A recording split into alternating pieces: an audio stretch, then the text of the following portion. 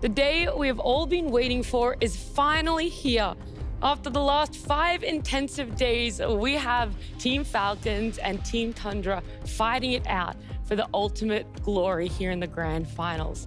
One of these two teams will be taking home this magnificent trophy, and it brings me great pleasure to welcome you to the grand finals of Blast Slam 3.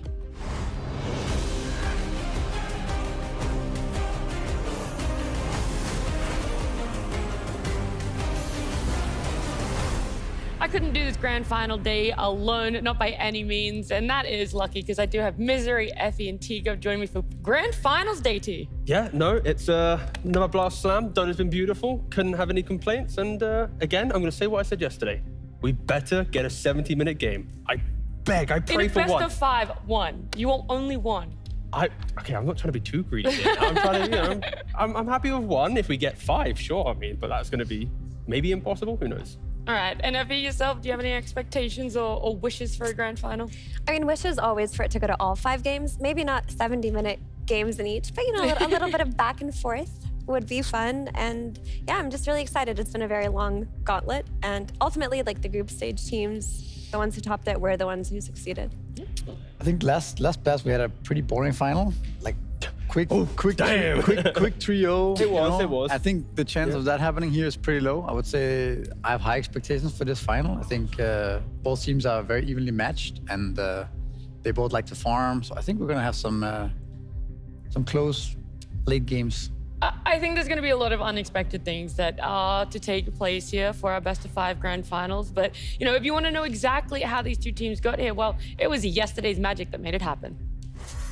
Turns up to the high ground and join the rest of his team. They're able to take Tofu down. Trying to move in a position, but the golem gets dropped down. Just trying to hold back Gaming. Gladiators to silence again. Coming in on towards Crystallis. Crystallis is gone. I get the shackle in Tofu, but straight away, Crystallis steps up in with the BKB. Will get caught by the Raw, but Crystallis is perfectly fine. They can't hurt this dude. And Ace is dead. He's just killing the throne. Yeah, he is. They're looking to close it up in Tundra. As Gaming have got nothing left in the tank. Is so damn tanky, it might just be needed. They jump in, Echo Sam fighting for the arena. Collapse waited, and he found his mark. He's ready to go, spears him back into the rest of the team. Runs on, got the Thunder. He doesn't have the BKB. They bought back to try and finish him off. Fourth down, Thunder, no! Amar, he manages to get the kill, comes in clutch for chain through 3. He doesn't give a damn. The rest of his team will be here soon. Found the strike and collapses in, and that is all. That was the sort of hype he was talking about, a lot of late games. Even though it was a 2-0 for both of those teams to make it into the grand finals, the way they got there was not clean by any means. There was amazing fights, whether that was trying to push high ground or around the Roche, but a play of the day coming out of those 4 games. Do you guys remember anything that stood out as, you know, next level comparatively? I mean, I feel as a support player, I'm a simple man. Yes. That one ice path from snaking was epic enough to win the game. Is it epic enough to be the play of the entire day? I don't know, but to lock your throw down, to stop the BKB, to stop the Satanic, to win them the game 1. It's kind of going down big. that line. You could also have a play of the day of just a Terror Blade getting jumped by everybody. Ooh, that's a lot of stuff. That's a lot of work. That's for Demiurgo. Yeah. I want that one actually. Okay. Mira, do you want to say as well? I just want to remember which game it was. There was an Aegis Snatch yesterday, and so far we've been doing pretty well with Aegis Snatch play of the days. Game number 2. Another the sliding hero. Yeah. I believe it will be that one. You think, okay, well, you were very close because it was definitely a Roche fight, but the more interesting thing about it was the fact that it was a Tinker, not as a support, but as a mid. There's so much control, right? That's the one thing. It's possible, but he might just skip it. We'll see. Yeah. BZM coming in with Crystallis. Can they get there in time?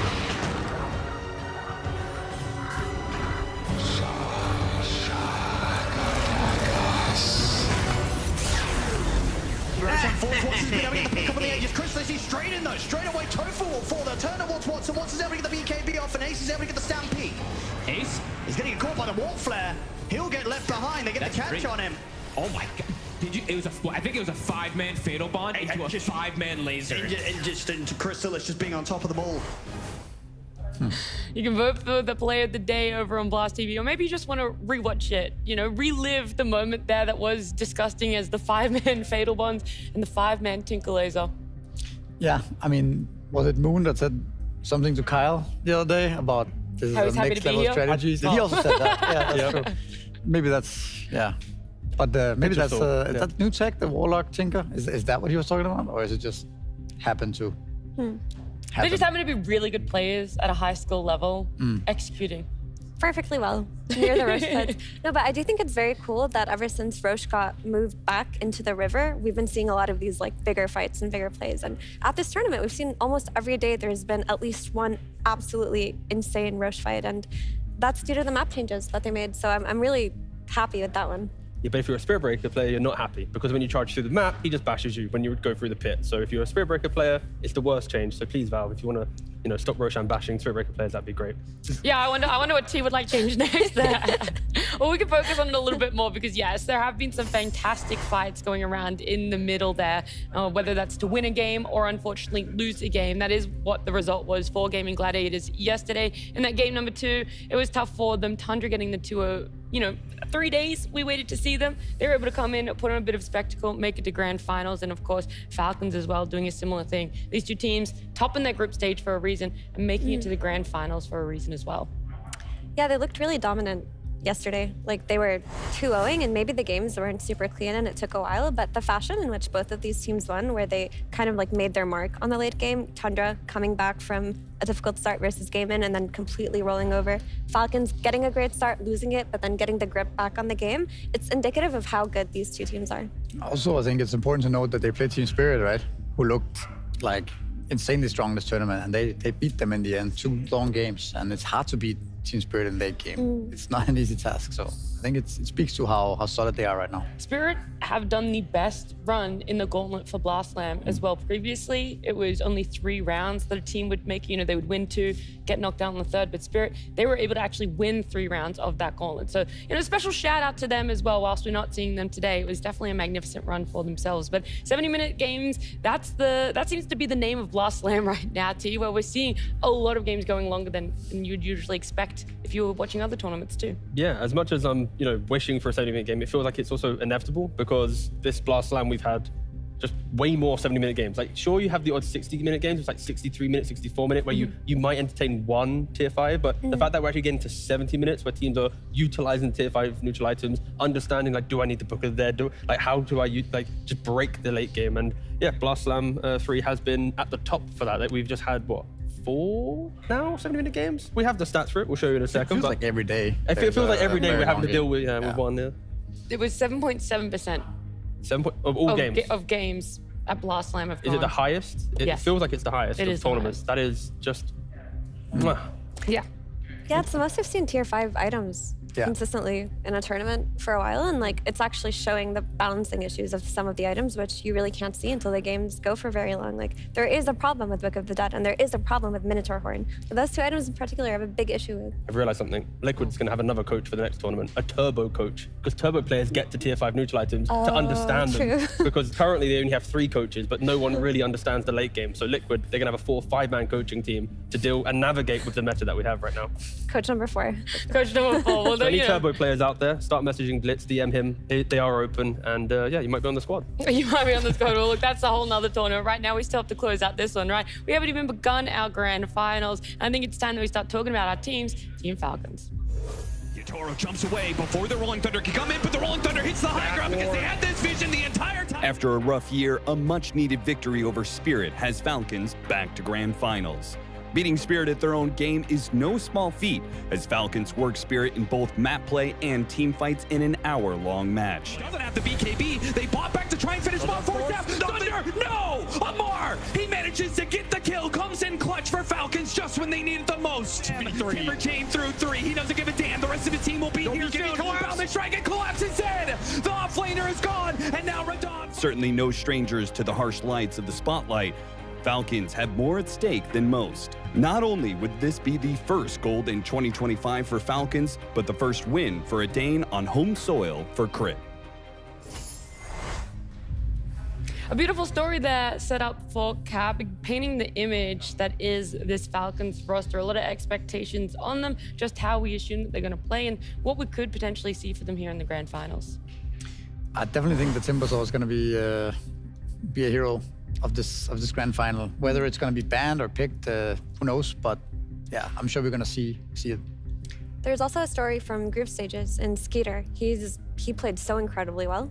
Like with his last pick heroes, he had some last pick Svens, some Tinies, and he really put the game on his back sometimes. So now there's kind of a double threat to worry about. And of course, you can never forget about the rest of Falcons players. Yeah, it just feels like they're going back to some of their classics, right? Like Snaking's going back for the Mirana, then we have Amar on the Timbersaw. It's like when they've had a turbulent year, why not go back to the specialties to help you through and to maybe try and finally get a tournament win under your belt in the season? It's like hit and miss, right? Everyone's known, at least Amar definitely, for the Mars and then the Timbersaw as well, even the Razor.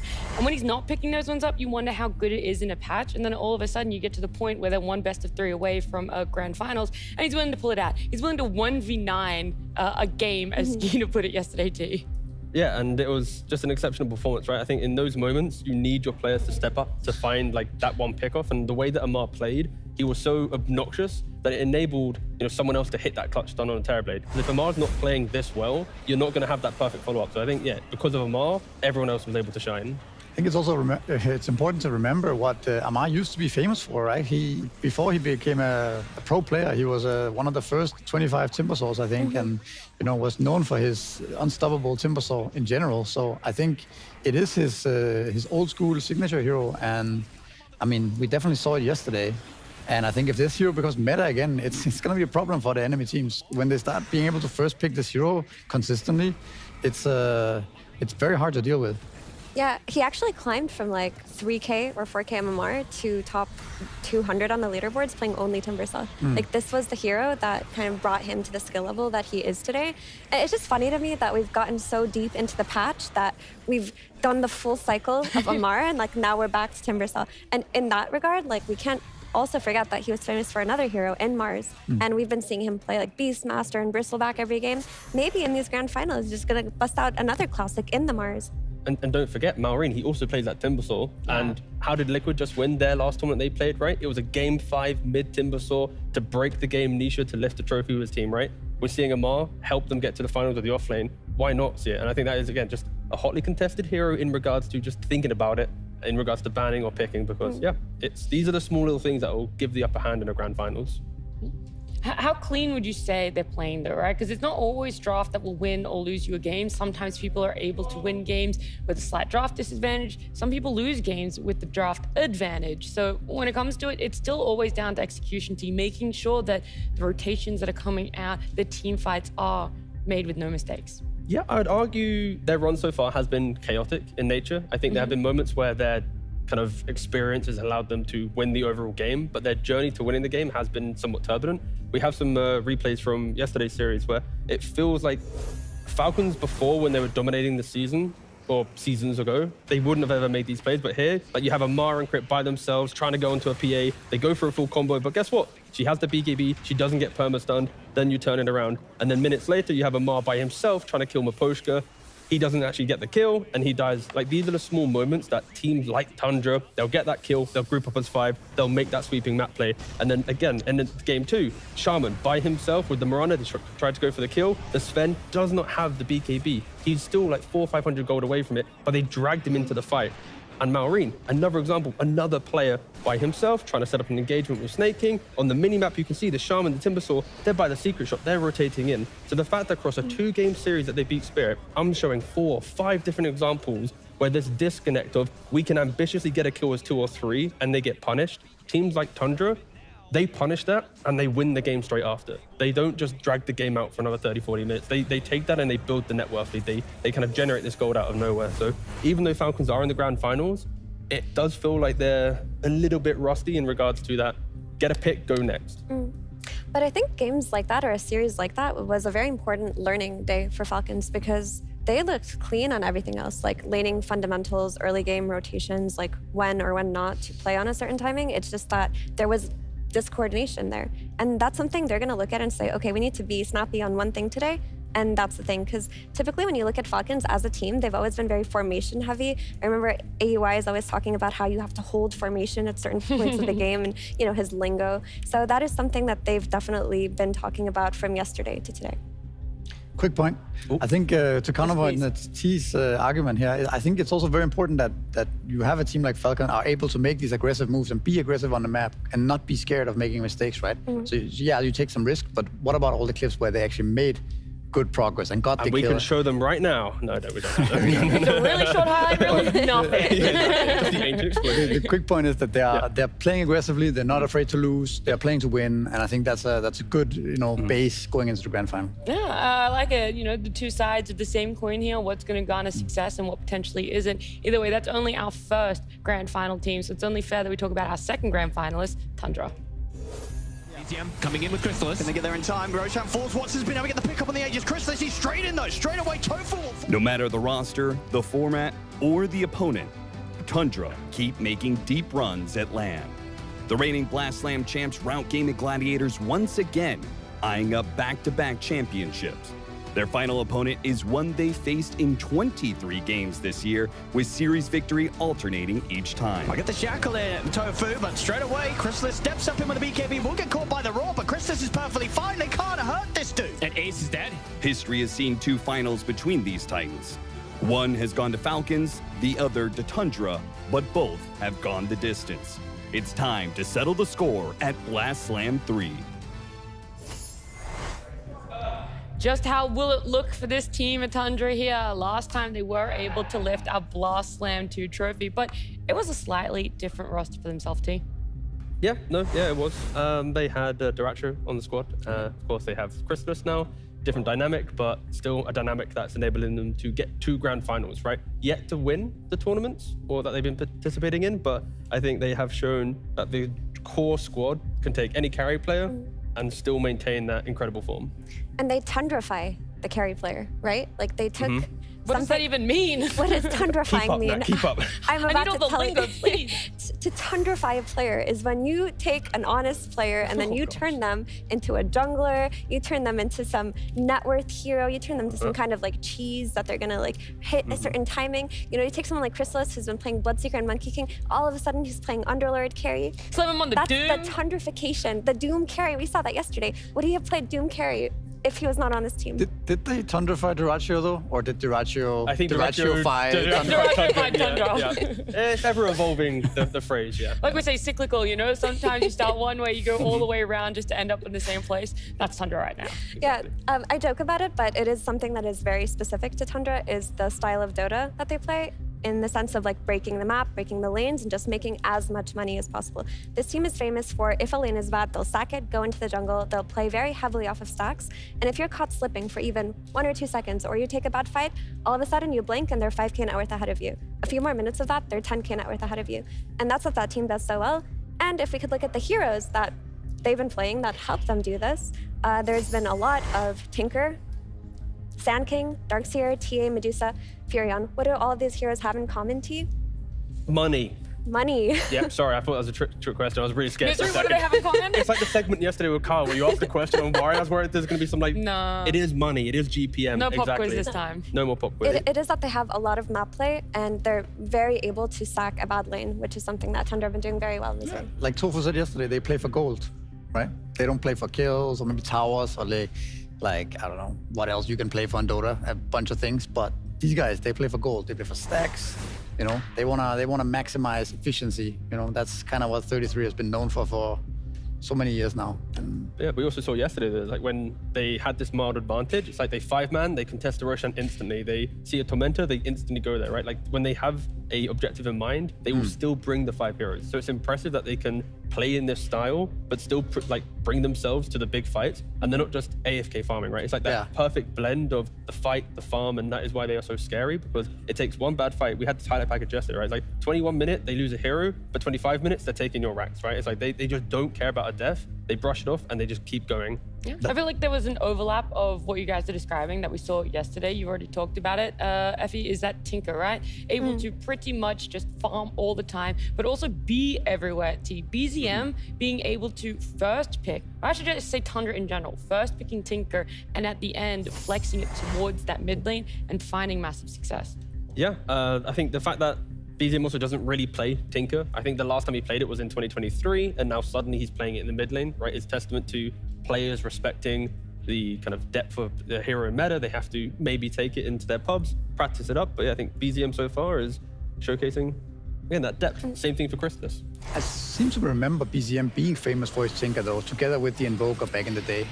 So it's not something that he has to pick up from scratch, right? He still has the Tinker, Muscle the memory. blood, yeah, Do you- Tinker blood in his veins type Do of you thing. think playing heroes is like riding a bike? One of those things that once you learn it to a high level, you genuinely cannot forget. It might only take like 1 or 2 games to get back to that. At this level, certainly. Like, Okay. these guys won't need much. Maybe he didn't even pub it much. He just, maybe they played it in 1 scrim or something, and now he's ready. I think it's something like that. And the hero, honestly, has not changed that much.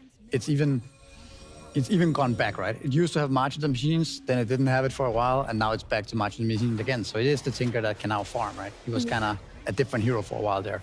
And in yesterday's Tinker performance, they were losing quite heftily to Gaiman's early game tempo. Like, they were kind of running all over the place with their Puck and their Ringmaster and their Furion and getting all of these kills.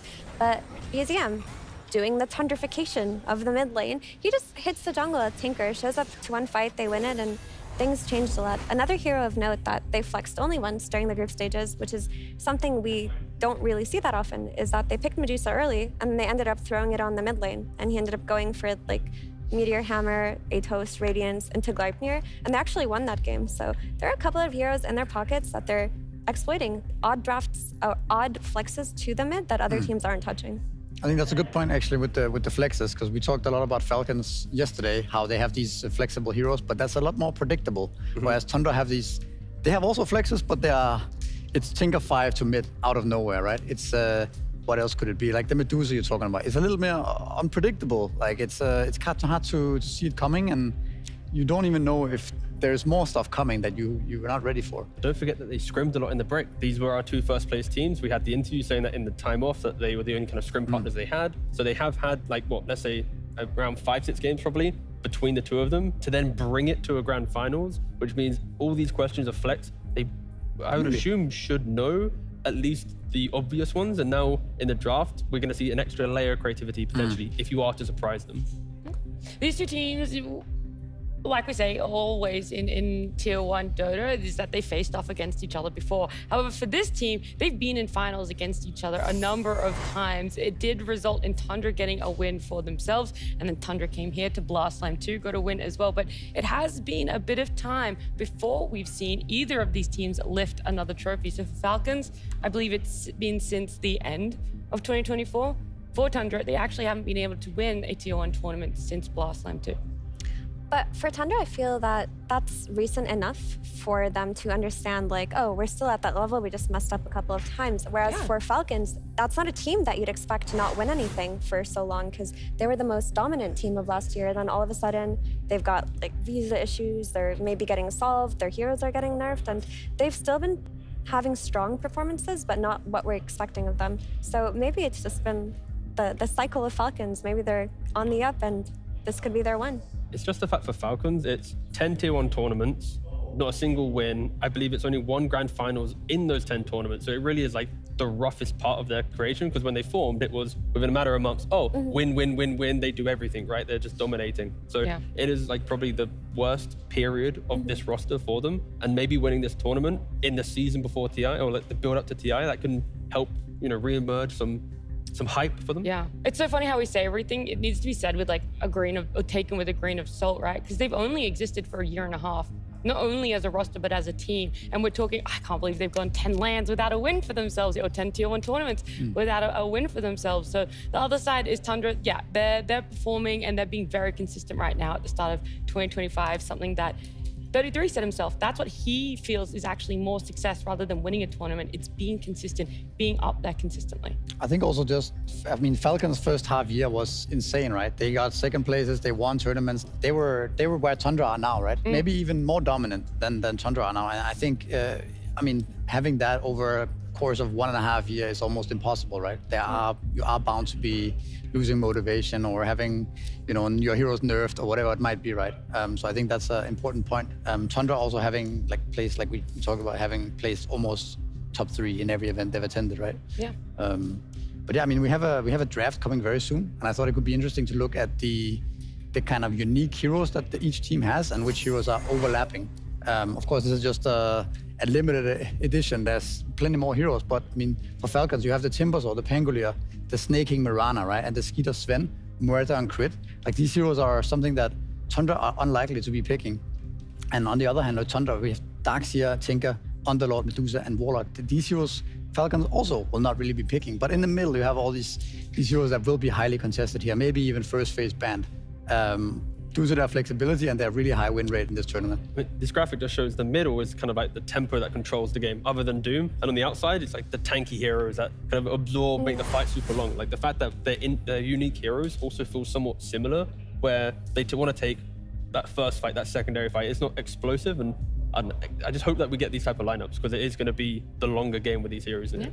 I think something that is important to look at then as well is their supports, right? Exactly how they're going to be playing the long game. They have to be impactful at almost every stage of the game. You need to make sure that your supports are getting some net worth for themselves, making sure that they also get the experience, because when they get their ultimates, when they get good early level 6s, it's very impactful. Yeah, and we're going to start by looking at the position 4, right? So when you look at the level at minute 20, both Saxter and Crit on average are the same level, but when you move to minute 40, right, that's where Falcons start to take that slight lead, right? You get the level advantage on level 18 to 17, and the same thing for the net worth. They even net worth going in at 20, but when you move to 40 minutes, Crit is just naturally able to generate on average around 2,000 more gold. So this is where, for Falcons, if you are to take this game late, that is kind of their advantage. Have that additional item into the late game, that extra little bit lockdown, that X factor when you're trying to win these games against a team like Tundra. And the same thing, for Whiteman as well, is interesting enough, he has the highest net worth of any of the supports at minute 20, but his natural play style, as it moves to 40, unlike Snaking and the other guys, he doesn't farm as much. He actually goes to the bottom of the net worth of all 4, while Snaking, he just goes to the top. He is the hero or the player that turns Maranas into cores, and that's why Falcon support, when you look at the stats, they are so scary if time's on their side. I wanna get another voice in here very quickly, right? I know you guys have some points to make. We've got a little bit of time, Very but excited, yeah. something that's more important is actually hearing from Howie himself. Today we're gonna play against Tundra. I think they're actually a really good team. I think they're the best team in the world at utilizing the map. Whenever they get kills, you always see their net worth lead increase. If they ever die and get picked off, they always do it in the right places. You never gain any gold versus them. I think in particular, their support duo is really strong. They're always really solid. They're always creating opportunities. And honestly, that makes me really look forward to playing against them.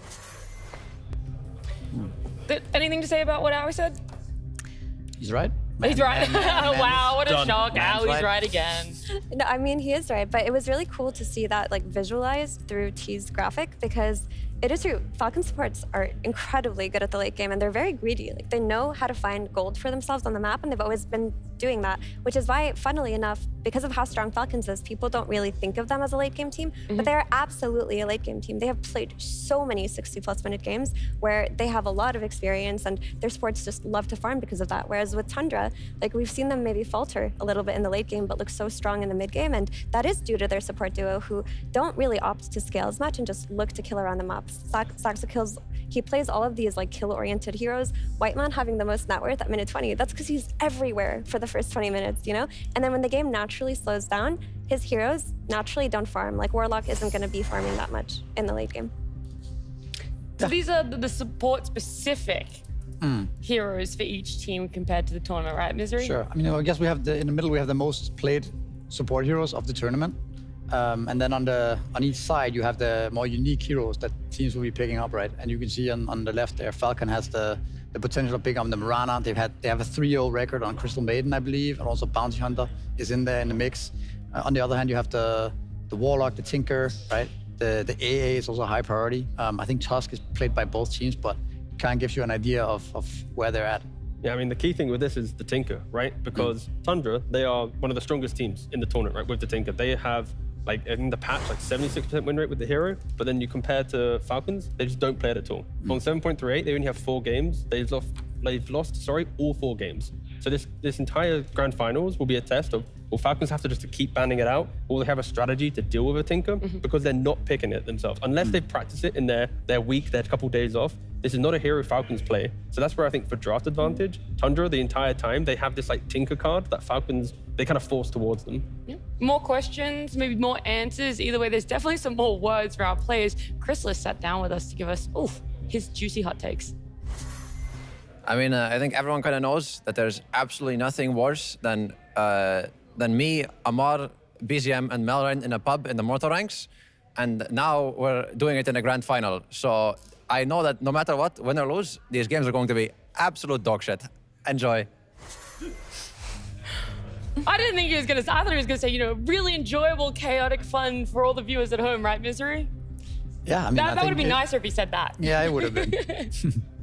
But yeah, he's saying that there is a lot of back and forth, a lot of friendliness between these two teams as well. We already talked about some of the storylines of 2 ex-Creepway players on each team. There's gonna be a lot of friendly banter. Check maybe towards the all chat when it comes to this game here. But something else you guys can check out is where our next Blast Slam 4 is gonna be.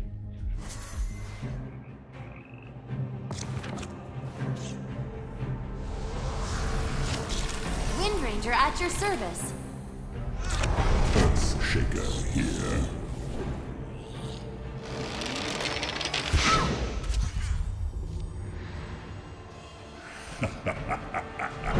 Slap!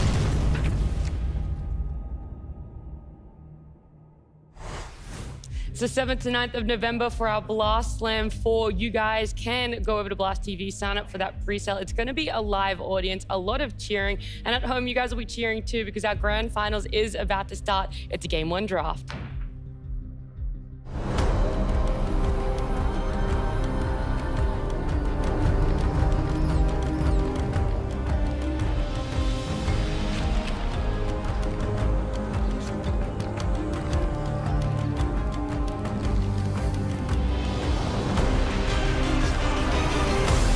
Game 1 draft, Blast Slam 3 grand finals. I was trying to work it out. I was workshopping it on the walk over here. Didn't really work out, but it's fine. Anyways, the first draft. We've already spoke about how one team plays Tinker, one team doesn't. One team has a Timbersaw specialist. Other team, not so much. What are we thinking? What do you want to see? What, like, is there a hero specifically that you think can like turn this matchup on its head? I mean, I do think it's a lot about the supports, like AOI was talking about. I think both supporting cast are so important for the respective team that I think it's very important which supports they pick up. We do see the Tinker been banned out, which is also something, you know, we talk a lot about the whole idea that Tundra plays the Tinker exceptionally well and Falcon doesn't play it at all. So why not just ban it outright? It seems like an obvious choice there. But doing that will now open up for Beastmasters and Bristlebacks and TAs and all these big heroes. One of them's going to get through the pool, and already the TA and the Tusk, they've been respected by Falcons, and Tundra, they're respecting the Bristle and the AA. But yeah, Beastmaster, Nature's Prophet, all these options, Monkey King are available. And just to look at the bans already, right? You can see the emphasis on the supports already, like the earlier graphic we had with the Tusk and the Warlock. It really shows here that there's a big emphasis on the supports. I also didn't get to mention, I mentioned it yesterday, the fact that Ringmaster has a 30% win rate in 20 plus games in this event. Same with Jakiro, has a very low win rate. And, you know, that's why we see emphasis on other supports, like the AA, the Warlock, Tusk in this case. I think Shadow Shaman's going to be highly contested this tournament. They both play it. It's been looking amazing.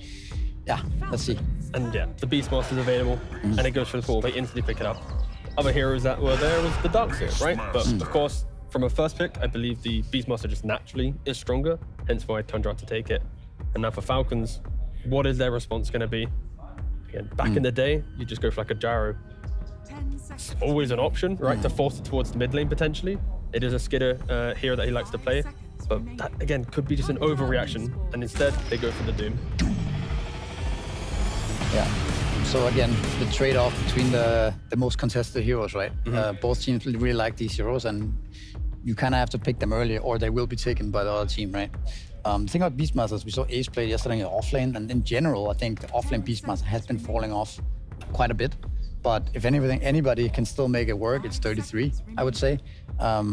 PCM also has been playing it a lot, though. I think the nice thing when you have the Beastmaster and the Doom matchup is when the Beastmaster players identify when Helm of Dominator and Helm of Overlord is actually the build. Because the Doom in the offlane, you want to buy Phase, Drum, Midas, get BKB. You just need economy. You're quite stale in the early game, right? So that's where potentially Tundra can find that pace. Something quite interesting here is the fact that they actually do ban out Gyrocopter, which lets us to believe that it is going to be just a 33 Beastmaster, right?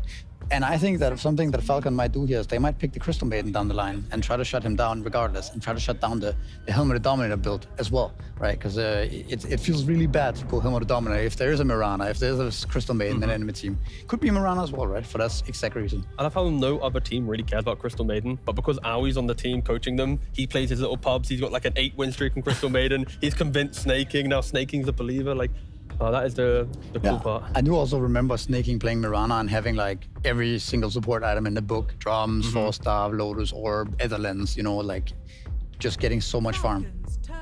They ban out the Jakiro. They want to secure the lane of this Beastmaster. It feels like that, at least if they're going to flex it to that position. And this is where these two bans from Tundra, they're basically telling Falcons, it could be mid, it could be off lane, but if you were to pick a Jerkiro or a Gyrocopter, you would force us to go mid, and we don't want you to force us with our Beastmaster.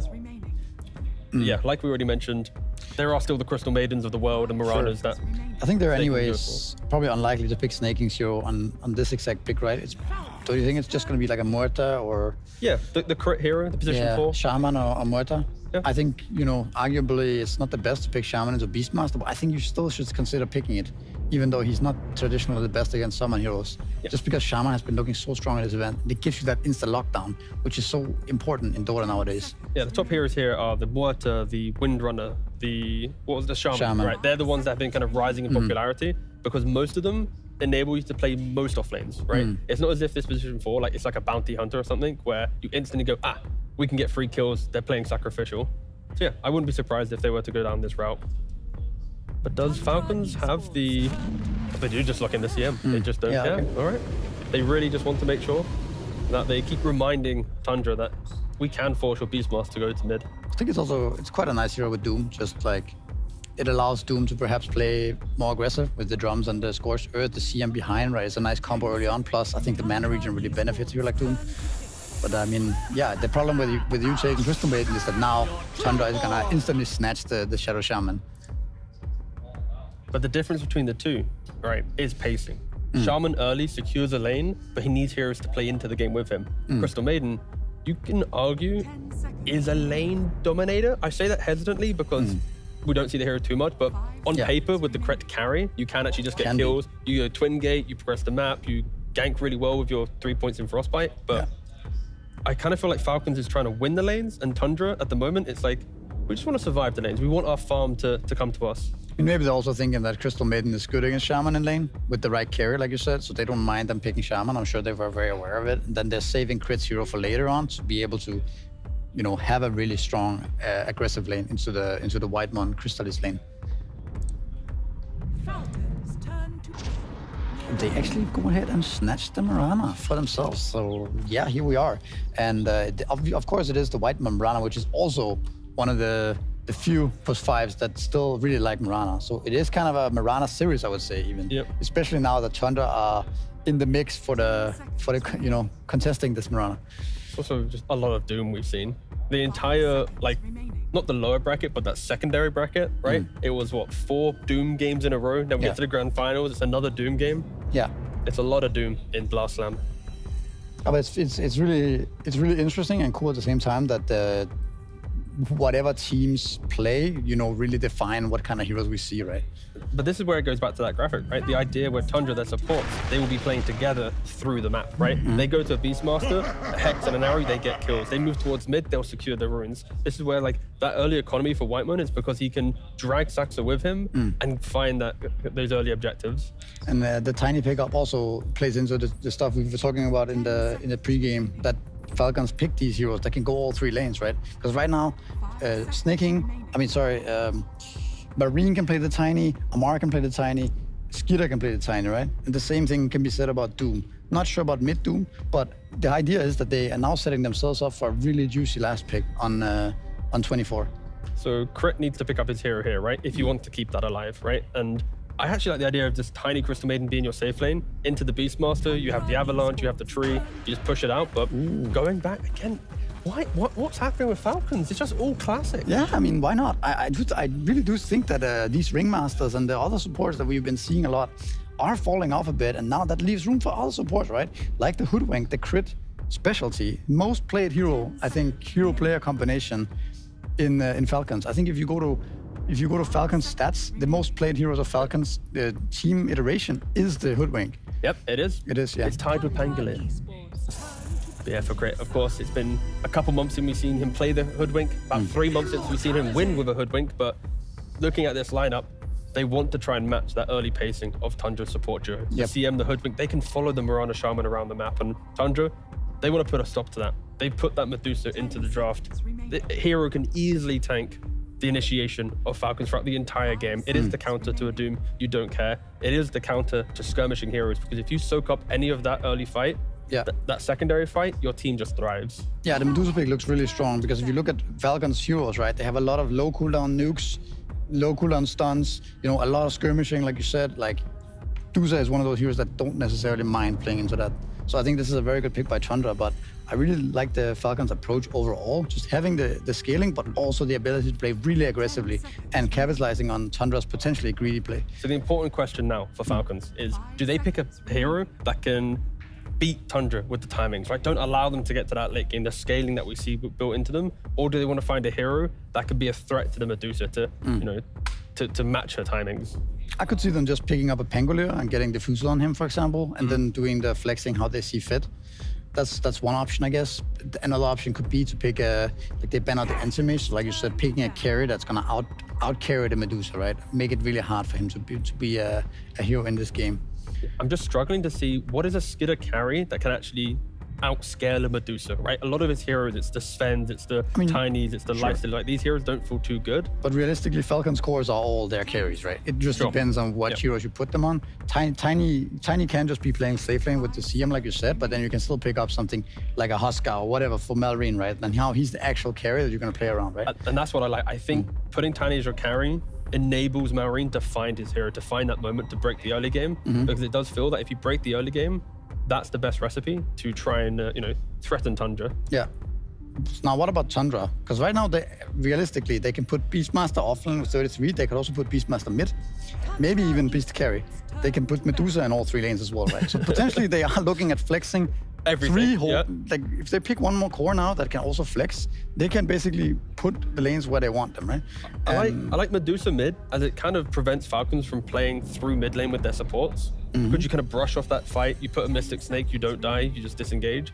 Put the Beast off lane, give it to 33, find that specialty, and let Crystallis just run wild. Like, if he wants to play a Razor, let him play a Razor. Literally, any hero he calls for, I'd give it to him. That's how I'd see it. And they do ban the Pangolier, the Diffusal buying, the Tempo that we mentioned. So we'll have to think about other Diffusal heroes potentially. I mean, could you also just pick, like, could Falcon pick up, I guess they don't really play Morphling actually, but I think Morphling could be pretty cool here. Morphling is unpicked, unbanned this game. And this hero has been looking so dominant in this tournament. So Crystallis has been begging for Underlord. And they do go for the Razor. Okay, Razor. Okay, so that's fine. That's what I kind of anticipated, right? It's the push out the lane, expect the rotation from Falcons, but have really good counterplay measures built into all of your heroes. Beast with the Raw, you disengage Medusa. Could we see a sniper from Falcons? Or a little sniper action. A Malrine sniper. Okay. Looks not bad here, right? The only way you really get on top of him is when you get the Beast Roar. Just because we spoke about it, what happens with Timbersaw? Just to throw it into the mix. Can be. Just super chaotic, early game. I think it's not bad, yeah. I think the damage early on is pretty low. And you just put it mid against the Medusa or the Beast. But I don't know how the Beastmaster matchup goes. So. But are we in agreement that we feel like Falcons, if they don't own the map in the first 20 minutes, their ability to team fight slowly fades as the game progresses, depending on their last pick? Yeah, but yes and no. Because they do have these really strong cores in Tiny and Doom, right? I think these heroes can, if they have a lot of net worth, they can still match the Beastmaster and the Medusa. But let's see. I do think we are looking at a Marine hero. Sniper, Timbersaw, I think are good bets. I'm just waiting. They got 8 seconds left. Maybe they just change everything up, but again, we'll see. They are forced to pick. 3, 2, 1. Darkseer. Okay. They do change it all up. Didn't see it coming, huh? Doom to the carry role, Tiny to the mid, Darkseer to the off lane. Doom to the mid lane. Doom mid, okay. Sure. And now they do change it up. You can even see the Tundra waiting to pick their heroes to see what heroes Falcons are picking up, just because there's so much flexibility in both of these drafts. It's actually crazy to think about that every core player could be playing any of these heroes, right? On both teams. I mean, we're in a meta where even Darkseid goes to mid lane, right? Sumo from Enigma Galaxy has been doing that. But again, for the first game, I think Falcons, it's about the tempo. It's about that pressure. They want to get their heroes into the game as early as possible. And for Tundra, it's weather that early storm, get your Razor to a BKB Satanic, and then you're going to be pretty happy. As long as he doesn't get doomed. Yeah, I mean, the Darkseid pick is pretty good, right? You got it's a classic counter to the Medusa. It's good here against Beastmaster overall. I think he should have a pretty free lane against the Razor as well. So I think it's an interesting pick. It's not a hero that we've been seeing much from Falcons, but I mean, surely Amar can play it, no problem. The only question that I care for after this first game draft, does this have the recipe for a 70-minute game? Oh, I think it certainly does. And luckily, we have Cap and SVG to also cast this beautiful game. Oh, we certainly hope it is going to be a 70-minute game. I plan on one of these games in this series to go the distance because it's Falcons who have been on a run lately, Avery, and they're battled up against the best team of 2025. The best team of 2024 versus the best team of 2025, who took their throne, pushed them down, and said, "We are the kings now." Some revenge tour, perhaps, for them. Yeah, it could assert be dominance into the second half of the year and say, "Yeah, you can have the year. We'll take Riyadh and Ti." Yeah, 2025 hasn't been the best for Falcons, and in a grand finals against Tundra, it's fitting that they just go back to comfort. 3 out of 5 of the heroes that they picked in this draft are featured in their top 10 most played heroes for Falcons. These are just all classics for them. I mean, they gave ATF his Doom. Yeah. On the flip side, you gave 33 the Beastmaster. Technically, they gave Malrine his Doom, but... That is true. But Falcons decided that. That's what's important. That's true. They had the possibility of giving Amar his Doom, and he gave it away to his buddy Malrine, and we are going to give way for game number 1.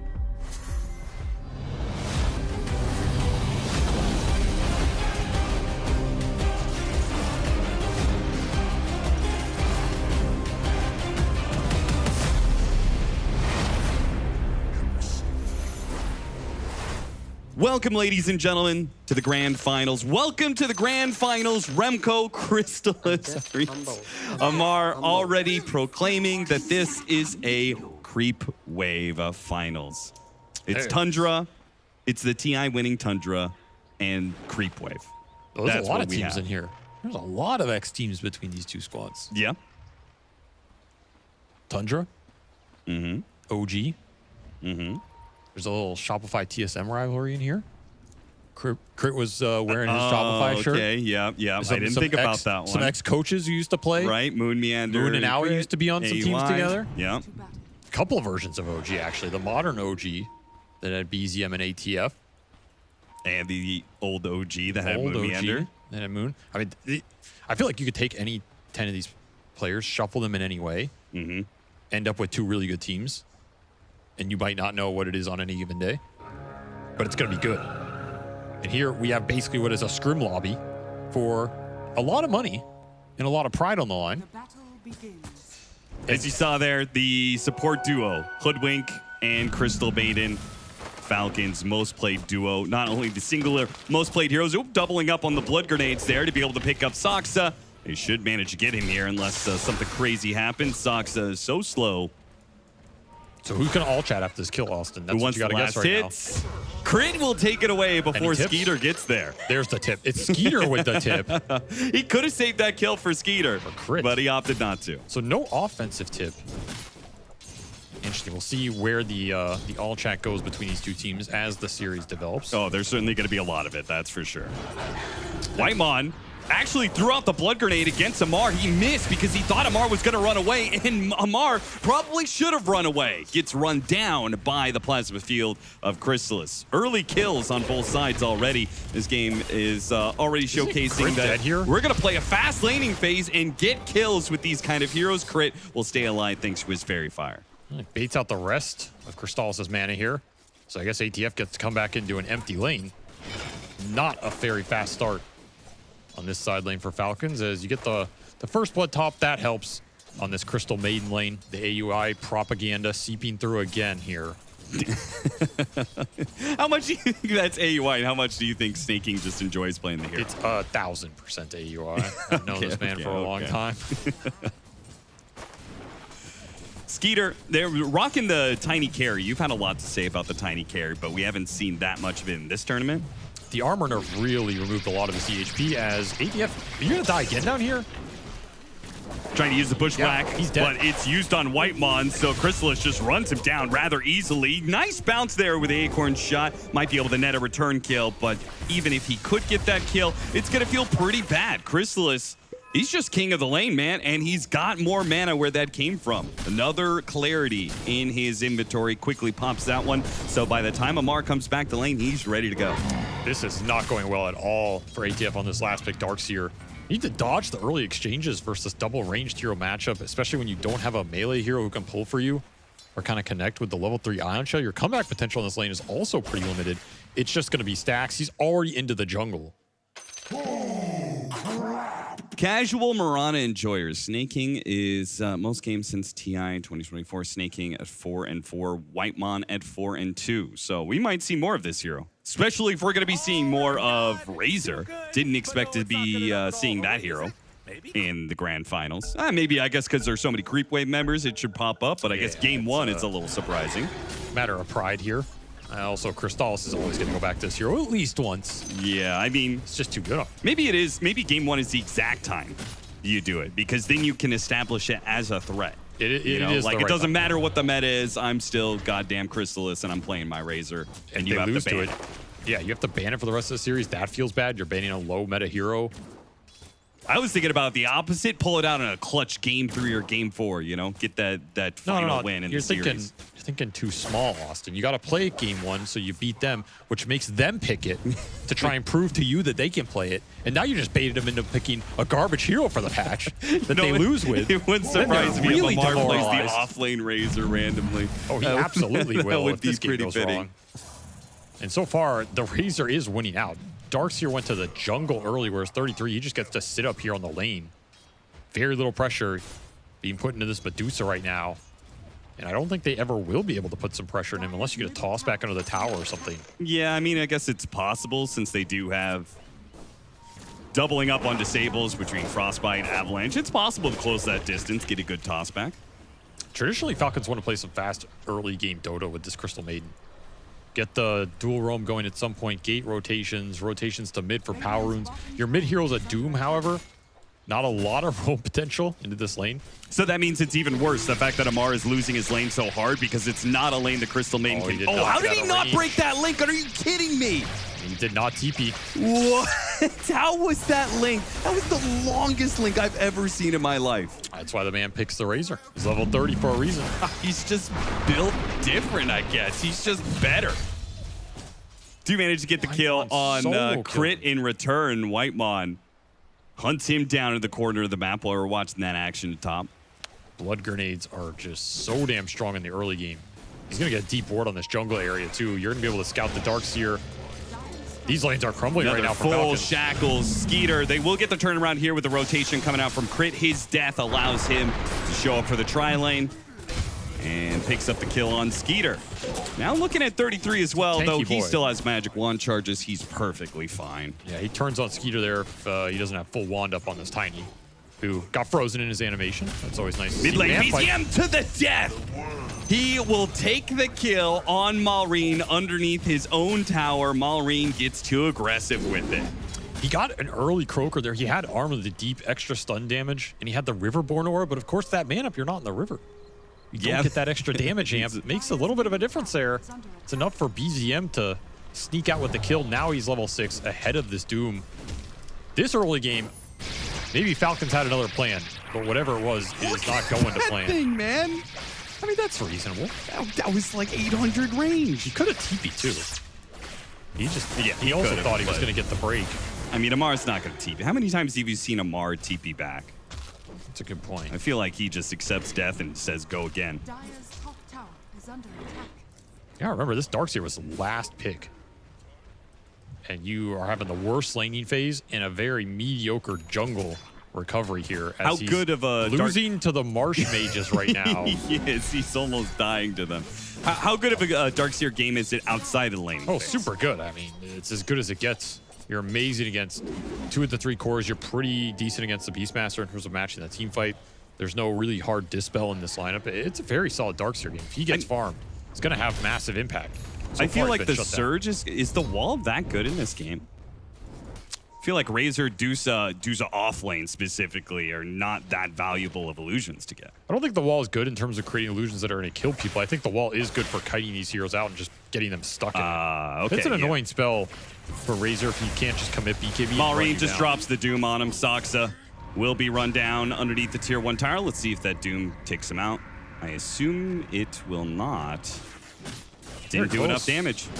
Man. And crit.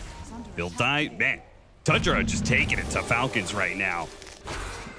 We'll finally get that kill. Congratulations, Malrine. He collects a little bit later than he intended, but a push into the Wisdom Shrine. Interesting, but their own is also unguarded, so this may still be a trade-off. 33s wants to be able to fight for it, though, and he has the Razor coming in. They can't kill the Dusa, and they can't fight the Razor. Falcons are not going to win this engagement, and they got the extra kill.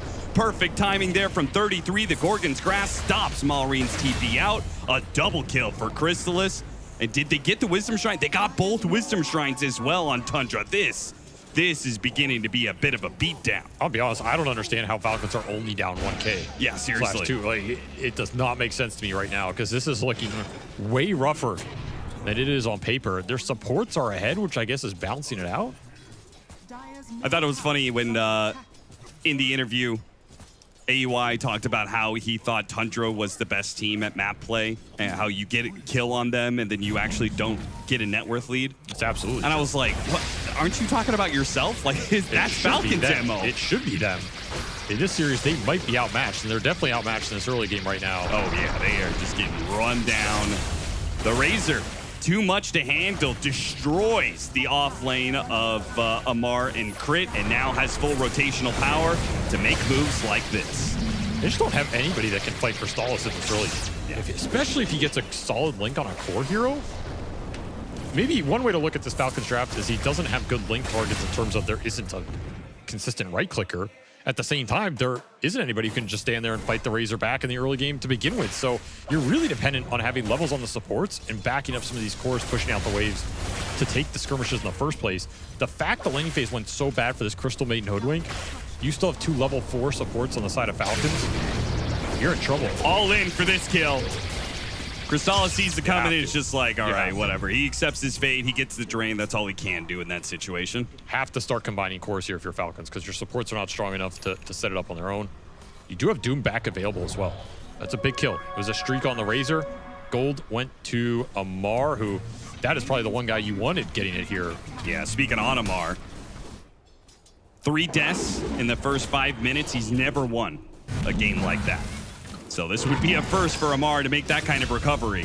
This man is usually known for his laning phase, but it's the laning phase that fell apart for Falcons, specifically for Amar, and it's about to get worse. Malrine, he's going to be hit by the Gorgon's Grasp. Once again, 33 on point with that one. He doesn't have much mana to work with, so they'd call it back.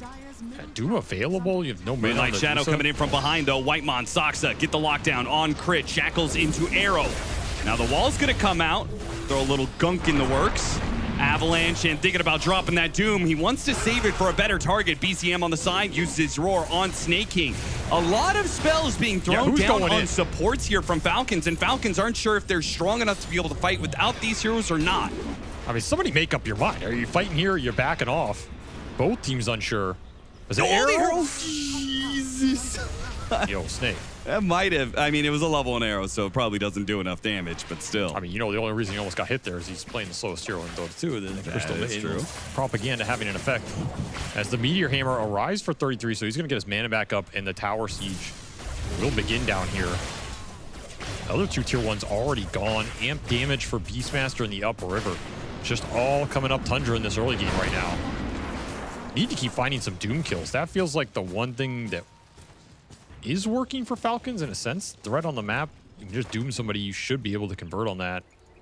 The only thing that can work for them, I think, is maybe a better descriptor. I think they have no other kill threat besides that Doom right now, and that Doom has largely been used to kill supports. So You can bring this Doom to where the Deuce is pushing. Just all in her.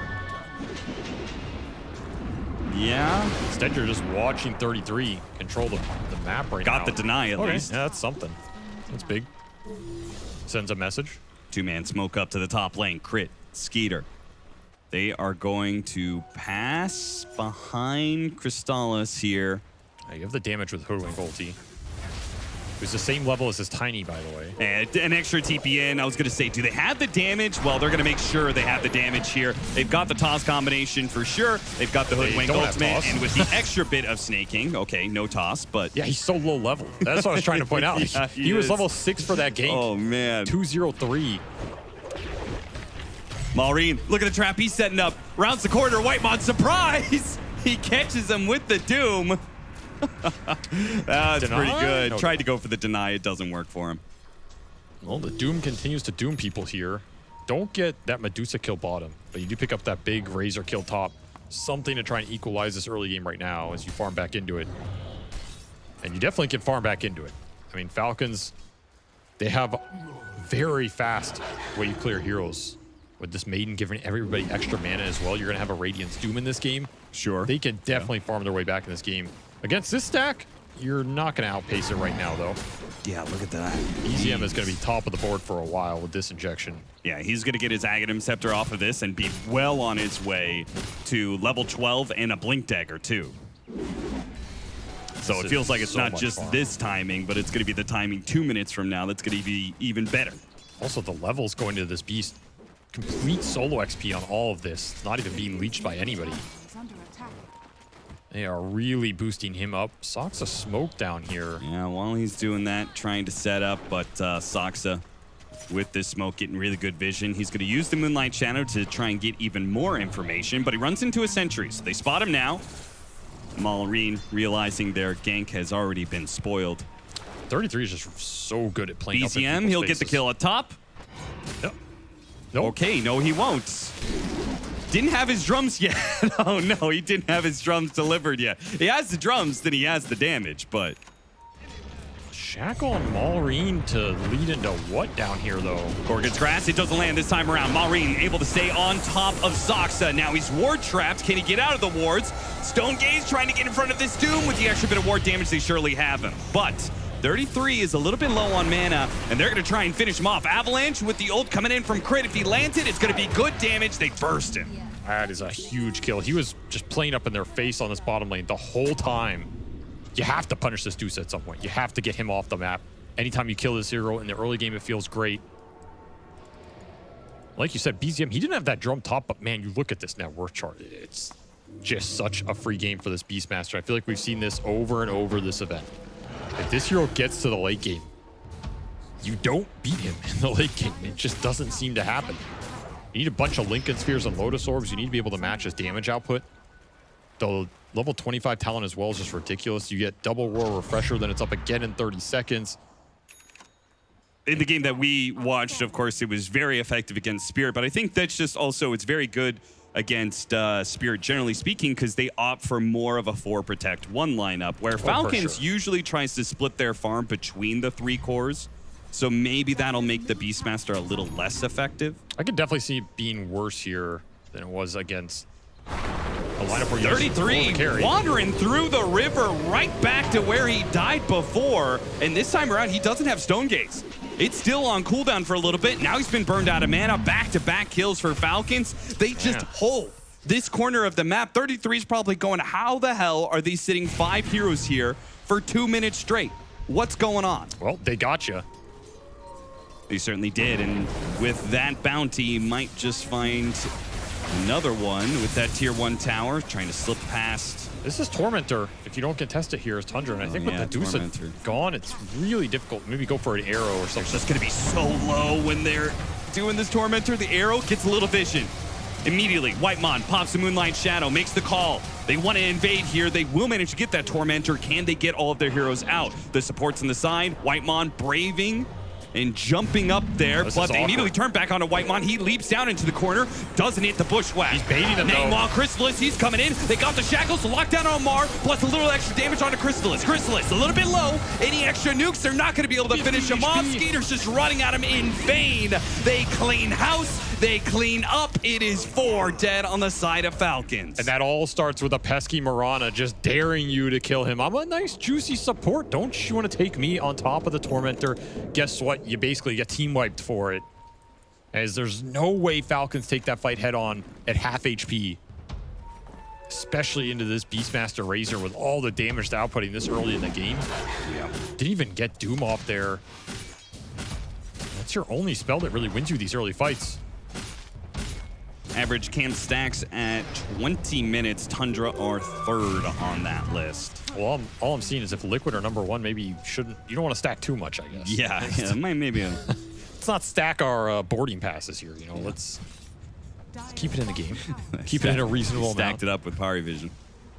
You really did. Once again, getting so much information. Moonlight Shadow, this time it's an Invis rune. It's allowing him to walk into Falcon's side of the map. I think you absolutely rush here if you have the wards. It's a little slower without them. You still have this crazy strong Beastmaster with blinks. You can just look for a kill into the Roshan. Dust on Whitemon. Hit him on the dust. He leaps away. The initiation is so difficult for Falcons right now. You look at where it comes from. It's late game. It's later blinks on Tiny or Doom. You don't have those, you have no source of starting a fight. Which means their initiation is so bad that Tundra are making this move without 33. Because if Falcons contest them, they back away. Exactly. There's no catch threat right now. And we're seeing that with this move when Whitemon went to the Tormentor. They just didn't have the catch. Where Tundra, they've got tons of it. And this Shackle on the Doom was super clutch by Soxa. Prevents Malrine getting anything off in this fight. And the Razor just walks it off. It's the power of the Shaman. Blink already done.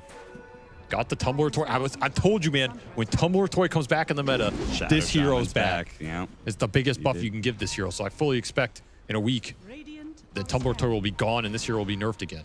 But until then, he's a powerhouse of a support. 33's gonna take this tier 2. It's just a question of how long it's going to take him. And as it stands right now, nobody is really stopping his channel every time. Maybe this time, Amar, he'll put a little bit more effort into it. But he's Any daring. TPs, though? He's daring Falcons to run him down. He does die in a scenario where Falcons TP people and run him down. But the trade-off's going to be you get Roche. Yeah, they get free Roche. And if you don't commit to kill him and you don't contest the Roche, well, now you're just losing on both sides of the map. Yeah, damned if you do, damned if you don't, but you're double damned if you don't make a decision. The lack of catch killing Falcons right now. They want anything on the map. They're going to doom her off. I mean, Jesus, that's a frustration ult right there. Yeah, I don't even think that kill feels good if you do him like that. You'd rather have him live almost and have messed it up than doom him for the kill. Are closing in on this Radiance, I guess. Your farm rate's going to pick up. You got that going for you. And you are going to have a strong mid game with all the auras. He's not going to have the Radiance much more than 33 will. The Relic Guess that's already true. comes in for the Doom, but 33 almost has his as well. Everybody on Tundra's just so farmed. Beating them to all these core item timings. Still, you will have to respect the aura ball from Falcons this game. They're going to have Halberd, Mech, Pipe, potentially Crimson all in this Darkseer. Got the grab on him, but wouldn't you love to have a Doom right now? BZM pops out, goes for the ult on Amar, and taking away the aura means there is nothing left for Falcons. They are so squishy without that Heaven's Halberd, without the Mech, and they'll easily run down Malrine on top of the Amar kill. This beast is way too strong right now. It's dealing the most damage of everybody. You don't have your Tiny there, and you don't have the Radiance on Doom. Oh, he gets crit right on the edge. So a third kill off of that. Absolutely, take that on top of it. This is going to be BKB done for the Razor here. Full Mjolnir BKB. The farm is just completely out of control for Tundra this game. They are playing incredibly fast. Falcons just cannot stabilize this game right now. They need the damage items. They need the Shadow Blade on the Tiny so he can get involved in the fight. You need the Radiance on the Doom. You need more auras on the Darkseer, and it's just not coming fast enough. And this Shaman slowly crawling up the chart, about to take over your cores right now if you give him a few more good fights and objectives.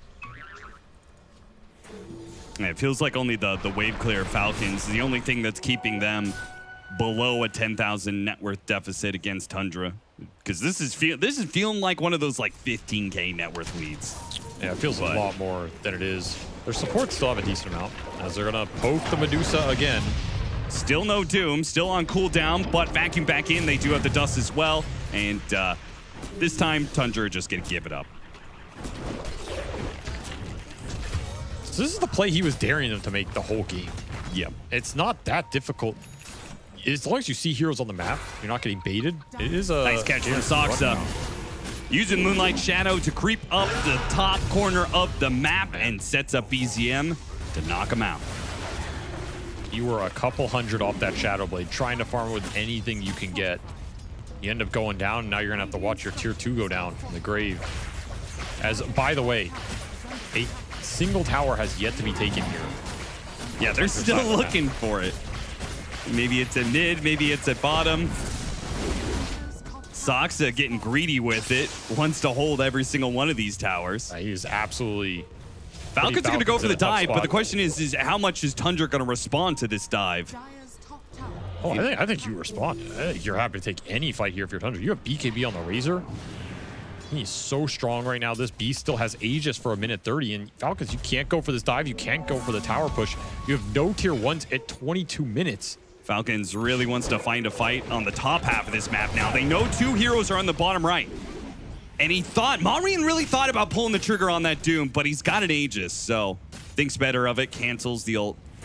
Does have his Radiance online.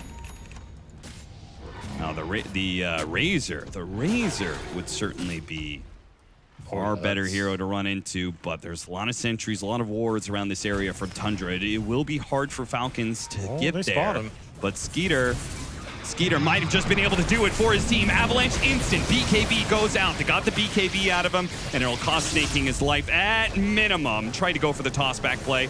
Crystallis gets that 1 kill. Here was the toss. He's away. There's no chain stun. Not going to get too many more of those opportunities here. Oh, the arrow! Oh, no! You think it's just a casual Dusa. Okay, haha, you're going to hit me with your combo. It doesn't do that much damage.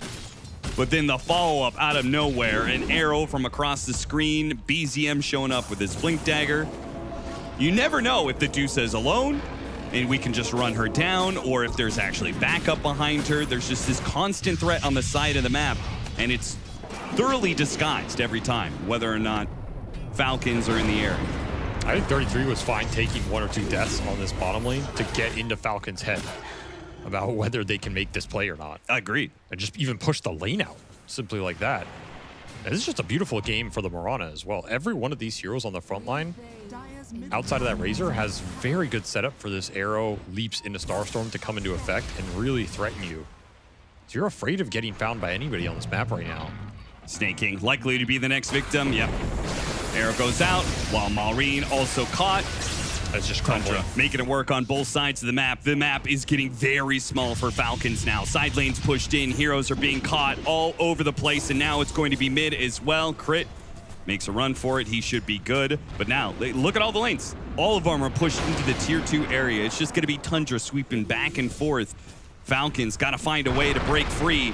They're going to try going after the Dusa here. Toss him back into the tier 3s. Response from Soxa, and a Stone Gaze is going to set it up. The Tiny turn to Stone yet again. This is just not the guy you want to go on. I know he's in your face. I know he's not giving you a lot of options, but you had to find other angles in this game. You have to find the DPSers, the Razor, and the Beast, take them off the map, alleviate some of the threat. This Dusa is not a catch threat. He's not a kill threat. He's just marching at your objectives. He's being annoying. But the second you go on him, you validate his purpose. You enable the rest of the lineup by engaging on this Medusa every time.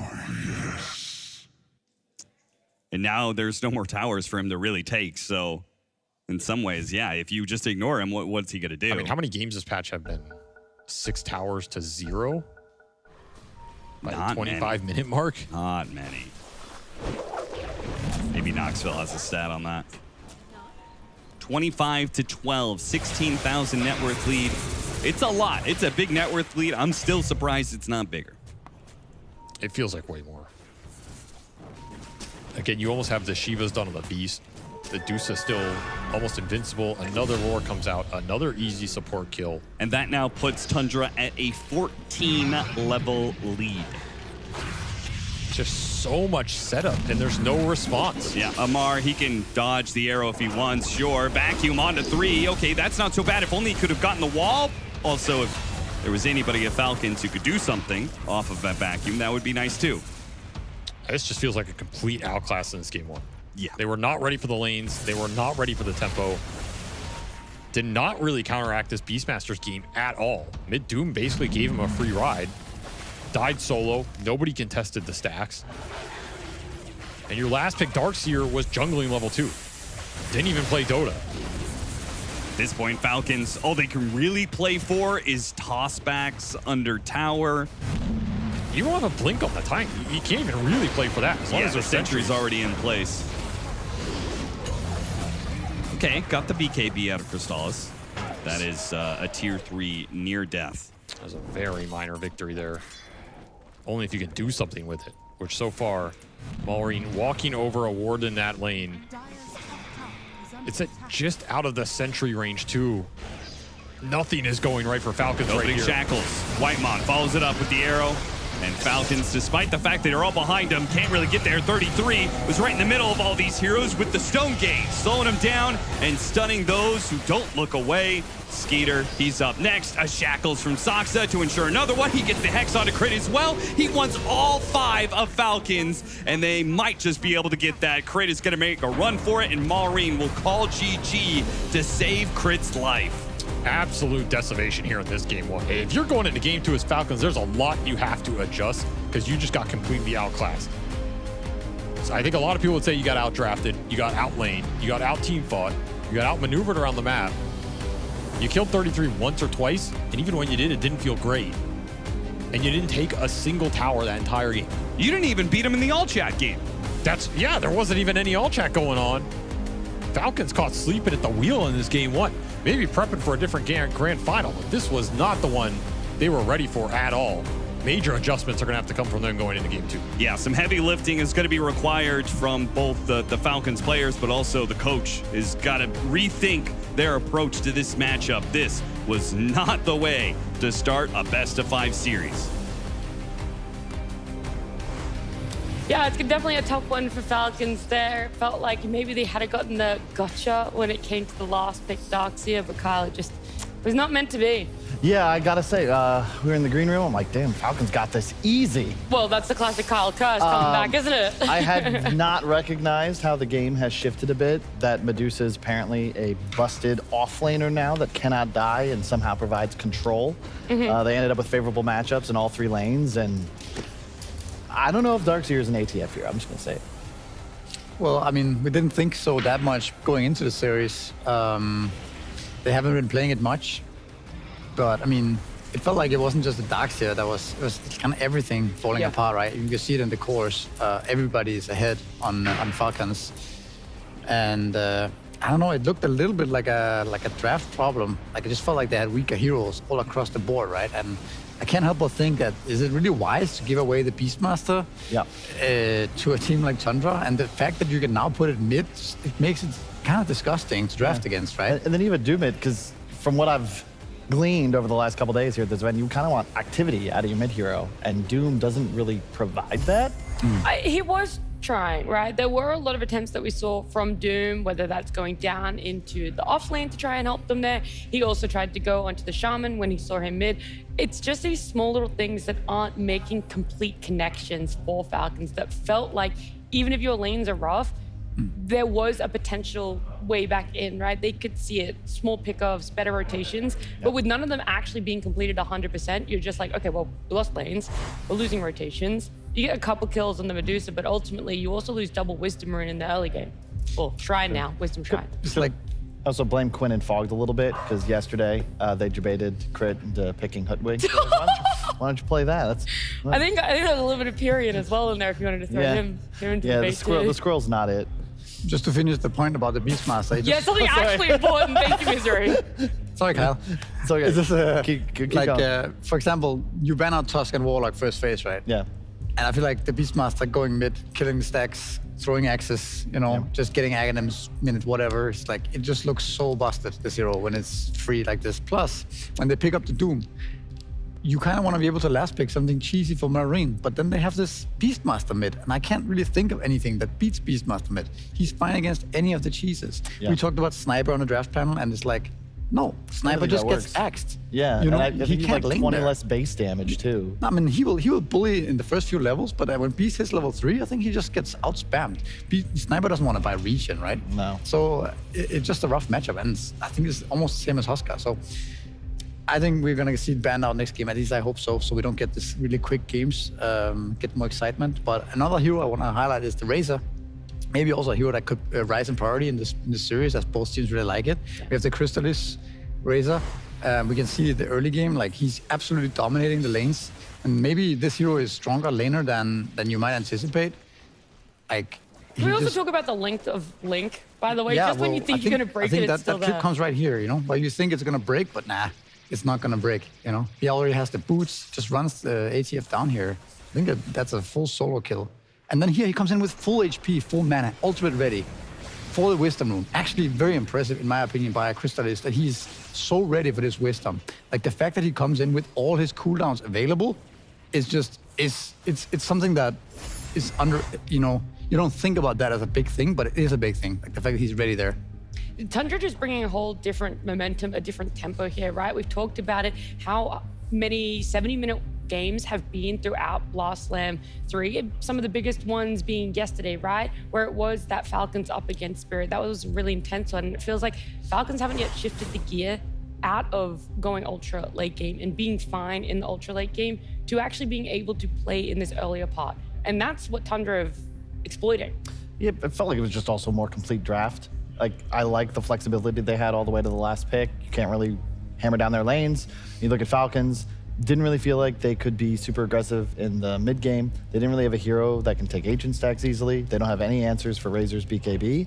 So as soon as Tundra's online, I just feel like you're gonna fall apart unless you can buy time, get to 50, 60 minutes, and then, you have a 6-slotted, 7-slotted Doom or something. It's like at first glance, I do think that Falcons lineup look like they have their strong early game, right? The Crystal Maiden spells, Hoodwing spells, tiny combo. Like they have really good spells the first 10, 15 minutes, but they're not playing it. It just doesn't always work like that if you lose your lanes. Now you're actually running Hoodwing, Crystal Maiden that are poor.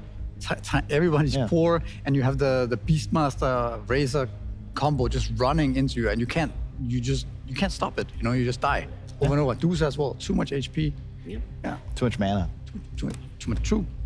All of the same, whether you want to get into semantics about it there. The fun thing about having our players here for our grand finals is getting to talk to them between games. Yeah, so this fight went after a few minutes where we felt like we are much stronger, but we were not really able to take a fight. We kind of said they have no business taking the Tormentor, and then died a few times, and suddenly they're killing it. But I think at some point we realized that there's no way they can do this and get out. I was kind of saying that they're probably gonna all try to mass TP out, but they didn't. And I guess we just went for the fight, and we kind of knew that, try to save as many stuns as you can so they don't rainbow TP and, whoever gets out. Funny thing is, the warm-up scrim we played today before the final, we played against a team we've never played before, some random CIS team of honestly, they played pretty good, but I don't know any of their players. And it was an exact situation as this. We were the ones killing the Tormentor, and then they come and they wrap around with Duza ult and wipe all of us 5-0. So it was kind of funny that the same exact situation happened, but in our favor. There you go. That's how quick Tundra are to adapt. They played a warm-up game, not even, let's say, 2 hours ago, and that happened to them, and they're like, guys, now we have to do so, we can do it back to them. Yeah, it was surprising because that wasn't really something in the game when I was around. So it felt like Falcons was kind of caught in indecision. That was, no, Rasmus was 15 years ago. I think 2006. So actually it's been 21. You kind of see a little indecision where on one hand, maybe they can take a slightly better positioning and look to fight, or they just rainbow TP away. They kind of did neither and just got ran at. I think that kind of sealed their fate. I think what happened there is kind of Whiteman posing a little bit, showing himself, right? And Falcons are hiding, thinking, oh, let's just grab this Mirana kill as well. He's out of position. They're all hiding in the trees, right? But it's a Mirana. it's a hard hero to catch. So he leaps out, and then all of Tundra comes, and it's too late, right? They can't get out at this point. So I think Whitemon being there first, kind of baiting them in, is like actually why this ended up happening. I think if he wasn't there at first, they would have gotten out. You know, there was nothing more to gain. They got the Tormenta. It wasn't even just the bait, it was a distraction too, because you see how many spells are used in trying to catch this Marauder, and in the meantime, a Shaman's going on your Darkseer in the backline, and he's not able to get a single spell out. And then you're at a disadvantage, a numbers disadvantage in a team fight. I mean, once the cores of Tundra show up, it's over. That fight's over, right? They're all boxed in the trees. I think ideally for Falcons there, they stun them around quickly, kill him, and then get out, right? Because they know that they cannot fight if they wrap around with 2 Salt. But it's just too late. I don't think that was ideal for Falcons for sure. Yeah, and something you guys have been talking about in the green room is how well Tundra plays the map. I think I always said in the pregame interview as well. And there were a couple times, 3-3 fed away a couple of deaths on the Dusa, but it's still like 4 heroes. Takes like half an hour. In the meantime, the net worth isn't even changing. If anything, Tundra's going up. And then once it's the catch BKBs me once, shame on me, catch me twice, like shame on you type thing. It's like he just keeps baiting them until all of a sudden there's a teammate behind him. Yep. Yeah, it's going to be a tough one there. Hopefully Falcons are able to reset for themselves because this is a grand final. It's best of 5. When we do come back, game 2.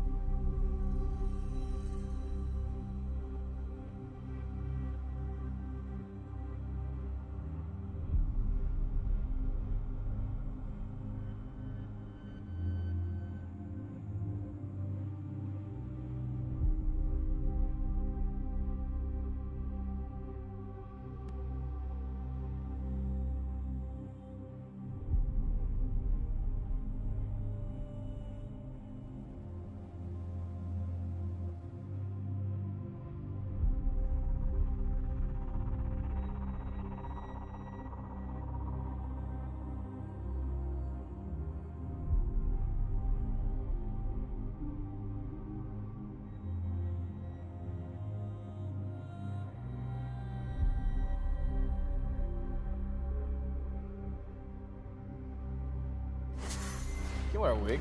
I feel like maybe a little bit of spoiler. Gork already on the panel here. He's going to be talking about this game with us, this series too. Did you like game 1 at all?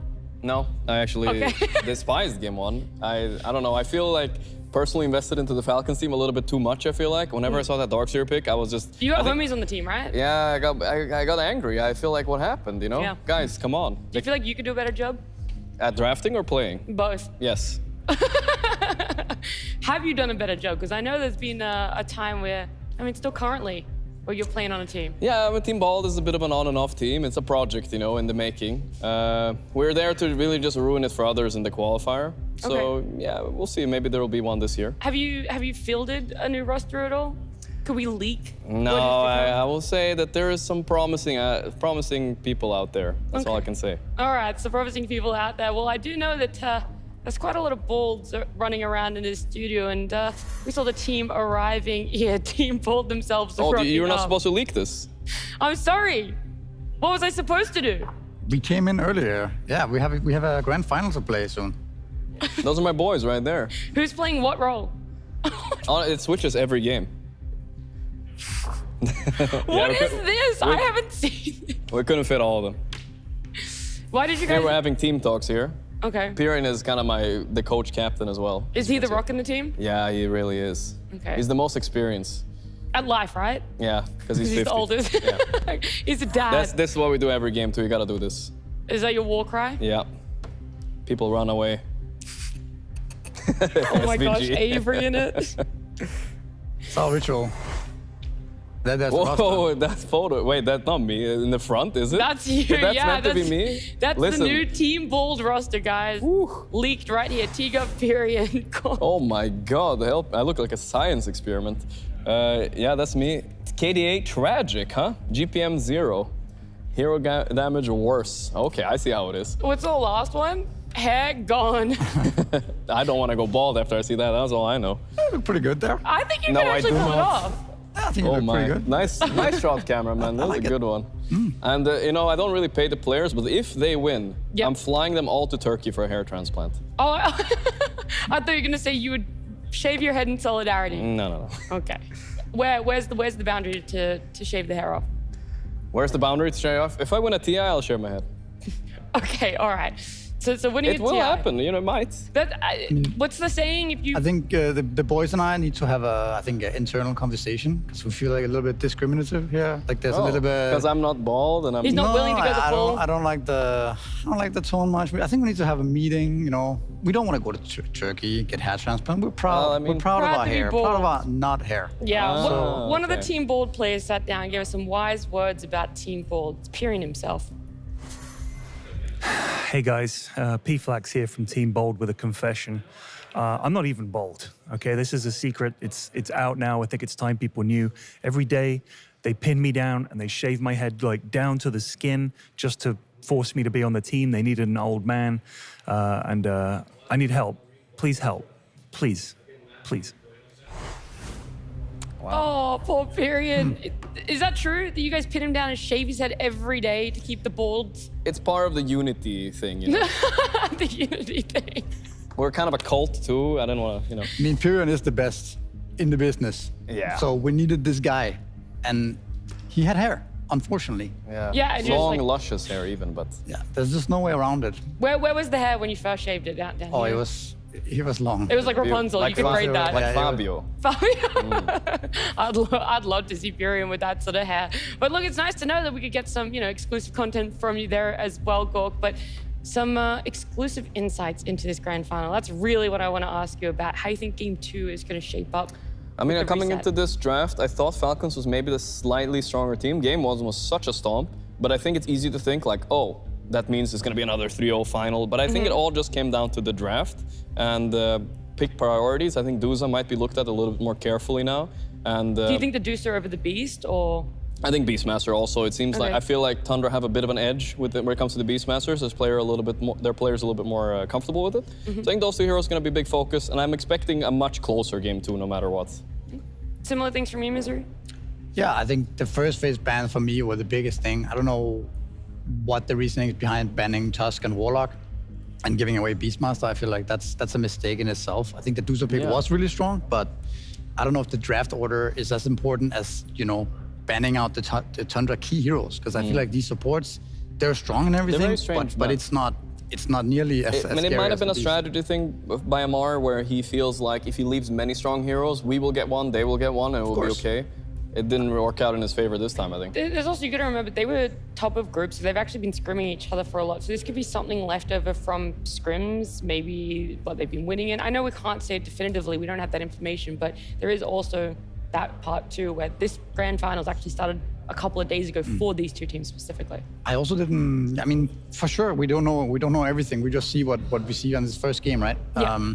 I didn't like the CM pick as well. I think it was premature. I like the idea of picking CM down the line with a clear purpose, but picking it that early meant that not only are you giving away Shadow Shaman and Mirana away, right? I mean, maybe that's just Tundra having one up on Tundra and, on Falcons that way. I feel maybe like they didn't expect it. the prep was better. And also a hero I'm kind of missing from the draft a bit is Caudle right now. I looked at his win rate to 75% here at Blast. I'm expecting that should be instead of the CM maybe, and they could run like a Caudle Storm potentially. I think we might see something like that this game. I like it. I like all the information you guys are putting out there. We've stalled long enough, all right? We don't want to wait anymore. These two teams, they're going to have to continue the grand final. It is a game number 2 between Falcons and Tundra.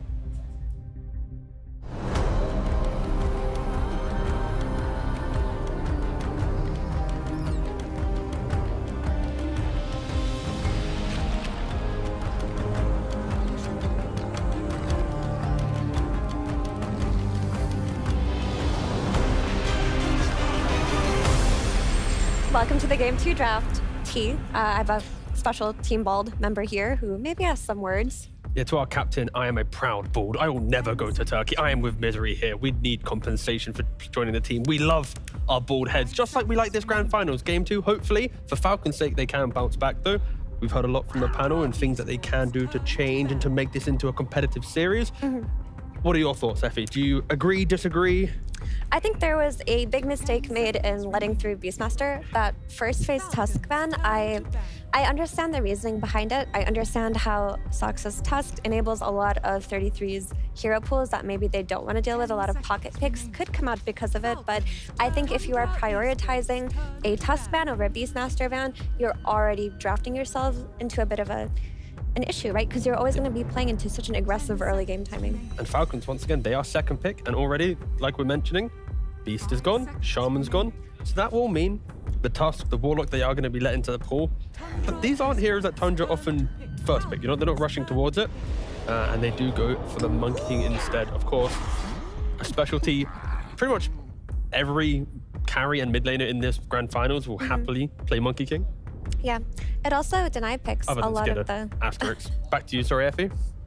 Naturally. I mean, who knows? Skitter's been popping off a little bit. True, his hero diversity, we showed that the other day, right? It was, what, 24 unique heroes coming into the playoffs, and then, what, your Toro had like 22 or something? So you cannot, you know, count him out, but this Monkey King does give a lot of deny picks from the mid lane, right? Like Gorik on panel is saying that he thinks maybe something like a Caudle Storm could come out today, but Monkey King already preemptively addresses that. Yeah, I do generally hate drafting this Monkey King because you always just have to move to a certain area of the hero pool, right? Compared to other heroes where you have so many options. It is very, very damning, but for Falcons at least, they believe in the Doom. They're going back for a second game now. They're going for a 9 pick on the Doom. Sure, we've seen that they have flexibility in the hero, but I think this time I need stronger lanes from them. When you have a Doom in your team, if your lanes don't go well, it feels like you're always on the back foot. Tempo destroys Doom, and that's exactly what Tundra had. They won all 3 lanes, had this net worth. Christos just destroyed the map on his Razor. Yeah, and this Doom idea is very interesting because it feels like something that they talked about extensively yesterday and said that there's a lot of heroes that we need to think about, but something like giving Doom away, we don't have to worry about it because we'll 1, 2, 3 flex it. Even though the 2 flex versus Monkey King would not look good. And, you know, if Tundra throws this Monkey King to carry, also maybe a little bit difficult for the Doom. So definitely a doubling down here. And for Tundra at least, they still like directing Falcons with their bans, right? When they have these flex heroes, they still go, you know what, we don't want you to force where the Monkey King goes, we want to have our own identity. So the second phase, respect Tusker, of course, Falcons will do that. I'm just intrigued to know what are they going to open the phase with for Falcons. There's Jakira available, the Ringmaster. A lot of the supports of the tournament are here. Low win rate heroes, but very good for the draft to keep it kind of open. Mirana as well looked really solid last game. Not huge on the Hoodwink pick from last draft or the Crystal Maiden, honestly, but Mirana, Ringmaster, Wind Ranger, all of them are strong starts. The Gyro ban on the side of Tundra indicates that could they be looking at the 33 Enigma? They did run it one time this tournament. Yeah, potentially. They also banned out in the last game when they had the Beastmaster. I think they just, maybe Tundra's read on Falcons is if Skitter's not playing the gyrocopter, we don't care what hero he plays because it takes more time to come online. And then because of our laning strength, their game plan feels good. So it could just be, this is the one hero we care about. Maybe in a game 3, Falcons, when they get second pick, it could just be a gyrocopter there instead.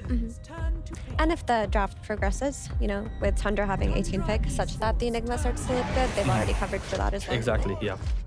But they go for the Jig hero. Again, lane dominating hero, that's perfectly fine. One thing I'd like to see, maybe not at Blast Slam, but future for Jig hero, I think players are defaulting Twin Terror a little bit too much for my liking. The fact that the other facet, having that double stun, how many times have we seen a PA get locked down, but that secondary stun would have been the deciding factor, a puck, a storm. I feel like players are maybe defaulting to a facet just for the lane. But I actually agree with you.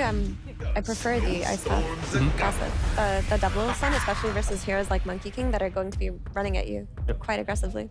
It feels like to me that depending on what you lane against, like if I'm against a Tusk +1 and I know I can bully lane, sure, go Twin Terror.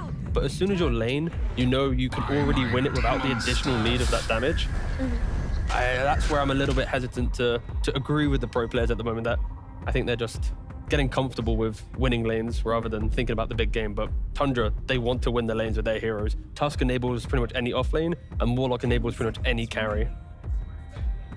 And just specialty heroes, right? The Tusk and the Warlock, they were banned out in that first phase. They aren't banned out this time around, and Tundra insta go for it. So the question is, how impactful is Tundra going to be with their supports? And bringing in the Tusk into the draft, like now some of the 18 picks for offlane we've talked about look really solid, like the Darkseer, like the Enigma. And Falcons, they're going to have to reveal something here, right? And especially with the Monkey King, it stops you wanting to go for like the Pangolier and these type of mids. That would have been quite nice to keep the draft going for Falcons. Maybe getting Skitter carry and another support is an okay option, but you're picking blind, you're giving 33 all the information to see his lane. So once again, Tundra, it feels like they have this draft advantage, even when they're from first pick. I also think that Falcons need to address a little bit the pace that Tundra will bring, because you look at the 3 heroes on the side of Tundra, they're just going to be going through this Twin Gates, rotating the Monkey King in. Your Doom isn't going to be ready to fight, and already we're assuming that he's working with a difficult lane because the Monkey King is so early in the pool. Okay, so Falcons, they go for the Bounty Hunter. When I see Bounty Hunter, I often see it as the pick that you go for lane survival, right? You don't dominate the lane with it. You have good armor, you run around, you drag waves, and it just takes one fight, that one track, that one bit of tempo, and you really you cement yourself into the game. So Falcons are respecting the fact that Tundra are going to be very skirmishy early on. Also, I think Bounty Hunter is just a nuisance for these backline heroes like Warlock, but to really capitalize on Bounty Hunter's strength, you need a jump hero. So you need something that can instantly follow up, like the Pangolier. But they do go for it. Interesting. Okay. And this is a lane that they actually played the other day. That is true. They have played it. And I guess if they don't care about the Monkey King, which, again, it's a thing to at least consider, then sure, they go for it. This feels like a little bit of that Spirit playbook where you see a counter, you don't care about it, you still go for the hero, because in the big picture of the game, it kind of ties the draft together. But the lanes can be pretty spooky. I do like Pango's ability to instantly follow up on Bounty Hunter's vision. I would also like to see another jump hero for Skeeter here, if it's not a Doom carry. Like anything that can insta follow up. If you take this Warlock out at the start of the fight, you don't allow for a snowball save, or if you can like instantly shred the Monkey King. So we're leaning towards like the Sven that we've seen him play throughout the tournament, this type of hero? Potentially, yeah.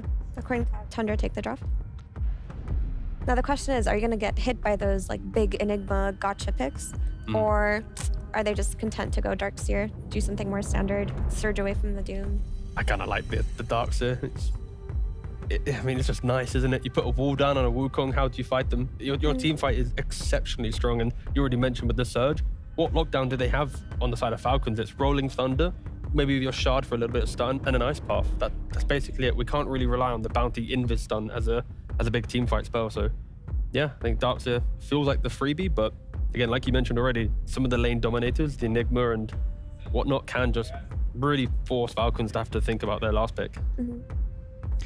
Falcons have definitely upped the tempo in their draft with the Pango plus Bounty Hunter pick though, so this is looking better. Yeah, the Diffusal Blade timing from the Pangolier is just, it's pretty devastating for Tundra when they don't have the Golem, when they don't have the wall.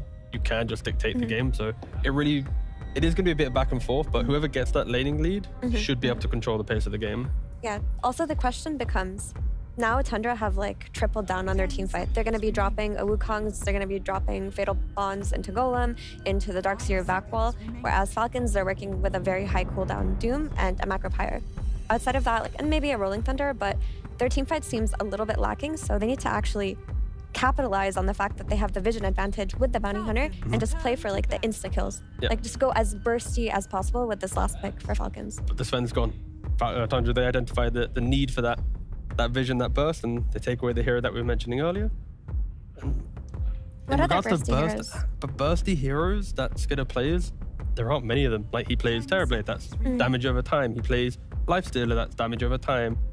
DK, damage over time. Tidehunter, damage over time. Like a lot of his specialties aren't fitting the kind of archetype that we're describing. There's still PA potentially. Yeah, it could be an option. Thing for Tundra is what stops them out of phase, just picking up the PA. And then you have Monkey mid, Darkseer off lane. You have a PA, really strong lane. It bullies the Pangolier. So I would be surprised if Falcons would have access to this hero. 5 seconds remaining. Are we in agreement that Monkey mid is the play here? Or is Crystallis just going to take one of his best heroes to the safe lane and BZM's going to find like a Storm or something, or a Puck? Because when you look at the support duo from Falcons, that lack of lockdown is going to punish them, and that's what Falcons are thinking as well. They're like, we need to respect Crystallis, we need to respect BZM. We don't really know what's happening with the Monkey King.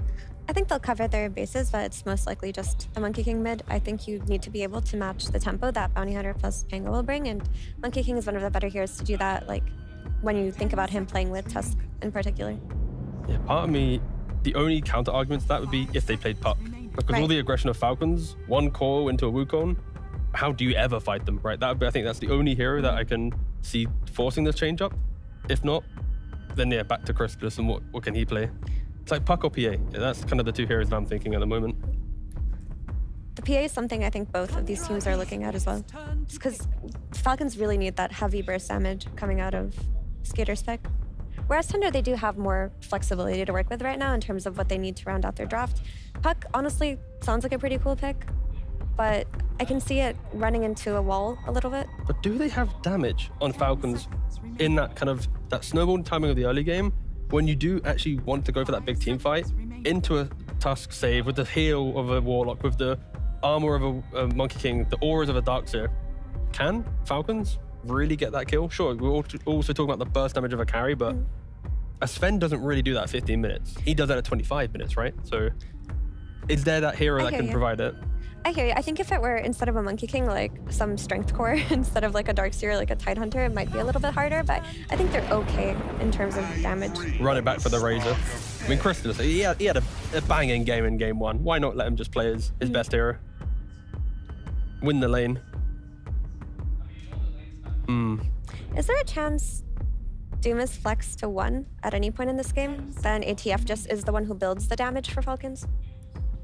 Let me think. Lane, you have a free lane against the Darkseer, so it's a good option. Pango, Monkey, yeah, I mean, I think I may like that more, yeah. Because like your PA might, she needs way too much time to ramp up if you're picking her here for Falcons. Your Lifestealer also needs time to ramp up, and it's playing against a Razor. Yeah, that's my fear now. It's like, it really is, no matter what carry you go for, you're going to get ran at. The Razor will identify you as the key problem, and they go for a Weaver. Okay, we're going more towards like what Spirit and Yatora has shown, right? The counter to the Darkseer is a really, really old counter to Razor as well. Sakuchi, Time-Nats trying to disengage. But running into all this, can you stand your ground as a Weaver when you're getting punched by a Tusk, fighting in Wukong? I think so, because it's only the punch by Tusk. If there was like a little bit more holding him down, then it might be difficult. But he's a pretty sneaky hero in this draft. Like not that much to worry about outside of the Tusk catch. Should be able to run out of upheaval, should be able to run out of Wukong, should be able to run out of wall, and out of the static link. So it's a question of how well is Skeeter going to do on his signature Weaver. Yeah, and that's where Falcons, they need to kite. Their entire fight, when they look at the heroes of Tundra, bait out a spell, reset, identify where the secondary fight will be, and try and fight there. Because if they just run head on together, Tundra wins that first fight. But if they find this way to drag it out, to show that Tundra that you cannot just burst us, then yeah, their draft looks really fun to play, looks really high pace. But I always see Tundra having this late game advantage. When I look at their heroes, the way that they play, Falcons, they need to clean up their laning phase and their early moves. Yep. Luckily for Falcons, they have the vision advantage, right? With the bugs and with the bounty hunters. So Falcons are going to want to play on that BH timing, not let Tundra play for the late game that you're talking about. If their lanes go well, I can see them doing the Falcons, taking the triangle, choking at the map, and eventually winning. But enough from us, T. I wonder what the true masterminds have to think, Cap and Avery. Yeah, Avery, the true mastermind. What do you think about this draft? They gave the Doom to ATF. It's already 10 times better. Yeah. Despite being thoroughly trounced in game 1, it does seem like Falcons, no lack of confidence. They pick up the Doom. Amar says, go ahead, Chrysalis. I know you want your Razor. Just take it, and we'll see what happens. And we are going to see what happens. Doom versus Razor is going to be a lane matchup that sometimes goes really bad for the Doom. It's the two players who have played with each other a long time. They're on their signature heroes. In theory, they should know how to counter each other. Only one of them is going to be right in the end, which is kind of interesting. Enough about theory. Let's get into practice. Game 2 is on the way.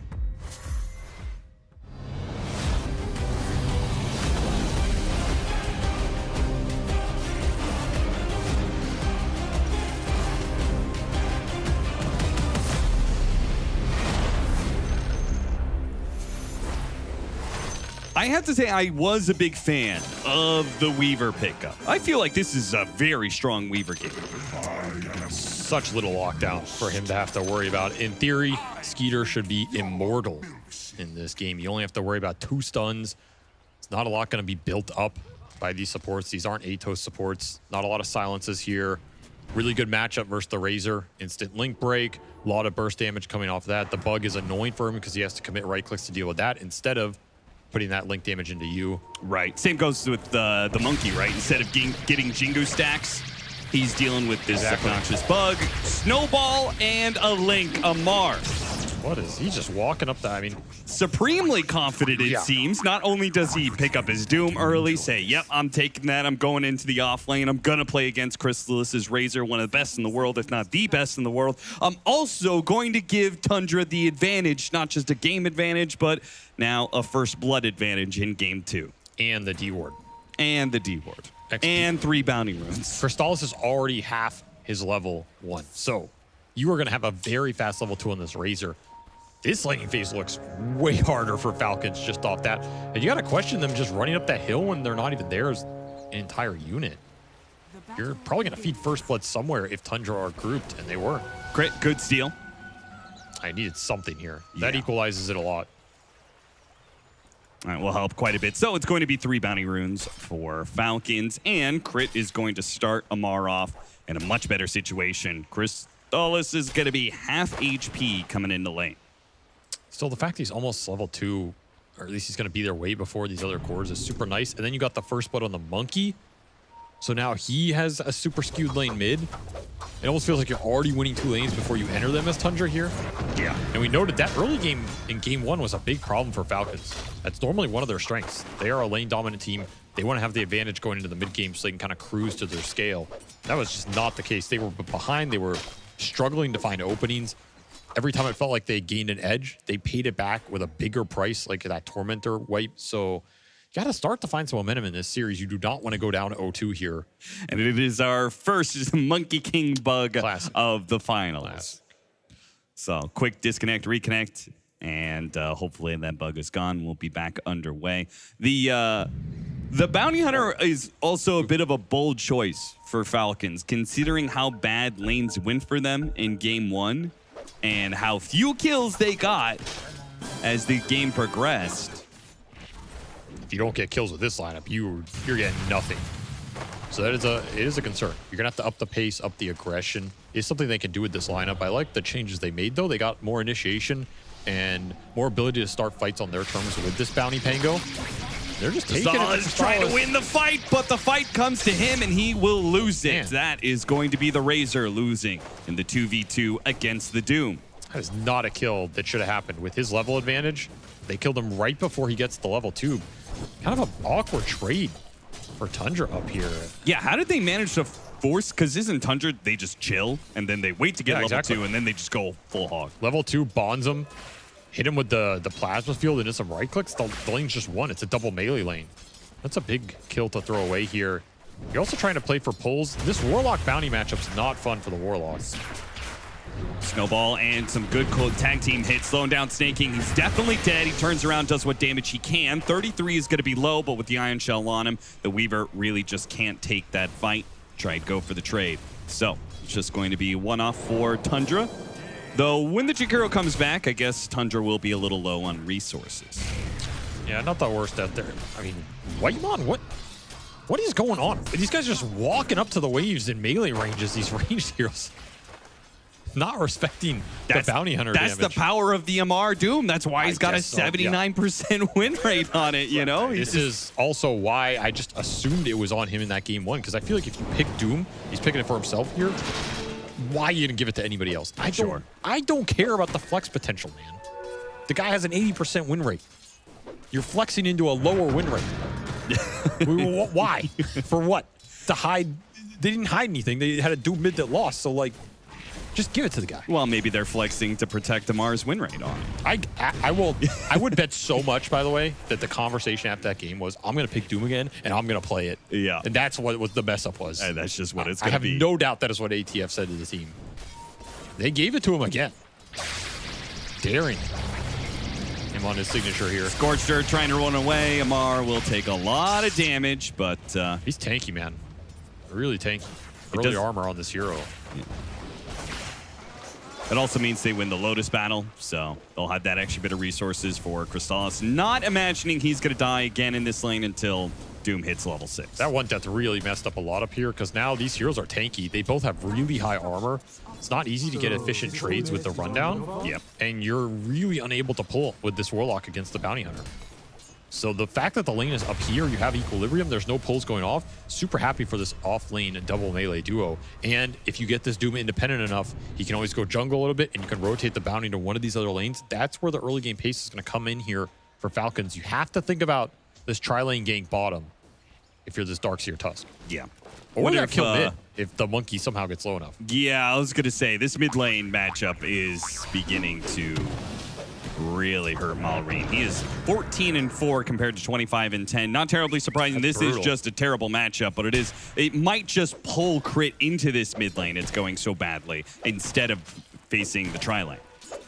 That is the problem of giving that Monkey King first Trying blood. to go after the Razor again. They all in for him. They use the blood grenade, close the distance. Scorcher doing the damage over time required, and they get the kill again.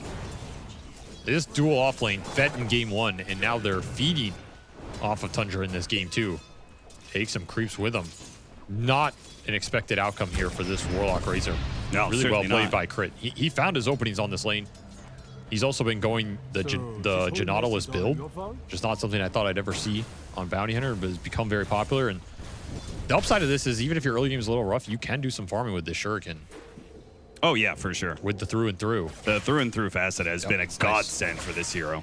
So you trade a little less early game poke damage with Janata and Goldsteel, but you make up for it with a lot more farming potential and a lot of skirmish power too. Throw these out on the tracks as Snake King making his appearance up. They want to kill this Razor again. Yeah, he just TP back to lane. Why not try for it? But the TP is coming in from the Tusk. This is not going to be a straightforward kill. Soxa is going to make it a little bit awkward. The snowball pickup on all three heroes. Big damage onto the Doom, and they will manage to get that kill without Crystallis dying, and now he's going to turn his damage on to Crit for a double.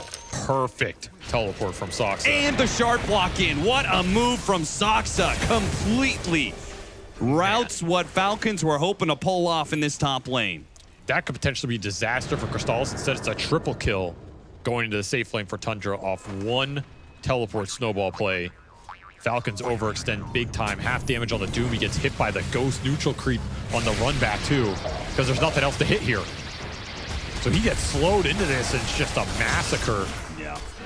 No damage left to put into this Razor. He's getting healed up. That's a very tough dive. And the timing of that also turned to, well, mid lane. The supports, they both died in the top lane, But so they another TP snowball. mid and go for it. But Soxa again with the protection. And Maureen is in level 6 where BZM is. So he used the Wukong's command. Won't be able to get a kill out of it, but will be able to protect his own life. Not an instant. Oh. Amar's just a monster, man. Level 5, don't give a damn. Just walked him down. Power of Scorched Earth, Infernal Blade. Finding an opening where there is supposed to be none. And you got to think about that Wisdom Shrine coming up. Oh, yeah. BZM's already making that move. They're smoked up together. But you got to remember, he doesn't have Wukong for this play because That's of true. that mid-skirmish. If Falcons are going to try and contest this, you got to bring heroes right now. You have Doom available because of that kill top. Malrine is also level 6. So he could TP in here. This is not an easy fight if the cores want to be able to show up. But BZM, he's going to be able to get it on the other side, contesting Skeeter and Crit, a 2-on-2. Do they win out against the Iron Shell? They need to finish off Soxa, take away this extra hero, and get the 2v1, and they will manage to do so. But now the Golem's going to be dropped on him, and that means it's Wisdom Shrine for both sides for Tundra. Once more, barely. Please. One tick, Shadow Word. Oh, that was like 1 damage away from being a living Skeeter Weaver. Whitemon is the highest level in the game, bar that Monkey King, who you got to remember had first blood and just won a fight on, or just won the shrine as well. The power of the Grimoire. Amar trapped in. He will drop the Doom. Snaking, I don't think Snaking has the damage, but with Malrine showing up, the snowball goes a little bit late, and now the Rolling Thunder is just not landing. Malrine in his circles will not be able to finish off the Razor. Ultimate's used, but for what? Sox has absolutely destroyed Falcons in this early game in terms of counteracting every single move. He is there with the snowball, and it has worked out every time. He's going to pick up some bounty runes for that. They get the shrines. They're going to get bottom tower here. This Warlock's almost level 8. Literally out-leveled the entirety of Falcons here. Yeah, what is going well for them right now? It's hard to find a silver lining other than the stuff ATF's done top. You know, killing this Razor a couple times, that's it. Everything else has been another snowball, another kill. It doesn't hit the stun, but it's not needed. The tag team slow was more than enough mid lane. They're going to run down BZM. So the trade-off is here for Falcons. BZM gets off the Wukong's command, gets a little bit more damage on the crit. Not enough for the kill right away, but the Fatal Bonds will ensure it. Yeah, more XP going away by years. More and more. This Warlock is 2-0-5, completely out of control. He's going to bully the mid laner out with his extra level as Sox lurking behind. Does have a punch. See where he plants his obs. He is getting scouted right now. And gets the D-Ward. Another D-Ward going Tundra's way.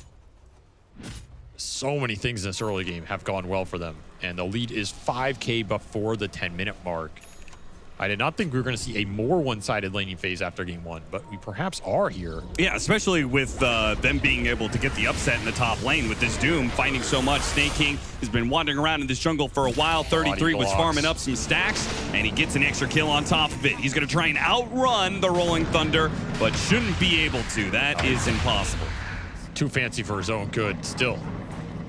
Kills are rolling in here for Tundra. Pulls the heroes away from mid. That Warp of Corrosion, that mid tower has taken a lot of damage. And you're still looking for 6 on the bounty. I mean, imagine this game was the other way around, where you had all the levels on the supports and this bounty hunter was tracking people and getting all these kills. That's the game Falcons wanted here.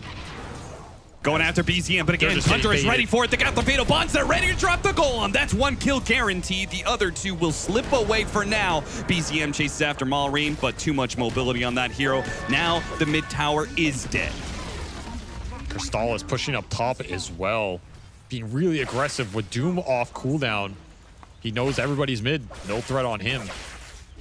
Getting greedy on the map as once more the tier 1 towers are starting to fall, and Falcons have gotten basically none of their own. They have not claimed a single one this series yet. Okay, Doom is going to be dropped on him. BZM, he couldn't get off the Wukong's command this time around. You need more like this. Just take what is in front of you as another tier 1 tower is going to go down. Feels like Tundra came into this series going, we're going to take all your towers. We're not going to give you a single one. And you're not going to have a map to outplay us on. We know you're a farm-heavy team. We know you like to scale. We know you like to get farm on the support duo. Where are you going to get it if you lose half your map by the 10-15 minute mark? Tundra ever aware of trends. Dude, the pick off on crit. They say a tournament that had the highest percent of 70-minute games, they're just going to buck that trend entirely and just make 20-minute games of the finals. They're running down Falcons again. Free kills. They're available. Snake King still not level 6. Will join Crits back at the fountain. I mean, this might be one of the largest support level disparities I've ever seen this early in the game. A level 9 Warlock to a level 5 Jakiro at the 11-minute mark. He's almost doubling him up. It's bad out here. All right, upsides for Falcons. It's still a good Weaver game, right? Yeah. Is that it? Is that the only silver lining? They didn't get any stuns yet, so, you know. It's only the 6th time Whitemon has been level 8 at 9 minutes. 4 of the 5 prior times for Warlock. I mean, Warlock is a cheat code. Yeah, for sure, but he's 2-0 and 8. He's absolutely destroyed this game. That's the problem when you play these teams that are firing on all cylinders. Like, you killed Crystallis top all those times, but then all the XP went into Whitemon, and he pays it back. Yeah. So then... this Razor's top net worth in the game. It's like the lane never happened for him. Good teams help each other out. Right now, Falcons are scrambling to get anything working together. Get some early fighting items, make a cohesive play. You have Diffusal on the Pango. You have early damage in this game. It's not impossible to make aggressive plays right now, and you have the track online. So you can easily come back off some big gold swings here if you can route Tundra. Yeah, they're trying to get the... Doom is up in 13 seconds. They're sitting on the Razor, a ward behind, the bounty hunter looking for him. He finally shows up. And there's a smoke going in, but the Pango is up here. Slow down BZM. He already has his Diffusal Blade, used the inhibit to slow down the Doom, and he's just not a threat any longer. He's already got the lights on him. He does have the movement speed to be able to get a bit of distance here. Meanwhile, can Malrain get off the Rolling Thunder? He does manage to do so. Traps inside the shards. Couldn't get to the Razor right away. Hits BZM. Doesn't actually. Hops over him, and he needs to roll away from BZM, for he is in big time trouble. So is Amar. Another hit. Inhibit to slow him down, trying to finish him off. Oh, BZM just outside of the range. Wasn't able to finish him off. Skeeter trying to come in and help out the team, but all he does is die. Can BZM be killed? They throw a macro fire at him, a shuriken toss, a swashbuckle, everything they have to be able to finish him off, and they got him. Now an Ice Path lands on a Saksa, and now it's Tundra who are the ones bleeding out. Tundra, they tried too hard to be able to pick up all of these kills on Falcons, to not give up a single hero kill if possible, and they damn near get wiped for it. 4-man bonds on the way out, but nobody's left alive to take advantage of it, and the track gold rolling in this fight. 4K straight into Falcons bank. They get exactly what they were looking for. A Doom on the Razor. He gets debilitated. The Warlock gets taken out instantly by the Pangolier. Tundra were not expecting this counterplay, and they end up trickling in one by one. This Darkseer super late to the fight. You have to commit a lot to bring this Weaver down twice. And Malrain, he does so much damage. Able to dodge this Boundless, go in, burn out BZM's mana, play on the outskirts here. You do get the Weaver with some nice burst damage, but the tracks are adding up. And a very clutch macro pyre to snag this monkey. Can't leap into any of the trees and just gets swashbuckled down. Yeah, combined with the Urn as well from Crit, got that damage on him as well. And Saksa, who's done an amazing job enabling the Tundra cores and saving them time and time again. He puts his efforts in this time, but it does not work out. And as a result, a near 5,000 net worth swing in this game. Oh yeah, that's going to let you contest this Tormentor now. You got a chance to turn this game around. As Tundra, it feels like they bleed for the first time here. Yeah, that's a good point. They do have Wukong's command, so it's still going to be very tough contest for Falcons, but at least there's no goal. This is a doable fight, particularly if you can get on the high ground. First, Crit just walking in. He has a full vessel, by the way. Nice item here early on versus some of the sustain, and an Orchid pickup for 33. Saksa, Smoke is going to break on him. They're going to have a poke at him. Snowball goes on to Skeeter. Skeeter, he's going to end up running into the wall. Pops his ultimate where he can. Amar, meanwhile, drops his Doom onto BZM. A great target. No Wukong's command is going to be in this fight, and as a result, the bigger danger is going to be Malrain and his Rolling Thunder bouncing between hero after hero. More and more track kills. Falcons will take the lead for the first time in the series. That is an easy team fight for them. The second that Swarm goes through on everybody and ATF has Doom on to a big core target, you're really happy in this exchange. You just commit. Not enough damage being put out here from the side of Tundra, and you can't get any sort of big wombo combo with this Darkseer. No Golem available. And I go back to the Orchid pickup on the Darkseer. I think conceptually it felt really good 5 minutes ago when you were rolling over this game. In this kind of fight, okay, you Orchid the Pango here, so what? Yeah. You would way rather have a team fight roar. As your Monkey King is doomed, he has to run away. Your Razor's just left in the middle of the Wolves. And their early game damage is significant with this Blade Mail Doom build. There's no easy targets to go on here anymore. Yeah. And this game got turned around so fast because of the track gold. Potential for comeback. A harder hero to come back with, but when you do manage to win that one fight, Skeeter, he's going to be running around uncontested outside of that Orchid from 33. We'll see whether or not the Orchid ever pays off, because it certainly hasn't yet. This has been a dead item on him so far, especially for how farmed he was. Crit, he's found in the corner here. They're going to drop the Wukong's commands because Crit doesn't die easy. He'll die eventually, but the fear is that Falcons were able to make a fight out of that situation. The Wukong's command does allow them to get the kill and get away. This was a 6K gold lead for Tundra at 12 minutes, and they are now down by 5 almost. That is a crazy swing out of nowhere, showing you the strength of this early fighting lineup with the Weaver, right? He can join the fights, put the Swarm through, gives you so much extra damage with this Blade Mail Doom running in as well. What is Crystal supposed to do at that point? He can't just stop, sit there, hit the bug. Yeah. He can't put the damage into the Doom because he ends up killing himself. He's not tanky enough yet without BKB. You're gonna have to take your foot off the gas here if you're Tundra and farm into some frontline items so you can actually survive the head-on clash. We could see them just go back to playing the map here. You did not run this game over cleanly. Yeah, wait for the Crimson Guard, which is going to be the aura item for 33. And any extra disables they can get, that's why the Orchid felt necessary. They were lacking disables for the Weaver. And so 33 felt like that was the build for this game. I wonder what other itemization we're going to be seeing from Tundra in order to address the Weaver. It can't just be only one Orchid. I don't think you can afford much. Glimmer Capes, maybe. In terms of raw lockdown, it's going to be way later in this game because you need BKBs on the cords. It could be another Orchid build up for the Monkey King, but then you're investing a lot into double Orchid. Oh, good play there. Getting up into the trees off the map, so it's not even something that Malrine, it's even possible for him to hit.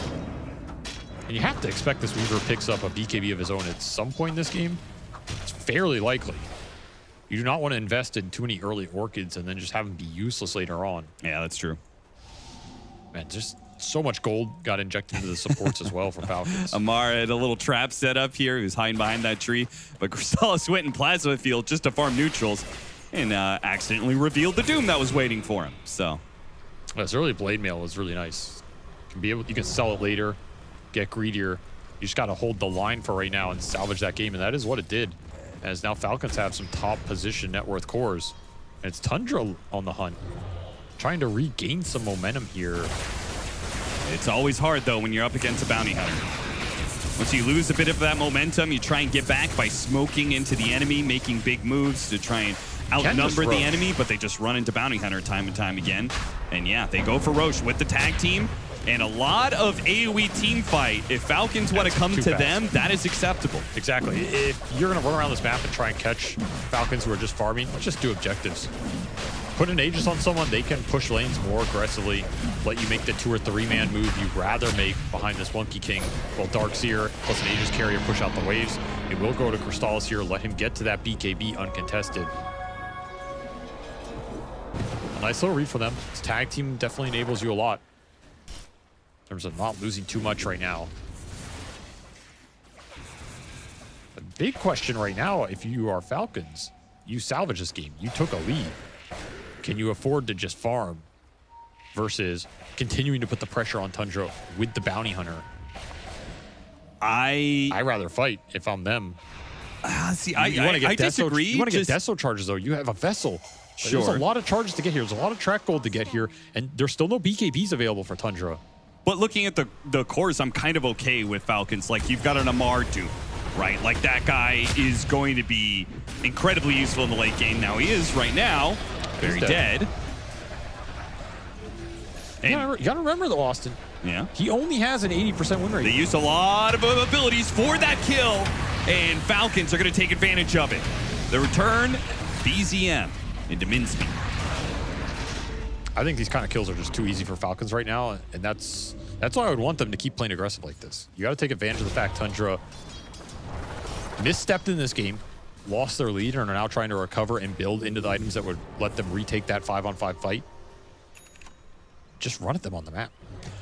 Okay, I'm with you on that, but I think it's just like I don't think you want to take any sort of team fights. I'm okay with them just working the map. Oh yeah, sure. You look for these two 3-man gang squad. Yeah, exactly. Play off the bounty vision, and if people are trying to push these lanes really aggressively, you punish them hard. Spots like White this Mon. kind of thing, right? Yep. It's super easy for Skeeter to do this. White Mon thought about dropping the golem, and he just realized it's not even worth it. I'm not gonna save my life. I'm dead. This is the kind of pressure the Weaver can create. Not a lot of these heroes fight him head on. They're gonna live to tell the tale. Do you have a blink up for Soxa that allows for, you know, punch setup? You run in, you Orchid this Weaver. There's a little bit there. But this is gonna be mainly a dead Aegis period for Tundra. They just got this Roche to accelerate the timer. Found an opening on crit. Ward Sentry combination. Crit. Use the Shuriken to get what creeps he can. But he will be run down. Very tanky, though. Between the Spirit Vessel and a Solar Crest. It's not an easy kill, man. I'm not sure I like Falcons not backing him up. I know they're farming a lot right now, and you do have that Doom to fall back on. But that does feel like a go Tundra could get punished for. Yeah. Saw how long it takes him to bring him down. I mean, he almost kills the Tusk on his own. Maybe just not in the middle of the map, right? It seems like largely they want to play on the sides of the map because they have Doom and Weaver, heroes that BZM, inhibit, Amar's still pretty fast. But Soxa is going to catch up to him. The heroes are coming from the side of Falcons. Can they get here in time? It's not looking like it. The plasma field will cut him down before Malrine and Snake King can form a rescue party. We haven't seen a real cohesive move out of Falcons since they turned this game around. BZM, it was almost the same as last time, where they grouped up, killed Amar, and then he almost got picked off as the trade. Oh, look at this, instead, maybe it's 33. 33, he sees he has a track on him. Crit wasn't close enough to hit him with the stun. Out of there very quickly, working towards that Shiva's big item in this game. He's going to do a lot of damage with Sorka Chivas.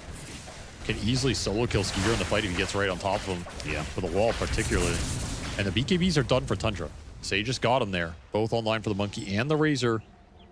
Teamfight becomes a lot more difficult for Falcons now, particularly as you look not on this Aegis, but that next one 4 or 5 minutes from now. You could do some serious damage with it if Falcons are unable to contest that second Roshan. Gotta believe in the ATF Doom here. I think that's got a 4 in 5 chance. Somebody you are willing to put your faith. Level 18 almost for the Weaver. A bigger level, level 20. If he can get up to that point in time for the next Roshan. That it's such a huge power spike on damage on Weaver. 2 biggest damage power spikes for them are the levels on the Weaver and the Ags for the Pango. Right. That would also be really nice to have for this next fight. Because Tundra are going to have their items. They have the BKBs. They're going to have Shivas on the Darkseer here. They're ready to go. Blink on the Tusk. You have Initiation plus save. You have Utility on the Warlock. The package is kind of online right now. Coming through the gate. Snake King will be spotted. Gets out of the plasma field. If they want to stop him, it's going to be Soxa to get there in time with the Blink deck. This lead is getting grinded out right now.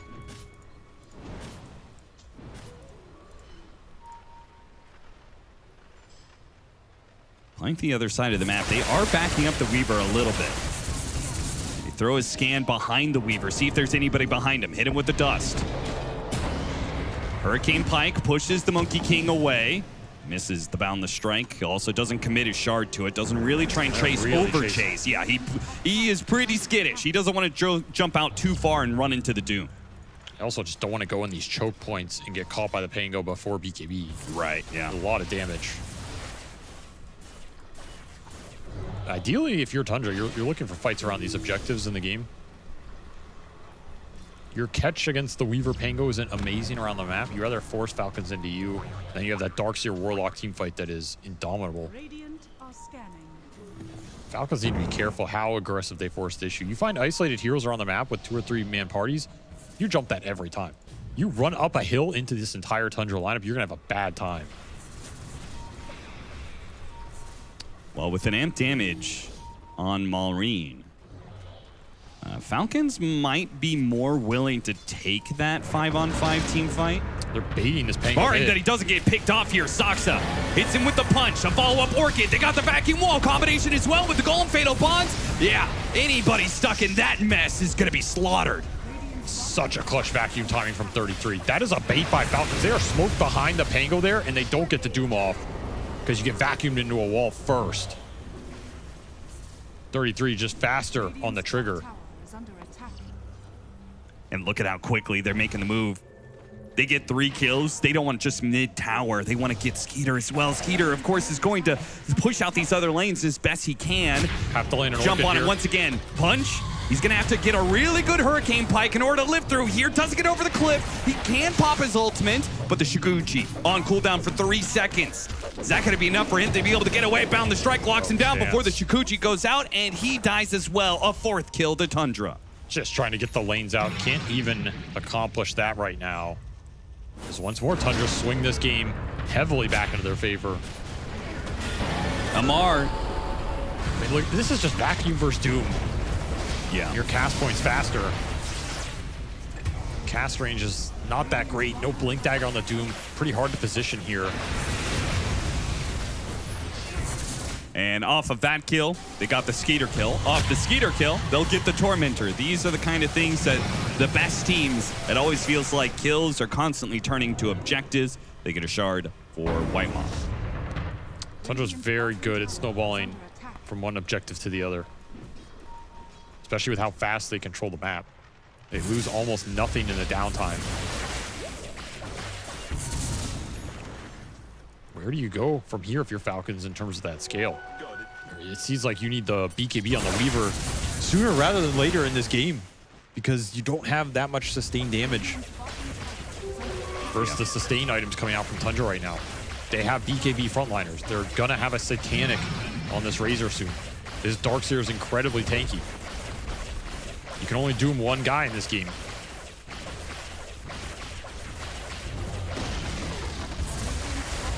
Stalis Razor, level 19, SNY, BKB, full out Mjolnir. It does a lot of damage, and they are just smoking across the map right now. If Crit breaks this and dies, you take that if you're Falcons. Tundra would rather get the team fight here, looking towards that Roshan spawn. He's gonna break on Crit, he is gonna die for it. This is acceptable. It is 50 seconds, however, where Roche can spawn. Tundra likely scout it, will take another tier 2. A lot of map control to concede right now.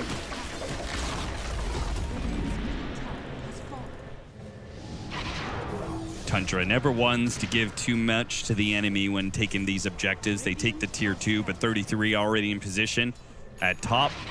Does get scanned out. Looking for heroes, looking for a catch, but because of the scan. Kill?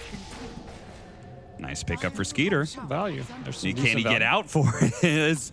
There are some very mobile heroes. A lot of Blink Daggers. You got a Monkey King. Oh, he's good. He's good. Catch is really dependent on where Sox is.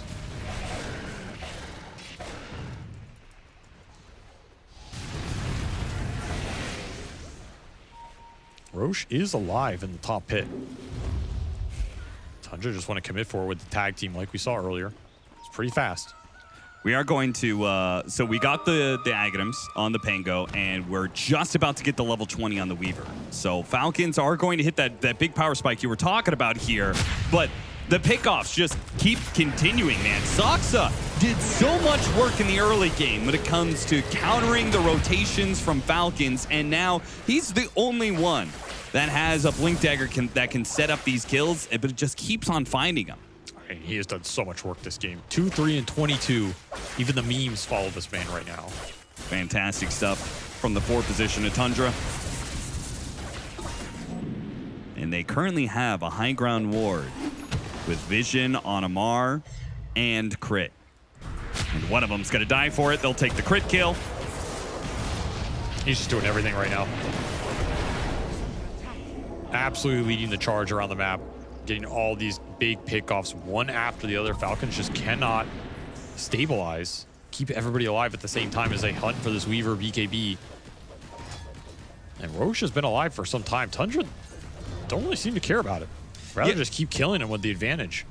It does seem like they're probably waiting for a better pickoff, right? If they could get Amar here, Uses the drums, tries to get out of the wall. He's slowed down to a crawl. Beautiful ice path from Snaking, but it doesn't save him. Crystallis commits his BKB and runs him down. See Skeeter commit for a Broach instead of that BKB, so he's just all in on the DPS right now as he's losing his base. The damage has arrived for Falcons. They have Ags Jakiro, they have Broach Weaver, they have the Ags Pango. They can take a team fight, but they have not had everybody alive for what feels like 10 minutes here. In Tundra, they took that kill, then they got you to use your glyph. Now they're going to back up and do the Roshan, and this is a bridge too far. This is too much. Falcons, they have to put a stamp. They have to put a stop to this somewhere. It's going to be BZM in the tree scouting you, though. Yeah. Smoke is going to break. Looking for the trees. He's somewhere up there. They're panicking. They don't know what to do. Skeeter, he's going to get jumped on. Hit by the walrus punch. He's dead already. The carry is gone. And now a rolling thunder that hits a bunch of heroes. Sure, it doesn't have that much damage. Maybe it's enough to kill the Razor. Tries to chase after the toss. Hits him as well. Got a good hit with the shield crash. But now he is silenced up again and surrounded by Tundra heroes. And nobody else could pass through that staircase to get to him from the side of Falcons. BZM is the gatekeeper of that fight. Only the Pango passes. Amar, he's sitting on the side waiting to see if there's a Doom opportunity. There's not. The bleeding just continues. It's just always somebody dead for Falcons here. It's a team fight you have to take without your Doombringer. This is going to be tough no matter what. But the fact you don't get a time lapse off here is brutal. Somebody has to lead the charge. That's the problem. You don't have that Doom frontliner. It's one of your big damage dealers taking the bullet. Yeah. The fact you dealt this much damage off the Pango ulti is impressive. That's what I'm saying. Falcons have not lacked the damage to take a team fight for some long time now. They've just lacked the means. Yeah, I did not expect or foresee that synergy of the Weaver Pango, the minus armor that he's doing with the Deso, but also the bugs. Allows the Pango to do way more damage than you would normally be able to.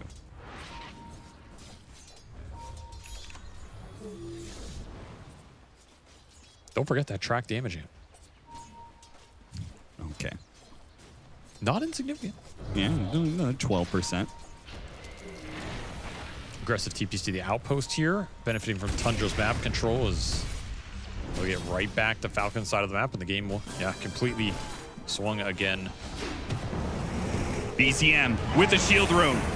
He's willing, he's daring them to go on him, but they don't actually go for the Monkey King. Instead, Maureen hits some of the backline heroes, and it's not too bad, but the problem is Crystallis does manage to get off his BKB. The Doom is out on him. Skeeter's gonna try and chase after this Razor.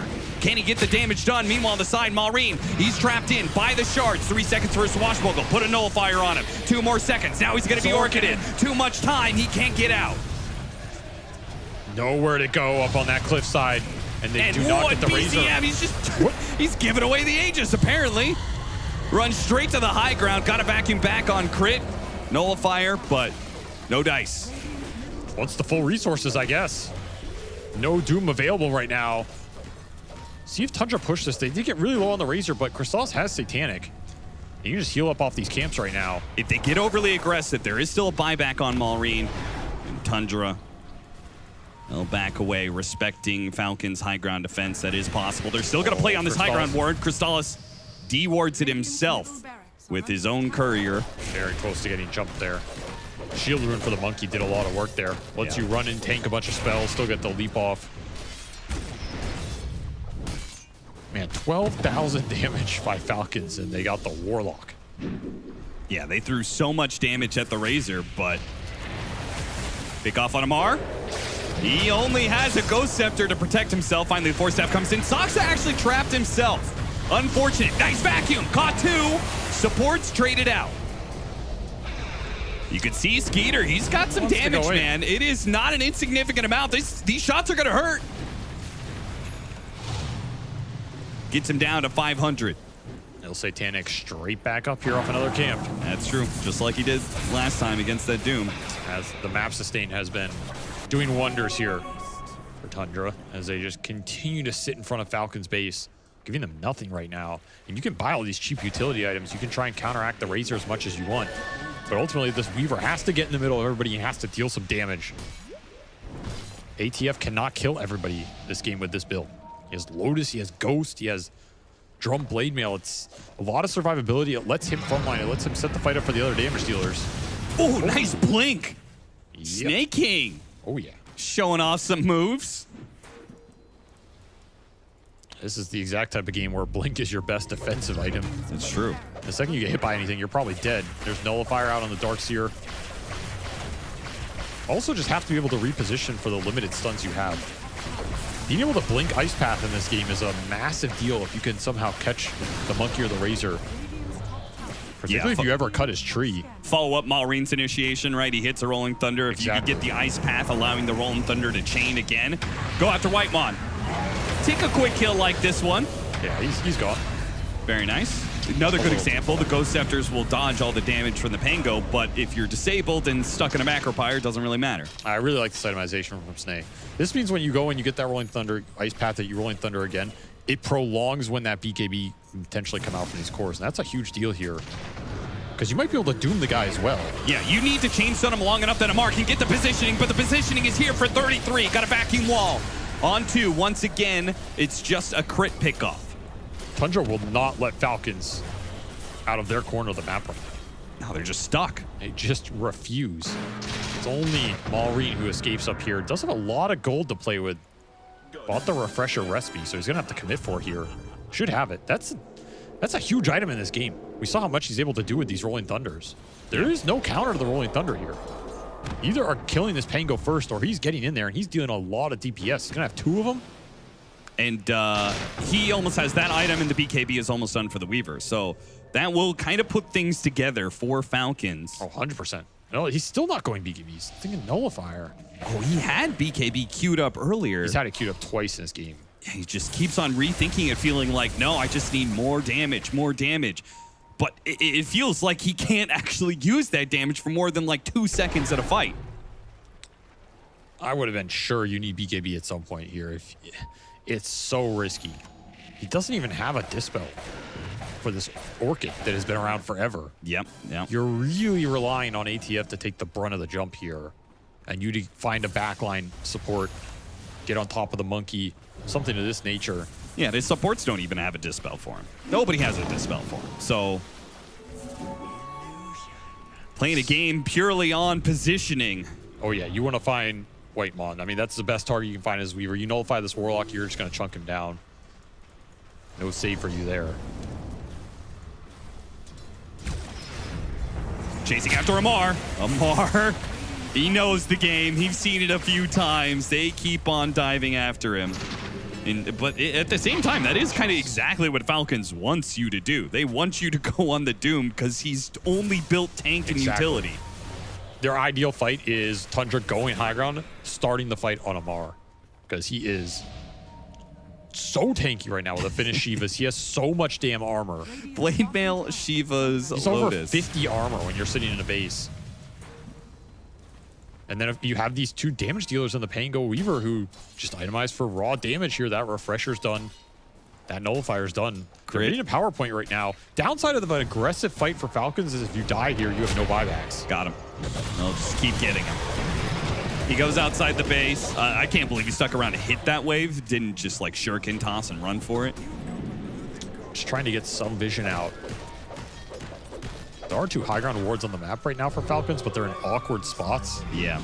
Maybe that's why he was so aggressively trying to push in that wave. He wants them to be able to have an opening in the top. And we just saw Falcons ping this ward on the left. They would really like to take a fight under a high ground ward with this lineup. It's an ideal situation. You see the Monkey coming in. Mar showing himself. Malreen pushing pretty far forward with his Invis rune. Already getting some information. Starts off with a Rolling Thunder. Tundra starts backing away. They go for BZM. BZM gets locked down before he hits the BKB. He gets it off now, and he does manage to dodge some of the hits, but Malreen, he's on his way. He's almost there. Missed the swashbuckle. He didn't get him. Refresh blink away. He's still silenced up, but he can roll up in a second. Can he get off? There's Rolling Thunder. Can he get off anything? He gets flying as he rolls up and rolls away, but now they didn't get a kill off of the Rolling Thunder Refresher, and Falcons are stumbling into a death trap, man. There's no way out of this. That is so close to being the exact fight Falcons were planning for, but the Ice Path came out just a second too late. And that Monkey King gets BKB off. It's the exact scenario we discussed, right? If you can blink Ice Path him there, he just goes down easily, simply. It's a clean fight. Instead, you're in this incredibly awkward chase scenario where a bunch of spells get thrown into your Rolling Thunder. You can't roll him down. And despite the clutch refresh blink, you just cannot survive long enough to get a second one off. And because you bought out for that fight, you have no buybacks available. Tundra are going to take a lot here.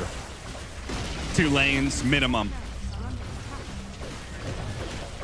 They might be able to get Megas here. Yeah, they want to stick around. It's very close. I think you go for it. It does look like the speed that they're playing with. They're trying to be as efficient as possible, and they will go for Megas. There's a Roche spawn potential, so if you do throw this fight here on they the still have the respawns- glyph too. Tundra, I think, with the glyph. Yeah, now it's a bit more iffy. But With you have the glyph, they're you have committing. Wukong in 7. You have Wukong in 7 seconds, so you just throw the Wukong down here, commit for Megas. ATF TPing in the Tundra middle of them. TPing in. Can they get BZM? BZM gets Ice Path. Amar, he doesn't have Doom, so they're not going to be able to stop BZM from getting out the Wukong's command. They all in commit for the Megas, but it does look like Falcons might be able to run down some heroes and get some kills for it. BZM, he falls now. Chrysalis, he still has his BKB. He's holding on to it for now, only using the Satanic. They're just kiting him as much as possible, trying to prevent him. Nullifier, Force Staff, trying to get Snake King away. The right-hand side, Weaver in some trouble. Got kicked over. Oh, a push. It's not good enough. The Razor's going to be able to hunt him down. Chrysalis stands strong against his former teammates. There's seemingly nothing that could stop him. A TP away. They got him on the ice path. They will use everything they have, every ult, every spell, even the buybacks, and they will manage to get a one-team fight, quote-unquote, against Tundra, but it costs them everything. In theory, it shows you getting 9,000 gold there. But with all the buildings going down, you getting Mega, you committing 3 buybacks, there's no way that exchange is a plus 8K. Insult added to injury. They're like, bro, Roshan isn't even up. It's going to be a later spawn. Oh, no. It's like another, 15 seconds, so I think they can still get it.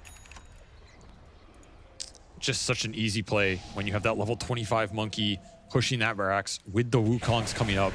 You just commit, right? No matter what, you know you're going to win the economy coming out of that. Yeah, yeah. At worst, you die and you give up Roche, which is what we're looking at here, but even then, are you afraid of Falcons getting an Aegis here? It doesn't feel that scary. Yeah, they're just going to sit in their base with it, most likely. They're just going to be trying to clean up mega creeps, and the opportunity will present itself for a pickoff. I don't know, man. This nullifier. They're going to try and contest this. I mean, I guess you can go for something. 33 is on his way. He's going to get in there with a wall. And he's going to get in there with the Shivas. And he has got a BKB plus the Orchid. Does manage to get Skeeter away. Hurricane Pike got him out. Meanwhile, Maureen hits some heroes. This is an opportunity. If they win the Roche and the team fight, maybe Falcons can actually get something done. But getting stuck on the refresh Rolling Thunder, that feels bad. And the waves are pushing in. They will have to back up. They have to give this Roche to Tundra. The stall is enough to push Falcons back. Didn't even lose the Roshan in the worst case scenario. Tundra giving up nothing here. This is a good one. This is a refresher shard Roche. Yeah. Give that to either the Razor or the Monkey. I think the Razor maybe doesn't need it because he can buy out his refresher. Oh yeah, he's just got one. Like he's gonna have the cheese. He can buy out here. And Razor and Monkey King, these are heroes that are actually quite good at getting into the base because they just own an area. You gotta go into the double Eye of the Storm. You gotta go into the Wukong's command. Yeah, you just drop these spells and throw them. BZM, that's exactly what he's gonna do. He's going to work on it now. Macropyre trying to get a bit of damage done, clearing out the creep wave where it can. Jump forward from Soxa, kicks in Amar into the Wukong's command. He gets off the BKB. He doesn't use the Doom immediately. Soxa is gonna die, Nullifier. Meanwhile, tier 4 does fall. One of them down, another one just on a sliver of HP for now. That was a refresh Macropyre there, by the way. Somehow Jakiro had a refresher in this game off all the track gold. Okay. Snaking is big and bad, despite this game being incredibly difficult. Falcons hold. Yeah, they do. Hold against that Wukong. BZM holds the refresher shard. Did not want to commit a second round there with the Tusk going down. How many Mega Creep comebacks have there been in LAN events? Well, there's been 3 at TI. I'm going to say 27. No, I'm just kidding. There's no way. I think it's like 9, right? I would guess it's less than 10. I think it's 9. But probably more than 5, somewhere in that area. Go back. 50? What? My 27 looking pretty good. I guess that's any land. It's been a lot of lands in the history of Dota. I guess so. Rolling Thunder chased out. Malrine, they saw an opening. And they hit the Razor for a bit of damage, but it really just doesn't seem like there was much behind it. I got Wukong out. Yeah, Wukong's BKB used. I mean, it's a 60-second cooldown. I don't know how much it matters here anymore. You've bought yourself another minute. Exactly. And Refresher delivered for Crystallis. He is absolutely 6-slotted here. This late game just does not look fun, even if you weren't Megas. Feels like you're getting outscaled. Unless ATF can find some crazy late game dooms, get to a Refresher of his own, get into the Giga Chad territory. They say apparently Wukong's man not going to wait for it. Smoke wrap around Nice from the break. side. Crit. He's going to be the one to break it. He is also going to be the one to die for it. Kick back into the enemy team. Ogre Seal Totem vacuum back in. There's just no escape. Nobody Force Staffed or Ogre Seal Totems will get you away from Saksa. Now you're worried about this Wukong throne attempt. Yep, it's coming out again. No tier 4s to be able to protect it. Rolling Thunder right through the middle, but doesn't matter. Tundra have used all their spells, and they're just set up around your Ancient. Amar, he'll TP into the middle of it all. Pops his BKB, gets off the Doom, throws it onto the Razor. Can they kill the Razor? Can they stop BZM? There's just seemingly too much HP. They get through the Razor, perhaps another Rolling Thunder. It hits onto 2. BZM still at his BKB, though. He activates it, gets out of his own Wukong's man, chasing after Malrine, gets in the trees. The supports are going to die, and they do actually hold it. And all it cost them was ATF's buyback there? And Razor bought back for that? Crystal is pulling the trigger thinking he's going to get back there, but he has no bots. It takes him a while, and Divine Rapier flying in for the Weaver right now. Straight over that Obs. Nobody alive to kill it. Damage has arrived for Skeeter. This game is getting spicy. Tundra, have you pushed too far, too greedily? They could have played this ultra safe with just going for a kickback, reset. Yes. Going for a kickback, reset. Instead, they went for these throne attempts. The glyph comes up now, and you're just locked in a world of pain. This pain goes rolling through everybody. ATF sacrifices his first life, but does a lot of damage. Also, what are we doing here? Crystallis is chasing after the Pango there for a couple of seconds, while BZM's hitting the Ancient. I'm like, are we all hitting on the throne, or are we killing heroes? Which one? Even here, you're all just running after the Weaver. It's a half throne attempt, half fight attempt. Ends up working out for nobody on the side of Tundra. As now you have some real concerns. This Divine Rapier Weaver is no joke with the extra hits that come through. Yeah. When he goes through everybody. You get hit by Desu, you get hit by Swarm, your armor starts to tick down. He's going for Satanic. Is there any world where the triple hit is so deadly? Double Divine. What about Daedalus? Oh. Double Divine. Double Divine. Think about it all. Oh, He now hits you for have Doom 1,000. applies mute, too. That is also massive here. Does not have buyback, but if you can land that on a big core target, huge for your other 2 cores to clean them up. And I would not be surprised if we see Tundra take a step back here and say, okay, let's reset this game a bit. We can even get the next Roshan and just play for the kickbacks. Very difficult for Falcons to stop this Tusk kickback gameplay. What was once a 99-1 game. It's now a 99-2 game. Then 3. Wait, is it actually a 99-2? No, it's 97-3. I guess But it it's can't be. close. 98-2, sorry. Yeah. Get your math right. Time for another Tormentor? Yeah, it is. So, Tundra, they're smart guys. Pretty methodical. 33 especially. They're not going to just keep throwing lives at the Ancient. They're going to clean up objectives on the map, take Tormentor, wait for another Roshan. Will give opportunities for Falcons to perhaps farm their next round of items. That's the Satanic for Skeeter. Anything else? A Blink for Amar. He's been operating this entire time without that extra mobility. It feels like he's had to sacrifice the most here of anybody. Goes after Malrine. Malrine roll up, and they use the Golem to try and stop him here. Try and stop the Rolling Thunder. He gets up to the high ground, and now the Rolling Thunder can't quite go off. He's trapped inside the shards where Chrysalis will make waste of it. Instant buyout from him. Falcons, they want to take this right now. Skeeter He gets knocked up in the air by the punch. Snowball, the follow up, kicks into the rest of the team. He has to pop his ultimate and get back up to the high ground. Vacuum inside the wall. 33 making a mess of the high ground here as they snowball after Skeeter. Skeeter just trying to stay alive, but another snowball hit, another punch, another kick away to the side. Was that good? Big hits. He's pretty far away. BZM tries to jump after him. Couldn't actually close that distance. Skeeter, he's playing around on 300 HP, man. He's trying to get killed and he dies for it. The Pyrrhic Cloak. He goes after him and he just gets hit by the Pyrrhic Cloak and falls, and that's going to be the Divine Rapier. Picked up by 33, he'll ferry it away. Amar and Maureen will try and win the fight without their carry, without the Divine Rapier, but there's just no hope. Not against the 5-mana Tundra and all the Mega Creeps inbound. GG, game 2 will close out at 52 minutes. All right, Falcons put up a fight there, but it's too little too late. At the point in that game where they're starting to bring the fights together, the damage has been done. Tundra just claims so many objectives, it's overwhelming. They get to the big core items they need in that game. They stumbled in that mid game for sure. No doubt about it. We saw the power of the track gold inflating everybody up, even in this late game with a refresher Jakiro. But now you are down 0-2 in this grand final as Falcons. You got rolled in game 1. You almost got rolled in game 2. Can you go even in game 3?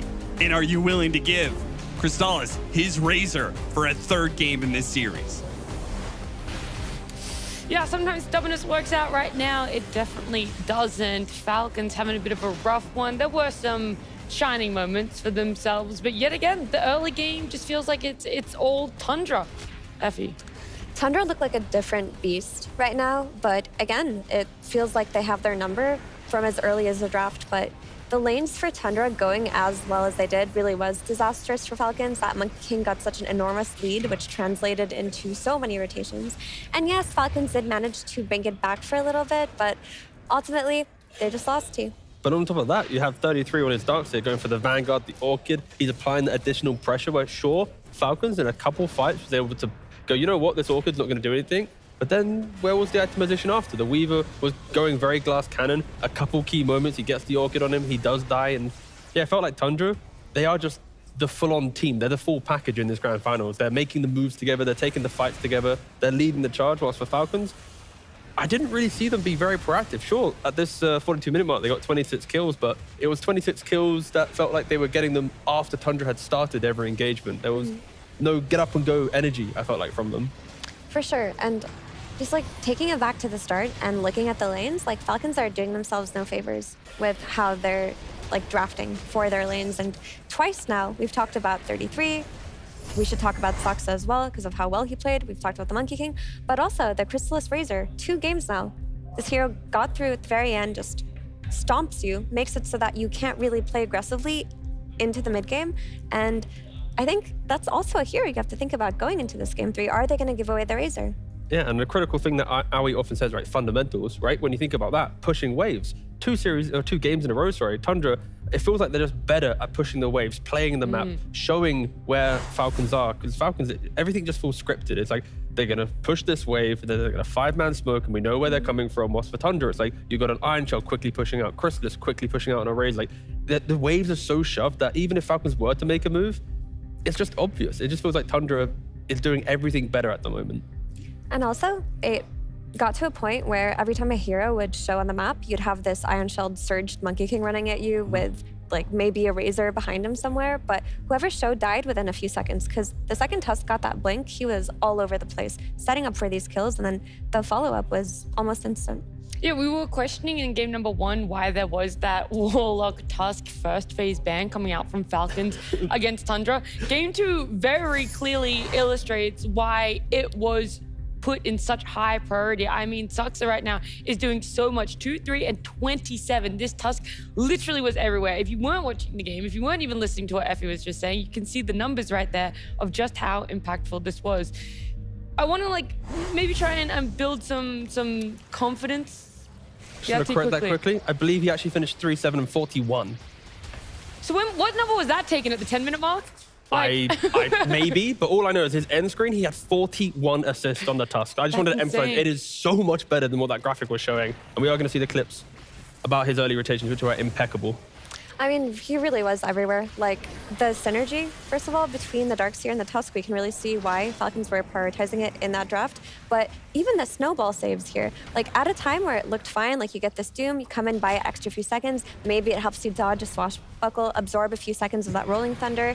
Like, it just makes it so that the tempo coming out of Tundra is nonstop. It's just like, whack, whack, whack, whack. And even when Falcons did get their net worth advantage, Tundra were always in a position where they could fight. Even though they lost a couple of fights, they weren't afraid to go into that game and just take it back. Yeah, I mean, the Tusk was the glue between all the cores, right? When you have Tusk and Darkseer, that's kill threat. When you have Tusk and Razor, that's kill threat. Tusk and Monkey, that's kill threat. So wherever he goes, opportunities will be created. And we just didn't see that from Falcons. They didn't have that type of hero to bring life. And it always goes back to the simplest answer. It's the draft. It's the Doom.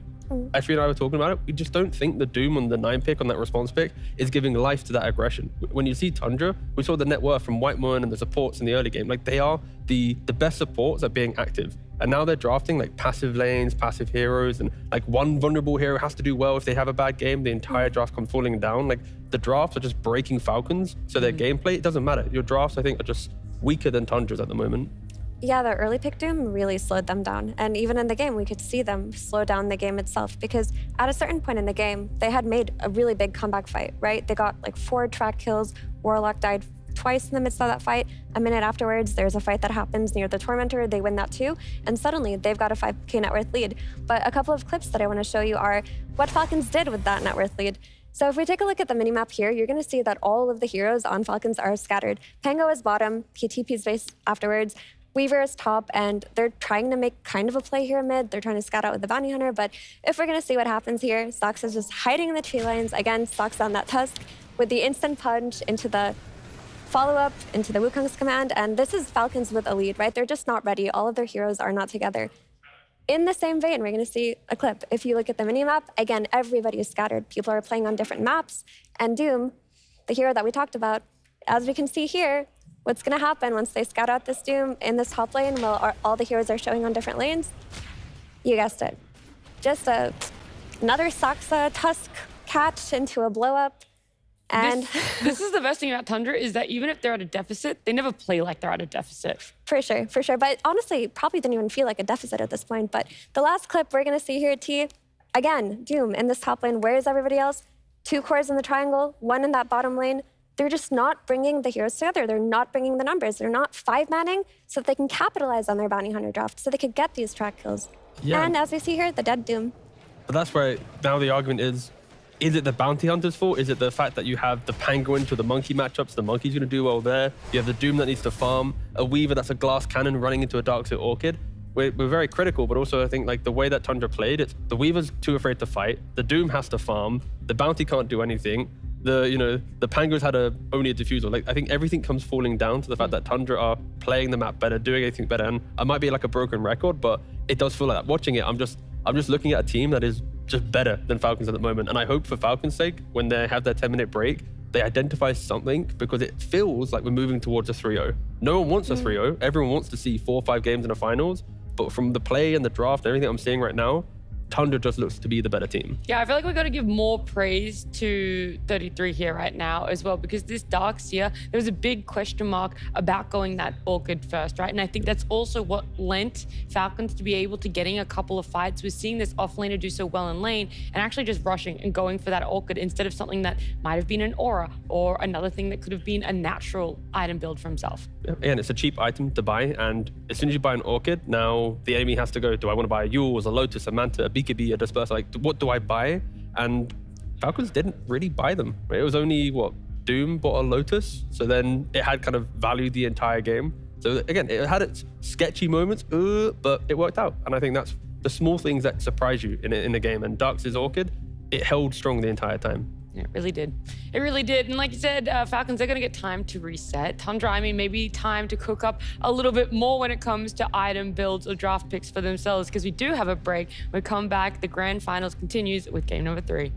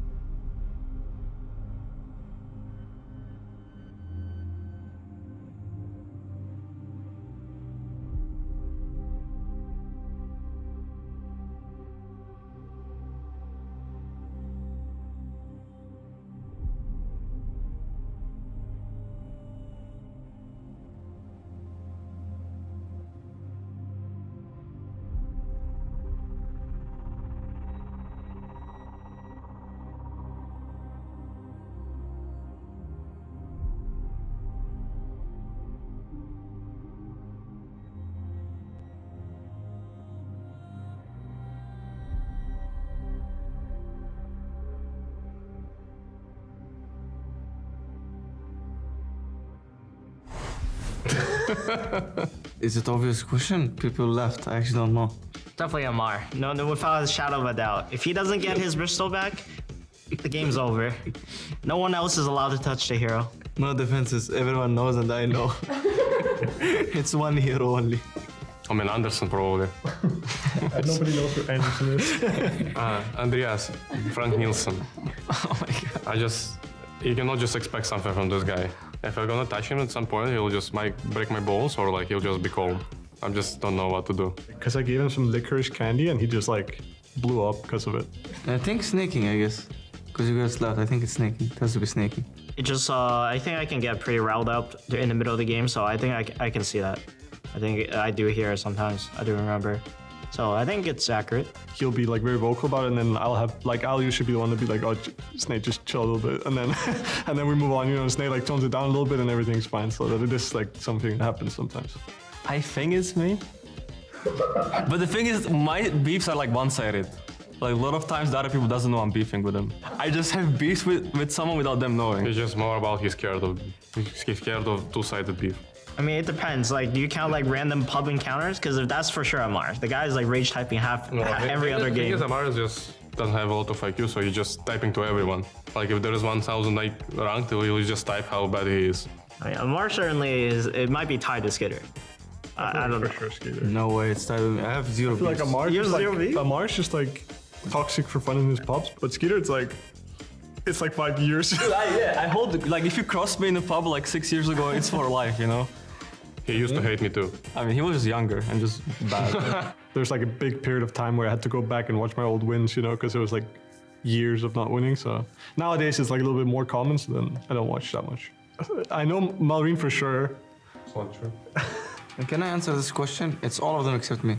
Amar is probably more likely to watch it if we lost. Like he'll sit there and he'll watch it, like to just like go through the pain again.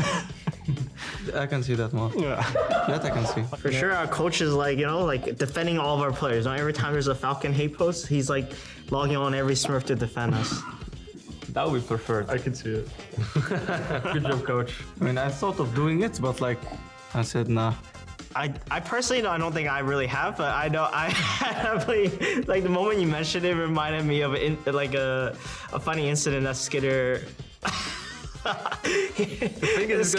pretty sure he's gonna misrepresent what happened. Okay, you can say yourself so then. What happened is we were like drunk in some. I mean, we were not drunk. We were just vibing in some club in Serbia, I think. And they basically, I was kind of like, you know, just said like, you know, who we are, and they basically got us to like the best section. So that's pretty much it. I actually read into this shit, and if I see someone flaming me, I will actually get tilted.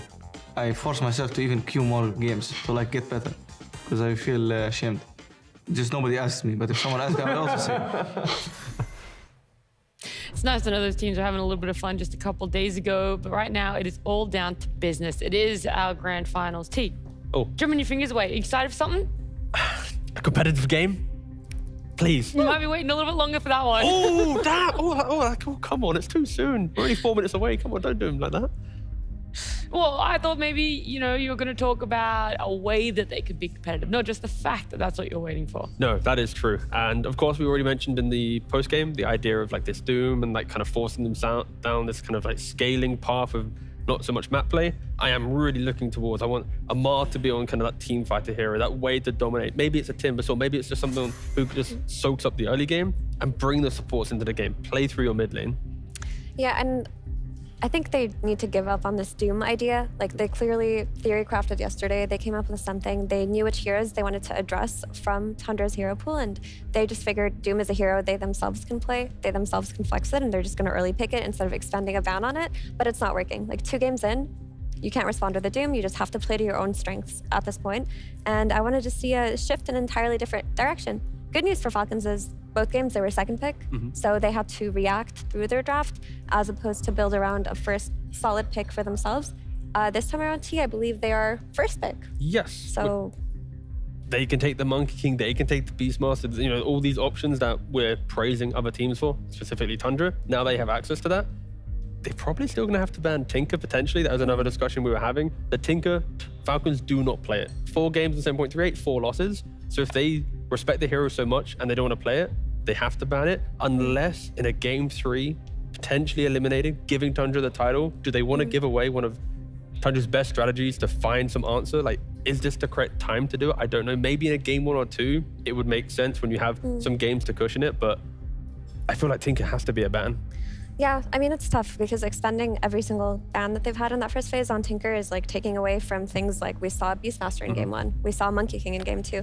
But it's not just Tinker, like they're using a lot of support bans. In game 1, they banned Tusk and Warlock and Tinker. That's 3 support bans in the first phase. Well, and Tinker is a support or mid, you know? Yeah, for sure, that's a flex hero. But there are so many heroes that you have to think about within this patch. If you're spending so many bans on supports and shutting down the way that Tundra play and are activated through their supports, maybe you gotta drop one of those bans, right? We talked about dropping the Tusk Warlock ban. It didn't work out. They lost the Tusk and Warlock. But in that game too, they also banned a Shaman. And while Sox has been owning on the Shaman, maybe like, if it's between a Monkey King and Shaman, you can't give away the Monkey King. Just like let the Shaman through. They're going to have to calibrate their bans for sure, right, coming into this. And okay, we'll see what they go for. I'm more intrigued to know what they're going to first pick based off this position. That's all. Back to you, Nat. Anything else? Any questions you have before we draft? I'm expecting a draft soon, Nat. I'm sorry. I was like, I don't know why T's rushing so hard. There's a timer I'm so sorry. I didn't see the timer. I don't see the screen, Nat. I'm sorry. My bad. Back to you. Question time. All right, look, it's not a question time. I will try and speed it up, right? Or at least I'll fill in the space a little bit more instead of just us talking and having questions for each other. Instead, I can give you some more information about the next Blast Slam.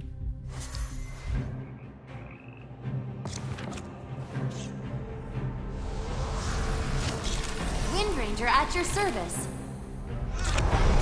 Shaker here.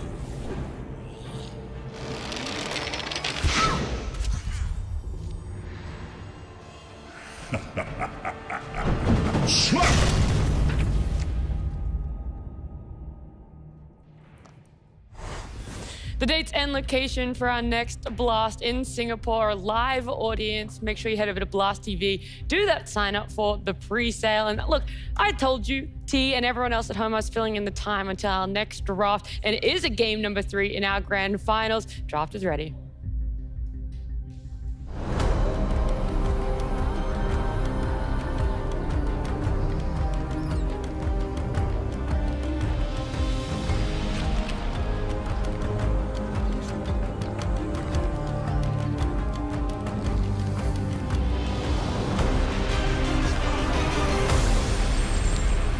We got a game 3, folks. Is it going to be a quick run? Or are we going to get a 4th, maybe even a 5th game in this grand final? I'm Kyle, joined by my friend Tiga. Hello. Hello. I'm just happy to be here. Me too. So, initial flip, won by Falcons. They chose to select 2nd pick. They then lost 2 consecutive games. They've changed their tune. They have taken 1st pick. You guys discussed it a little bit. Do we think they move away from the Doom, or do they just stick with what isn't working? I feel like you're leading me there, and I would like to think that they should move away from the Doom entirely. But of course, that is the bread and butter for Tundra, right? They love to utilize the hero themselves, so I can see why Falcons have the hero in their heads. But I'm happy for them just to ignore it this time. Just let the draft develop. You've got, to be fair, no Beast, no Monkey, so some of the best first picks aren't available for you. Yeah, I don't think Tundra mind. They're going to leave Doom in, and yeah, Falcons just take it out themselves. The self-ban, yeah, smart. Yeah, I like it. I also appreciate both captains and coaches. You know, back in the day, it was common. People would use all of this free time per each initial ban and pick. These guys, they know exactly what's got to go. Yeah, you got to be precious minutes. Precious minutes, exactly. Reserve time, especially later on, when you only have like 1 ban, 1 pick to decide everything. You'd like to think that prep should enable you, but Falcons, okay. Wow. Taking the nature's profit. Right, it's a hero that they haven't really been caring too much about. Some teams have been banning it against them. Yep. Some teams fully ignore, and when it's ignored, Falcons don't rush to pick it up, but yeah, it was completely ignored in the previous draft. Falcons had banned it themselves in game 1. Actually, no, I believe it's been ignored in both games completely. Huh. Yeah, in this series, yeah. In other series, it's been sometimes contested, but yeah. An immediate morph. Yeah, morphling it's always a scary pick for Tundra. I think it's mainly scary when BZM gets in on mid lane. From the mid lane, he's pushing out with the waveform. He's getting like Dragon Lance, maybe like Orchid, like just being semi-active. But and Tundra, CS is for free. Tundra only has the one ban into the next phase. I assume it's got to be the AA. Think AA Furian's a fantastic combo, and I believe it's still one of the harder counters to Morphling. It is. You want to shift down? Can't do that. Ice Blast equals dead. That hasn't changed in your time away, dear Kyle. As well, both these heroes have been completely ignored. Both drafts, bans and picks. The problem with AA, and I see why teams aren't rushing to pick it up, is you do need the combos to kill with you. And your laning can be punished. Like a Beastmaster, an Enigma, any type of kill threat in lane, you do fall apart a little bit, and then you play for the comeback fight, the one pickoff, but they always seem to occur. That is the reason why the hero is so hotly contested. You always get that one fight with an Ice Blast. So I wouldn't mind if it was thought about in the second phase. I've just always liked having answers, you know? Like, whenever I look at a draft and I see that, you know, the enemy carry gets BKB and I can't do anything about it, I feel bad. Morphling has seemed kind of busted. I was getting some intel on why from some of the professional players here. Like, you're just not skilling some of your abilities? That doesn't seem right. And they're like, well, each attribute point you get is like 5 agility, and that's pretty OP. Hero hits for 1 billion. You can kind of shift all the way down, shift up. I don't know. I've never actually played the hero in my entire life. You played against it, of course. Many times. Yep. We all frequently have. losing. Yeah, I think the fact that you can play your lane, walk to a tree line, reset, go back again. Poor old Maureen, looking at the camera. Do you think the players ever look at the camera and go, are they talking about me? Is that why the camera's on me? Or do you think they don't care? I think it depends on how involved you are in the draft. I definitely had some teammates who would just space for the first 10, 15 minutes. They would really only comment on the draft if we lost, and they'd be like, I was about to say, they're the critical on, ones, Kyle. right? They're always the one after the game loss. Yeah, that pick 4 was, yeah, okay. Okay, Shadow Shaman.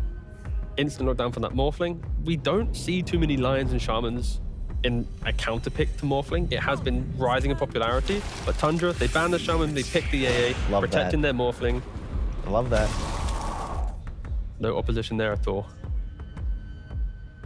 But like I already mentioned, the lane is punishable. You play on Chilling Touch, it's a right click, that's pretty much all you got. Is poking over time using Bone Chill. 10 seconds. Yeah, I've always, AA is a bit frustrating to play against Natures. In my opinion, you have any kind of hero with a stun, some kind of annoying roaming 4, and you're always a threat to just being TP'd on, going down immediately. But I do like that they cover their morph with this pick, keeps them open. They'll see 2 more heroes before they have to pick something else.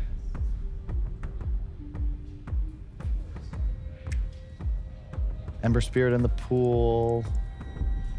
Trying to think of what's flexible. It kind of denies. I was hoping we'd see a Mars Timbersaw. I know it's not quite as meta anymore, but after yesterday's performance, I was hoping we'd see a, you know, just, he's drafting. He's like, you know what, guys?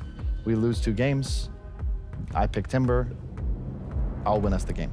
That's what I was hoping for. I mean, right now, not here. Yeah, I mean, right now, I would be surprised if they go for it straight away.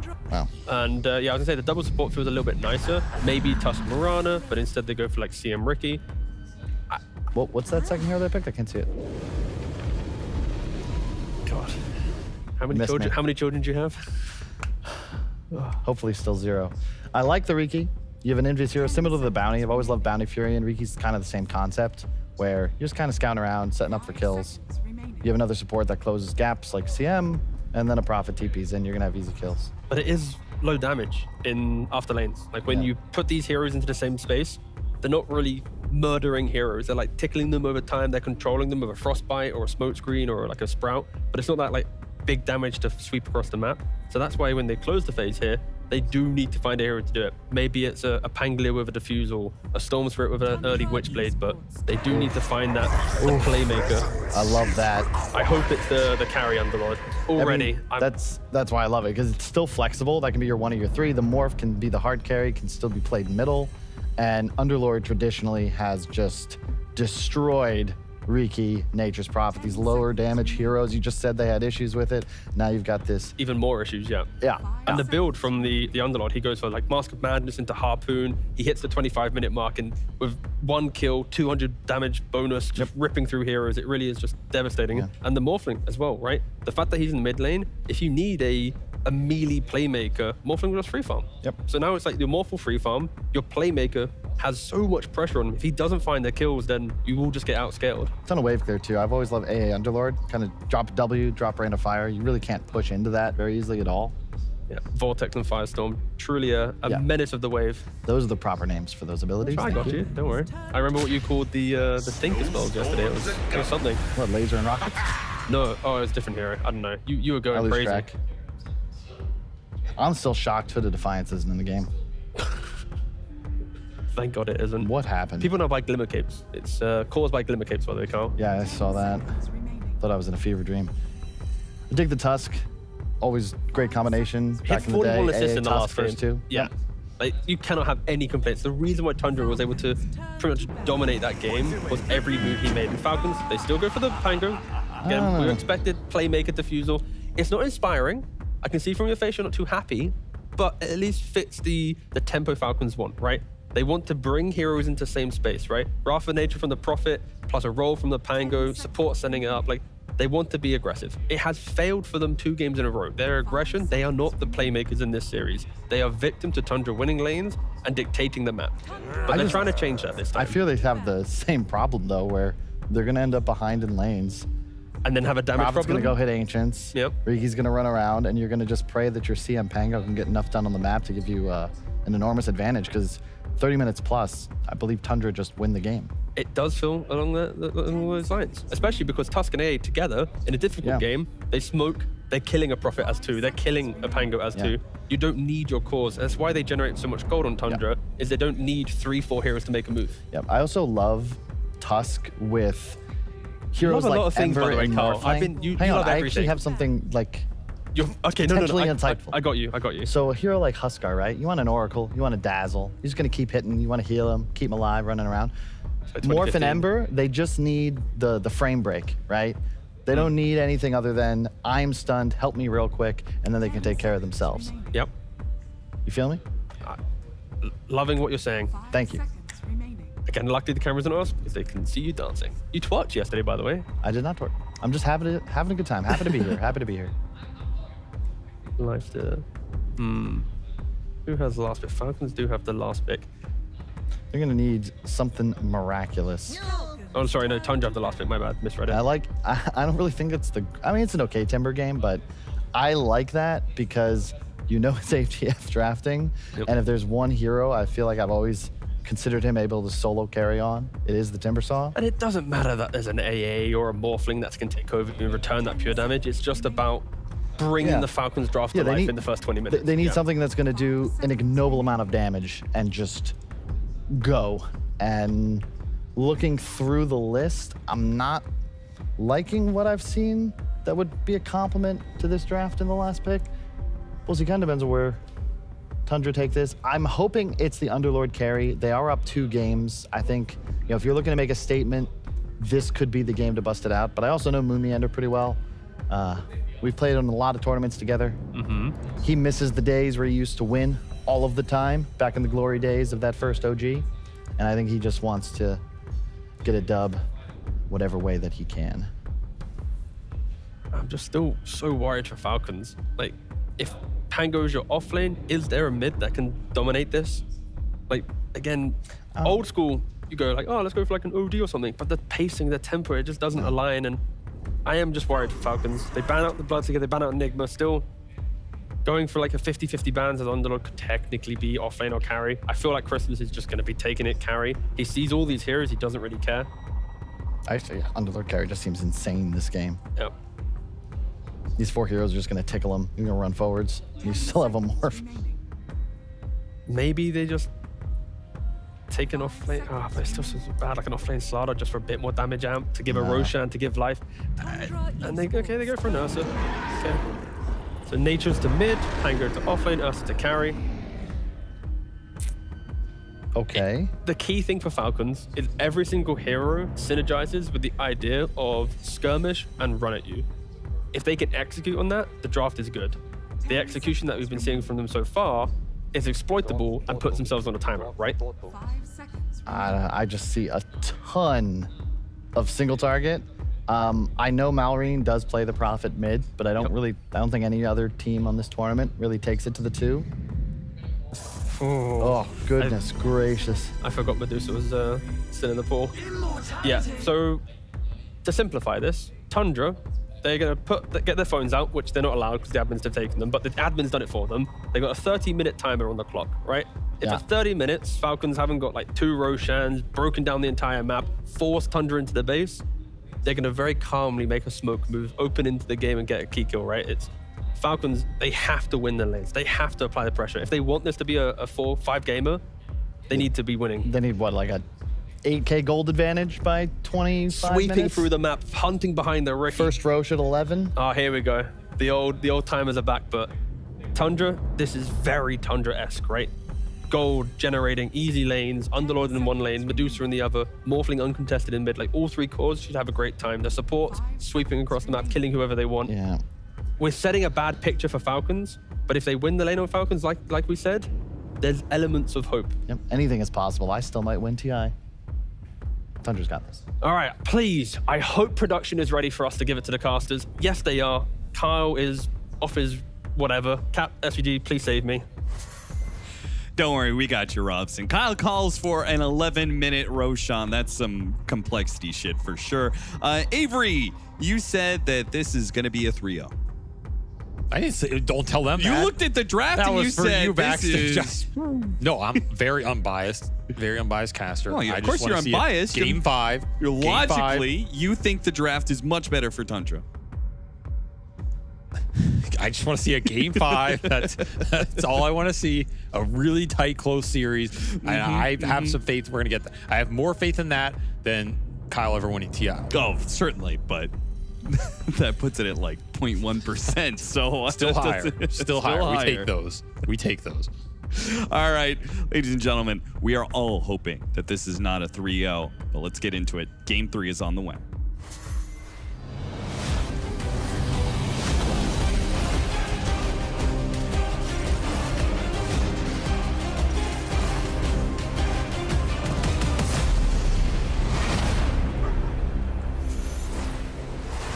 Because Blast Slam 3 has been a fantastic tournament. We've had some great games here, and it would be a shame to end things on another grand final that disappoints. Avery, what is with this trend of grand finals at these Dota tournaments? We have some fantastic matches through the game, but so often the grand finals ends up being a bit of a one-sided affair. What is going on in the modern Dota scene that allows this to happen?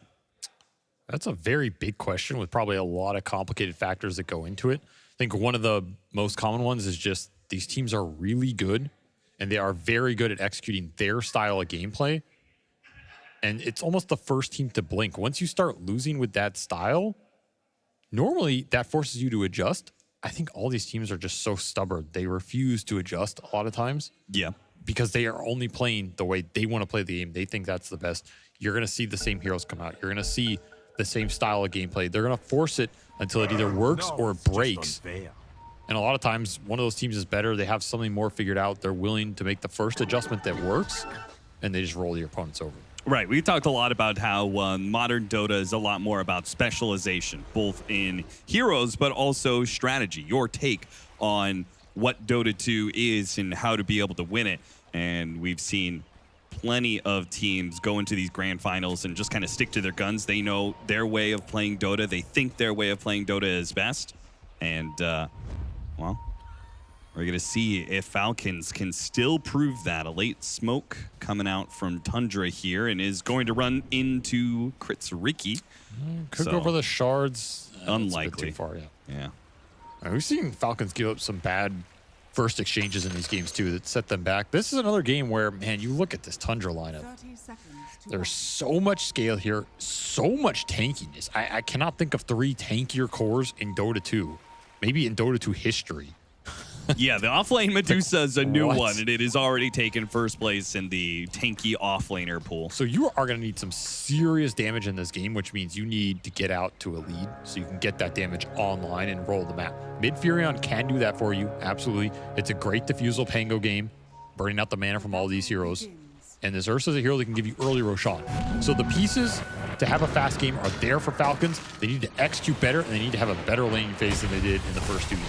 Saksa snowballs, waits off some of the blood grenades slow, and makes a run for it, but the final hit comes in from Snaking. This time, finally, it is Falcons to have a good start in this laning phase. +3 runes. Big start for them overall in terms of the gold, almost a K difference already. Can get a lot of extra regen out, a lot of extra harassment. Crystal Maiden, probably not the hero you would choose to get that first blood on, but you will take anything at this point in this series, down 0-2. And this is where it starts. That comeback for Falcons. You wanna make a reverse sweep in the series. This laning phase is where it begins, as Skeeter already chunked down to size.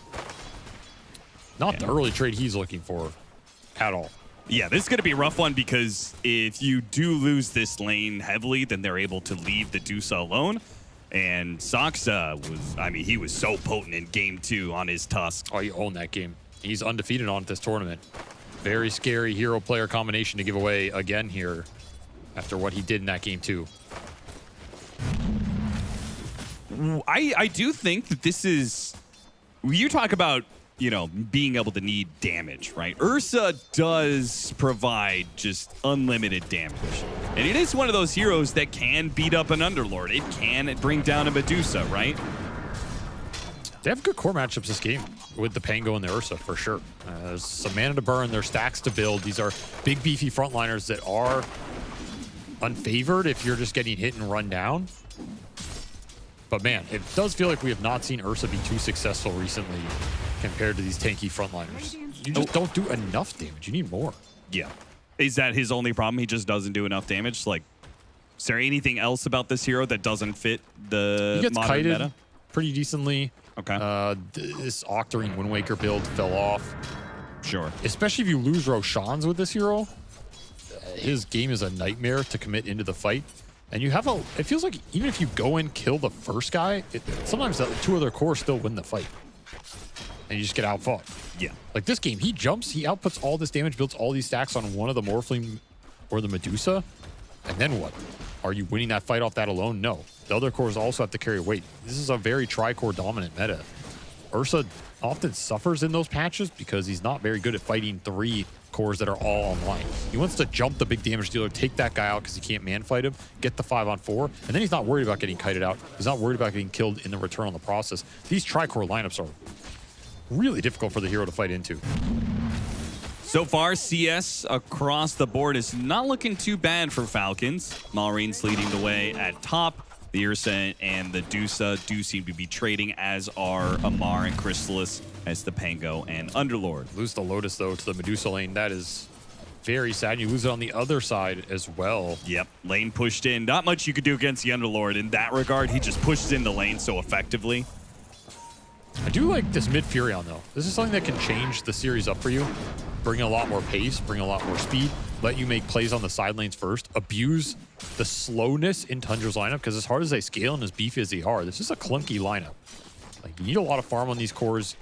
It can be kind of slow and greedy. You have a support duo that is also a little slower, I'd say. Not incredibly. AA's been sped up in the past, but if you start TPing on these heroes around the map with the Furion and getting numbers advantage, you should have the advantage in terms of pace.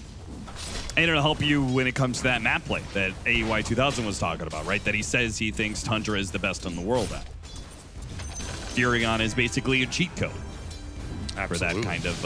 Underlord matches you a little bit, but you are the fastest global hero in the game. Yeah. You gotta take advantage of it here. You need a big game from Malrine. That's what it's coming down to here.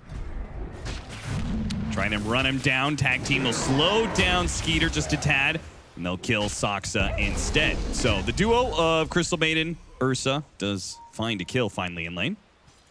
And that puts them up 1K for Falcons. A lot more stable of a laning phase for Falcons in those first 2 games. And they're getting some work done. Level 5 on the Furion. Closing in on that 6. Ideal would be going to this Underlord lane and killing him. Yeah. Easily get the double kill on the AA2 with the lane this far up. In fact, they're just going to do it on their own, maybe? Blood grenades go out. Shield crash gets the other side, and they finish off the Underlord. But Saksa, who died earlier, will TP to bottom lane, collect a return kill. It's going to be Crit who goes down first. Amar, he doesn't have any spells up for a second. Can he just walk back to his tower? It's looking good. They throw out a blood grenade. He hits the shield crash for the shield, so he will survive. Nice counterplay from Soxa, but it is Falcons striking first. That's a good sign for them. Do not want to go into this game tilted or too slow. You have to make the first moves here with this kind of lineup. You know, I was thinking about 33. He's rocking the Dusa. He is matched up against a lot of slows, but he shrugs them off the undulation. So the Crystal Nova and the slow of the Earthshock, neither one really is going to affect him too much. That's a good point. It's just the Ursa being able to build up the Fury swipes is always the problem for this hero. Yeah, it's a downside. Your low move speed can't really get away from this guy. Yeah. You're just all in the fight. Yeah, let's see if Falcons can actually get some Wisdom Shrines going. They've been plagued by the Wisdom Shrine steals this whole series. Yeah, they had, what was it? The first game was Beastmaster. The second game, Monkey King. Monkey King just being the king of being able to fight for those. Ooh, almost got him on the sneaky Gorgon's grasp. If he lands that, the snowball should be able to finish the two. Amar, though, hits a two-man shield crash. So big shield on him. And 33 and Whitemon almost died. Got him on the Frostbite. That's going to be Whitemon going down. No teleport from Malrine. He used every bit of mana he had to get that Wrath of Nature, so he didn't have anything left for teleport. Still super happy with that. And we saw this lane switch up from Tundra. They put 33 down here on the Deuce on that gate. He does not want to go back top. And so it just sends Crystallis to the jungle and an empty lane top for this Ursa warrior. Most pro Ursa games. Artor leading the pack. Matoma Man with the highest win rate. Unsurprising. Yeah. Well, the lane win. It's dangerous for Ursa, right? Because Ursa's such a proficient objective taker, right? He can take the Tormentor kind of solo if he wants to. He's about to take another objective here. Wisdom Shrine on the menu here with that empty lane top. Again, you abandon it with the Medusa. Get aggressive here if you're Falcons. Soxa's going to try. BZM coming in with the haste rune. Soxa waiting it out. Will finally snowball BZM. They actually went out of the shrine area. So Skeeter not only he gets the kill on Soxa, but he also is just going to TP away. He got his level 6, so he used the Enrage and gets out of there. That's a hasted Morphling who was unable to win his own shrine. Falcons strike back, get the XP advantage for once in this series. Now we'll find out what they can do with it, as this is going to be the slowest early game for Tundra so far. A lot of openings now for Falcons with this mid Furion. You have Wrath of Nature backup. You have another teleport in 15. You have Rolling Thunder. No way you let 33 sit down here. Level 5 Medusa. And they don't even need the Rolling Thunder to kill him. Maybe they do. 33 still had some Magic Wand charges. Got to the other side of the Gorgon's Grasp, and sure enough, they do not need to use that ultimate. Tundra having issues standing on the lanes right now. And they sent this Underlord to the jungle. Still doesn't have 6. So no gate potential. He's going to have it off one more camp. But absolutely the slowest early game they've had. 3K lead for Falcons. With a Furion. Amp damage in the river. Ooh, this is a big one for Malrine. Could easily make a teleport play with this. Oh, I think you go to bottom lane. What 33 shows himself. You still have the Rolling Thunder. It sounds pretty juicy. And it would put his TP is on cooldown. If he dies again, I'm looking at Whitemon blow. Yeah, they go for Whitemon. Looks like they just want to take the mid tower. Just root out whatever heroes are sitting here on this tower and just take it. Here's another Treant summon. This tower's just dead. You have to bring multiple cores here to defend this against amp damage plus the Treant. Malrine making some waves here. Already 4 assists on the board. Not a bad start. Meanwhile, BZM, who has been pretty proficient on this mid-morphling. We've seen some of these mid-morphlings really pop off, but I did note that it didn't seem like the best morphling game to me in the context of mid-morphling I think is way more dependent on what he's morphing into. I don't think he's got the best heroes in that regard. No, there's nothing crazy to steal here. Falcons definitely did a good job abusing the first pick here and giving him no good matchups. Frostbite goes out. And Soxa will delay his death with a snowball, but it is inevitable. A 9th kill on the way for Falcons. As the final sweep comes in. This is a really strong start. Got to be looking at early Roshans and Tormentors this game with the Ursa Furion combination if you can get it going. And it's going to be a pretty fast diffusal for Amar in this offlane Pango. You start burning out the mana, these frontliners are not going to be as tanky as you want them to be. This will be a big test for Crystallis's safe lane Underlord, right? He was the one who brought this into the pro meta in the first place.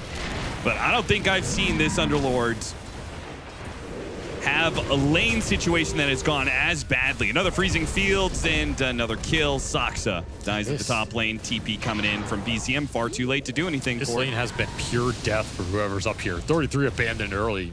It's probably wise to do so. You just get run down. Infinite chase potential. Saksa TP's up there, tries to defend the tower, instantly dies. The Treant still does a crap ton of damage. And guess what? Falcons took a tier 1 this series. They got it. They're actually starting to take some towers early on in this game and have some space to play with. Yeah, we'll see if it's possible for them to take a tier 2 even.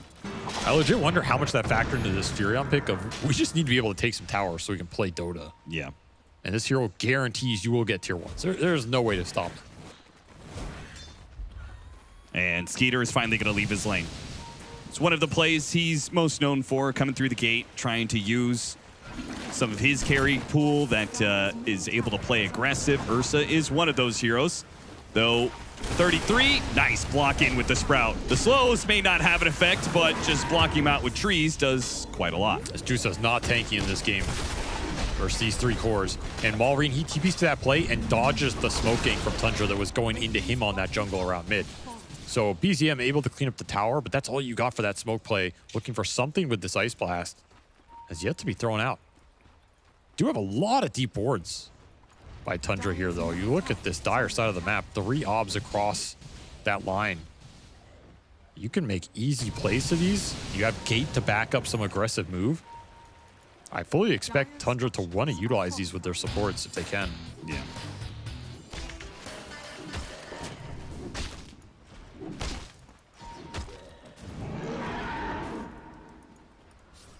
You're still going to be a ways away. This Juice is so far away. I was thinking about, you know, you've got this Ice Blast. How easy is it to land? And I was thinking about the Dusa being one of the better heroes, right? Rod of Atos. Again, Saksa tries to defend himself with a snowball, but it just doesn't do anything against the Ursa. It just continues to run you down. That is his 7th death in this game. 7 deaths in 12 minutes. At this point, you're just Skeeter's Midas. Stop going top, please. Yeah, we've seen 4 positions in this patch and the last patch that really struggled. Some games, these bounty hunters, Tuss, Ricky's, they just feed over and over and over again. A blast to hit Mallory off the ward. There's nothing else there. Yeah, it goes to show that they feel like there's no play to be made. Like, if he's willing to use that Ice Blast and put it on cooldown for 45 seconds, they're saying, well, we're not going to do anything else, so might as well do it that way. 33.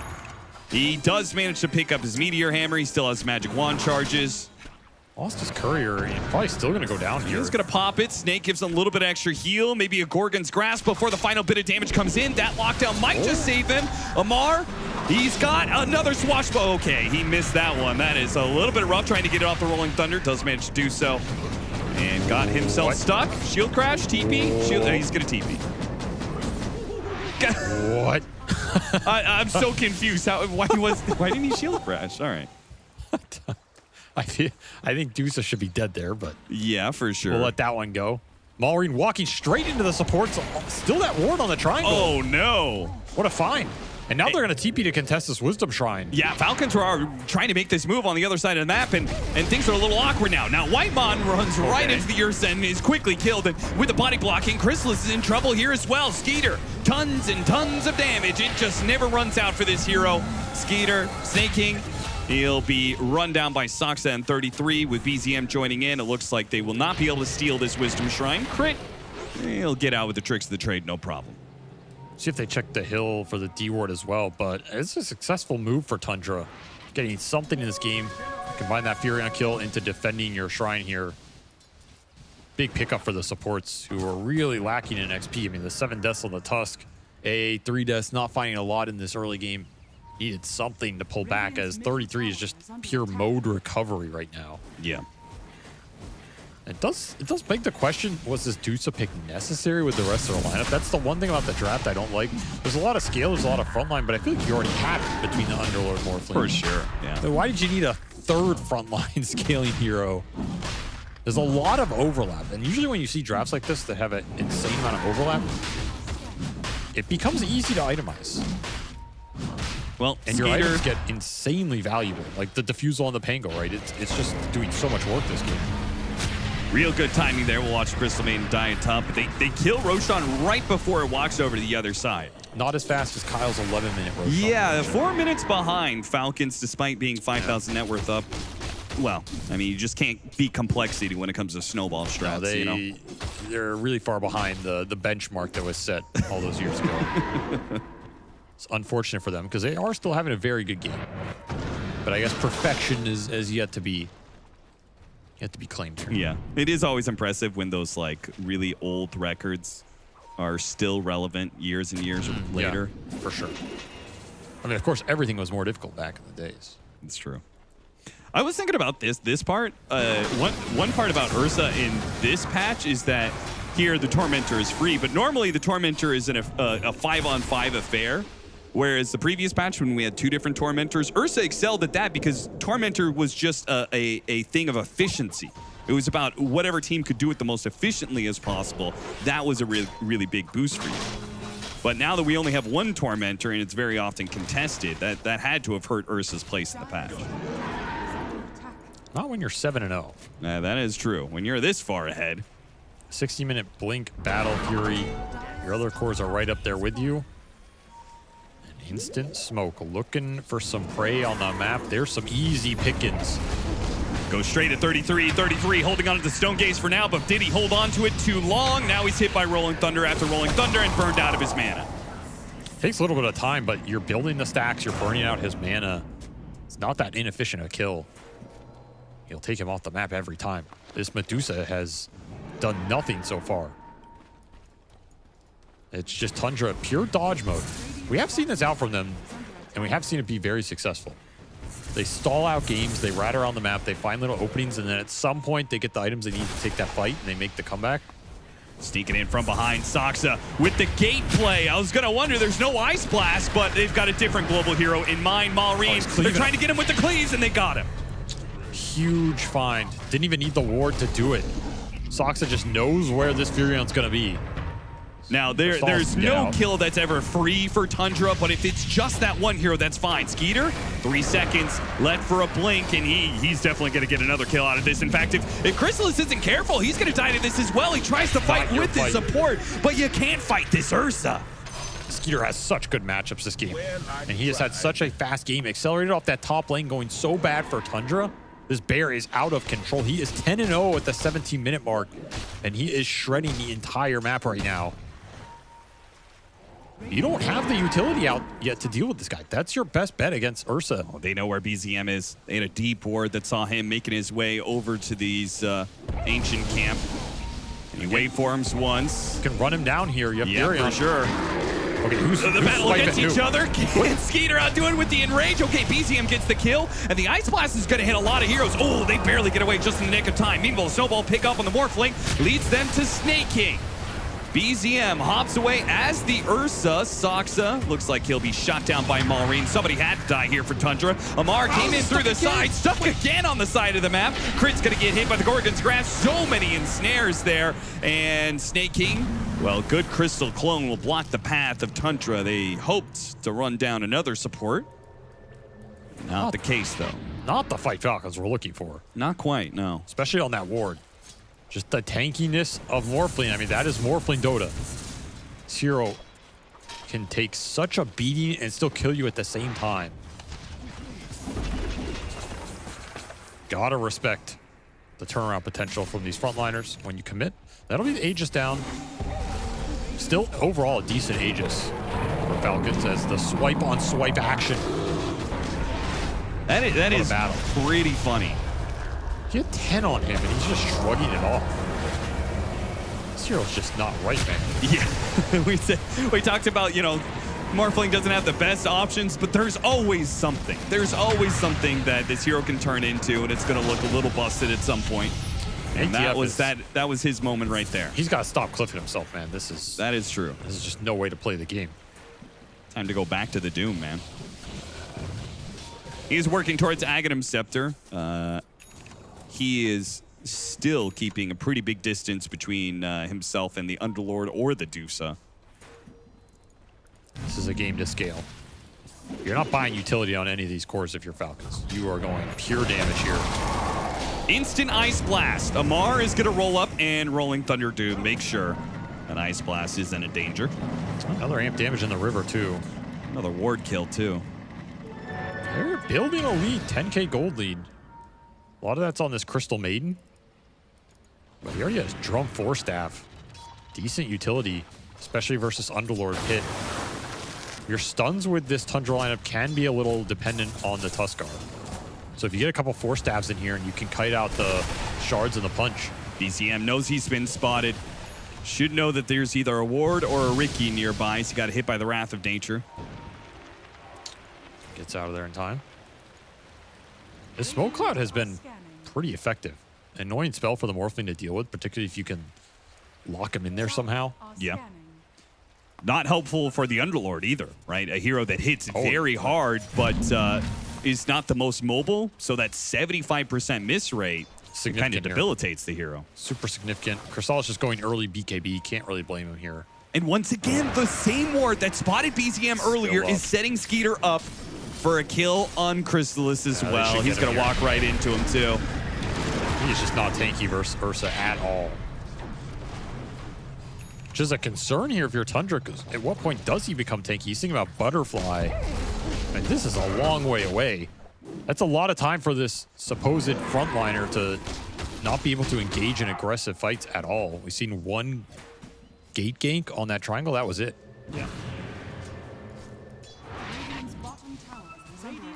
With Nature's Prophet and Crystal Maiden actually pushing in a lot of these lanes, it's pretty easy for Falcons to be able to eliminate the positions and find where Tundra largely farming. Tundra a little bit group type of ward. Sentries, they're going to go for the kill, but he got off the smoke screen. That is danger. That's going to be tough stand already with the Rolling Thunder coming in. BZM, a 4-step trying to get him away from all this. A Stone Gaze. It stopped right before BZM gets hit, but they still run him down anyway. A smoke screen to stop the waveform away. And now running after 33, he's dead as well.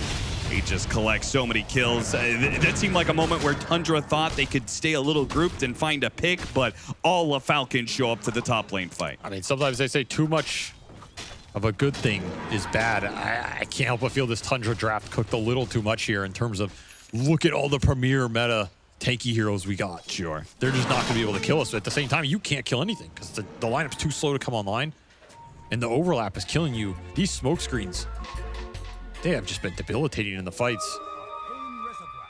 You need to just find a way to slow this game down right now if you're Tundra, and I don't think Skeeter has any inclination to let you do that. I mean, you could play around this high ground ward from Tundra, but I don't think you can win that fight. You do bait Skeeter in a little bit. Okay, maybe this is an opportunity. He is stuck here. He's dead. Right, that is a throw and a half right there. It really is. 1,800 gold for Tundra. It's Roche can spawn. Oh, brother. You got a 1 in 3 chance of getting it up now while the Ursa's dead. Skeeter, what have you done? Gate to the other side, trying to chase down Snake King here. Snake King's actually decently mobile. Crystal Clone and 4 Staff. Gets out of the pit. Rolling Thunder comes in, finishes off Soxa. Very clean from Amar. And Crystal is using his BKB like that. Didn't even get the Crystal Maiden kill. There goes doing that Roshan, that's for sure. Unless they can kill the Pango. Got him on the Gorgon's Grass into the Meteor Hammer. Too many ensnares, he's dead. Why did he stay around? I'm not sure, but also Maureen killing BZM in the middle of that. That's the bigger prize for sure. For sure, yeah. Well, Atos smoke screen on this Morphling just doesn't have the Hurricane Pike yet. I mean, we could say that, but any kill is worth so much for Tundra. It was a 1,300 gold kill. Still, we're talking about 2 heroes bringing down Morphling. A little Sprout smoke screen combo, even with the quelling, takes too long. That's nasty. And more importantly, this gives you that Roshan. I don't think it was a high risk of going to Tundra here. But you need to make sure Skeeter gets Aegises in this game. And he will wisely dodge this A ult. Yeah, good read of the situation. Sentry out in the mid lane. Wait out the Ice Blast. No chance of a steal. Let's see. We got a Chrysalis for Maureen. And he'll have level 18 as well. So he's reaching a different, decent spike alongside this Aegis on the Ursa. All about survivability this game for all these cores. Just need to be able to take the first jump and survive. 4 Staves are going to be super big for Tundra here, cutting out these smoke screens. and bailing heroes out of the Ursa stacks. Got him on the Rolling Thunder, Whitemon. I mean, Amar is they're so far ahead. Any hero shows, he could just kind of instantly Rolling Thunder, and that'll be his Aghanim Scepter as well. So a lot of items all hitting this timing of second Aegis for the Ursa. I think Falcons are going to have to start thinking about nullifiers. There's going to be 4 Force-Staves, 2 in the form of Hurricane Pikes on this Tundra side. And you do run the risk of getting kited out. Yeah, especially as you get closer and closer to the enemy base, right? You're up 16K, but at some point 100%. You have to hit high ground. You need the lockdown. So we might see some early nullifiers here. They're still going for some fighting items, some scaling. Daedalus on that Furion, Ags on the Ursa is definitely going to give you a lot of oomph here, but there's that Hurricane Pike done for the Morphling. You got to be careful on how much you have Agi-morphed. Crit is spotting him out. Crit setting it up. They go after him. Smokescreen laid out, and no snowball save because the smokescreen. BZM is able to get away thanks to the Hurricane Pike, but they already got a pick. Skeeter, meanwhile, he does have the Aegis, so... Last free... Oh, no freeze. No shard yet. Oh, yeah, no shard yet. They certainly aren't going to be contesting any Tormentors the way this game is going, so he may not have that shard for quite some time. Kind of surprised Soxa jumped in there. I don't think he had to bail that Morphling out. Yeah, he didn't do anything anyway, but he does have Hurricane Pike, so he's either getting out with that or not at all. And you can never go in with the Snowball versus the Smokescreen this game. Been a really effective counter. 12 deaths on this Tusk. Absolutely neutered his impact here. Another shard. This one will go to Skeeter himself. That's a big one. Yeah, that's such a nice free one to pick up here. Combine that with the Ags. This Ursa is so tanky and can get really aggressive with this Basher. Yeah, now from last fight to this one is a very different kind of Ursa. He's going to be enraged half the fight. I think you literally have everything you need to take a fight right now if you're Falcons, except that nullifier. That's the one thing that could bite you in the ass as you go deep into Tundra's formation, especially if you're going high ground. Those 4-staffs, like you jump these heroes, they get 4-staffed out, the fight gets reset. Maybe you use some big ults. You think Nullifier is more important than Abyssal that Skeeter has queued up? Abyssal is really nice too. Every Ursa in the history of the game has gone Basher, but I could see your point that Nullifier is so value against how Tundra wants to play these fights. Maybe the Pango's enough. They are thinking about Nullifier on the Riki. This was one of those supports where if you win fights, he will get the gold and he doesn't have to buy anything else. So it would be huge here if you can pick up some of these big lockdown items on the supports and then just build more damage on the cores. Instant bash. Skeeter. He just runs through the jungle and finds something. He didn't know what he was going to find. This matchup is not fun. This reminds me of the Pudge carry versus the Ursa. It's a similar idea. You're this tanky, pseudo weird frontline carry hero. Yeah. It's kind of hybrid spell damage, big right click later, but you never fight Ursa. You can never fight this guy head on. And that may be true for all 3 of these cores, depending on how the Morphling shapes up with his morph.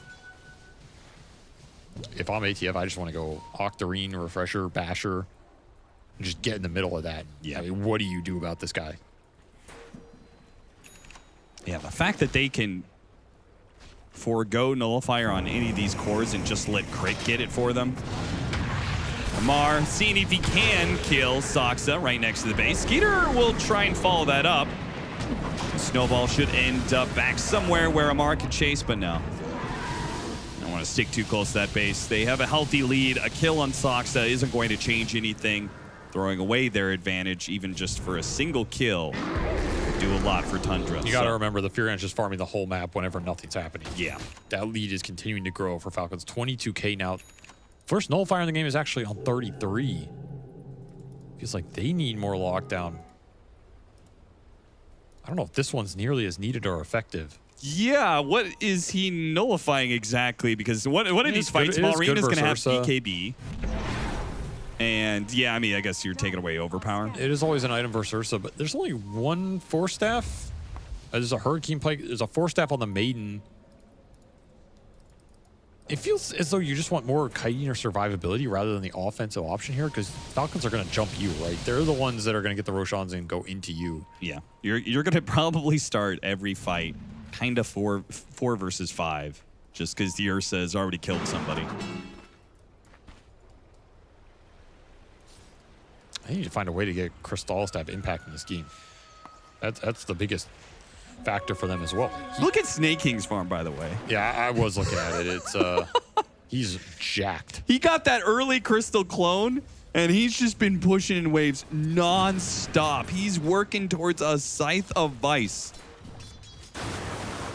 What do you think about this Crystal Maiden, Avery, huh? I mean, this is my kind of Crystal Maiden right here. This is you put it in the King's hands. Has been killed. Pick on the courier. Something small. Tundra all grouped up on the other side of the map. They really can't afford to split. There's just too much catch on the side of Falcons combined with the global capability of the Prophet. They kind of have to stick together and hope that, you know, the Riki ever shows himself where they can get that fast kill, or maybe even the Furion. The Furion is going to teleport into the trees, instant pops his shard, shows Chrysalis, but Maureen has a BKB. He's just going, oh, what a force staff came in just in the nick of time. 33 saves his carry's life, but it will cost him his own, perhaps, as the damage is building up. The Rolling Thunder will hit in time. All right, they didn't need it. Incredibly clutch force staff, but you pay the price. This game it's just going to come down to what this Morphling can do right now, because Tundra have nothing else going for him. He's lost all the games. He had 13 plus deaths before 30, huh? Yeah, and this happened again. Last time it was against Falcons. Well, if you give him the 1 out of 1 out of what, 14? Whatever it is, you're not going to be happy about it. So Daedalus, next MKB. Well, the upside for Tundra is Nature's Prophet may be running out of inventory slots soon, the way this is going. That is not an upside. He's going to cap out so quickly in this game, man. It's 32 minutes. He's got a 23,000 net worth. Also at level 25, fast approaching. Oh, yeah. Not a fun talent for Tundra to try and deal with this game. Yeah, when you're behind like this, it's just guaranteed you're going to bleed out towers. But this is the best window for Tundra to try and turn slate in this game. Butterfly on the Morphling. This is as strong as BZM gets for a while. And as strong as your lineup gets for a while, because the heavy lifting is going to have to come from the Morphling here. So what's his plan with this Butterfly? He's going to turn into the Ursa, and he's just going to go... Shred some fools. I mean, that's all you can do. Like, the Ursa can't hit him as easily because of the Butterfly. It's not the most effective. It's just a lot of damage, too. And he just uses all his mobility to try and get away from the Ursa and kill other heroes. Well, while you're discussing it, Tundra are just dying on the map right now. I mean, they got the kill top. Now they get the kill on mid, and even BZM finds himself under assault next to his tier 3 tower. Nullifier Riki online brings all this damage together right now. 30k gold lead for Falcons. They have vastly outfarmed Tundra off of a really nice laning phase. And you finally got to assault Kuros Butterfly, and you can't even take the fight with it. No. And it doesn't even feel like, again, those items are not the most effective against the Ursa. The extra armor isn't going to do that much for the Underlord. It's the way that Fury He's Swipes just works. ninja gearing across waves. Yes, he is. It's just non-stop. You don't even see him. He's a ghost. Yeah, all you see is his clone. Incredibly toxic right now. There's the Octarine for the Ursa. Octarine, Shard, Ags, all done. The dream right here as you go into it, the next Roshan in a very comfortable position. This has to be a contest from Tundra. You have to just group up here and try and make something happen. This game has completely slipped away. There's that smoke. 3-man smoke behind the Morphling. Nobody bites on BZM, so BZM will join in on the smoke and make their move towards the Roshan pit. Amp damage in the top river, what you wouldn't have to have it on your Morphling right now. But it's going to go to Maureen. Running to crit. Crit, not able to get off the tricks of the trade fast enough, will die, but they're set up for a Rolling Thunder in the river. It's a bit dangerous. Skeeter's going to chase after the Tusk. They got that kill rather easily. Now the stuns start hitting onto 33. The Rolling Thunder back and forth, back and forth. He's already down, almost out of mana. Now out of mana at a 1,200 crit. Will finish him off. Chrysalis, meanwhile, he went for Maureen. Maureen's got an amp damage. You don't stand up to that kind of power. No chance in that fight. This Underlord has No game. And look at him go, chasing after BZM, almost overwhelming the Morph strength with the power of pure right clicks. They're about to end this game right here. They are. They don't need the next Roche. Don't need level 25 on Nature's Prophet either. Hit the high ground, get the glyph out of him. Now they'll start backing away. Okay, let's go ahead and take that Roshan, get guaranteed. It is Falcons, you know. Snaking, getting away from BZM. Seeming nothing is free for Tundra, not even that kill. He knows he has to look for anything in this game. Got him on a bash. No secondary bash. Stuck. Bumped up up to the high ground here. Smoke screen. They thought he was still on the low ground, but went the wrong way. It actually saves BZM life for a second or two. Wait for him away, but Maureen chases after him. They've got him. There's just no getting away from this lineup. Once the Rolling Thunder goes out, they have so much chase between the Ursa just being fast, the Rolling Thunder running you down, and Maureen ready to go with teleport after teleport. And here comes the big boy Treant, level 25 for the Nature's Prophet. Make short work of the tier 3 and on to the barracks. No way, just needed for this push. Have everything they could want in this game and more. 40k gold lead now. Classic Falcons fashion. Just too good of a Pango game. He just rolls in, he's mana burning. Nobody can sit there and fight him. You can't throw any spells on him.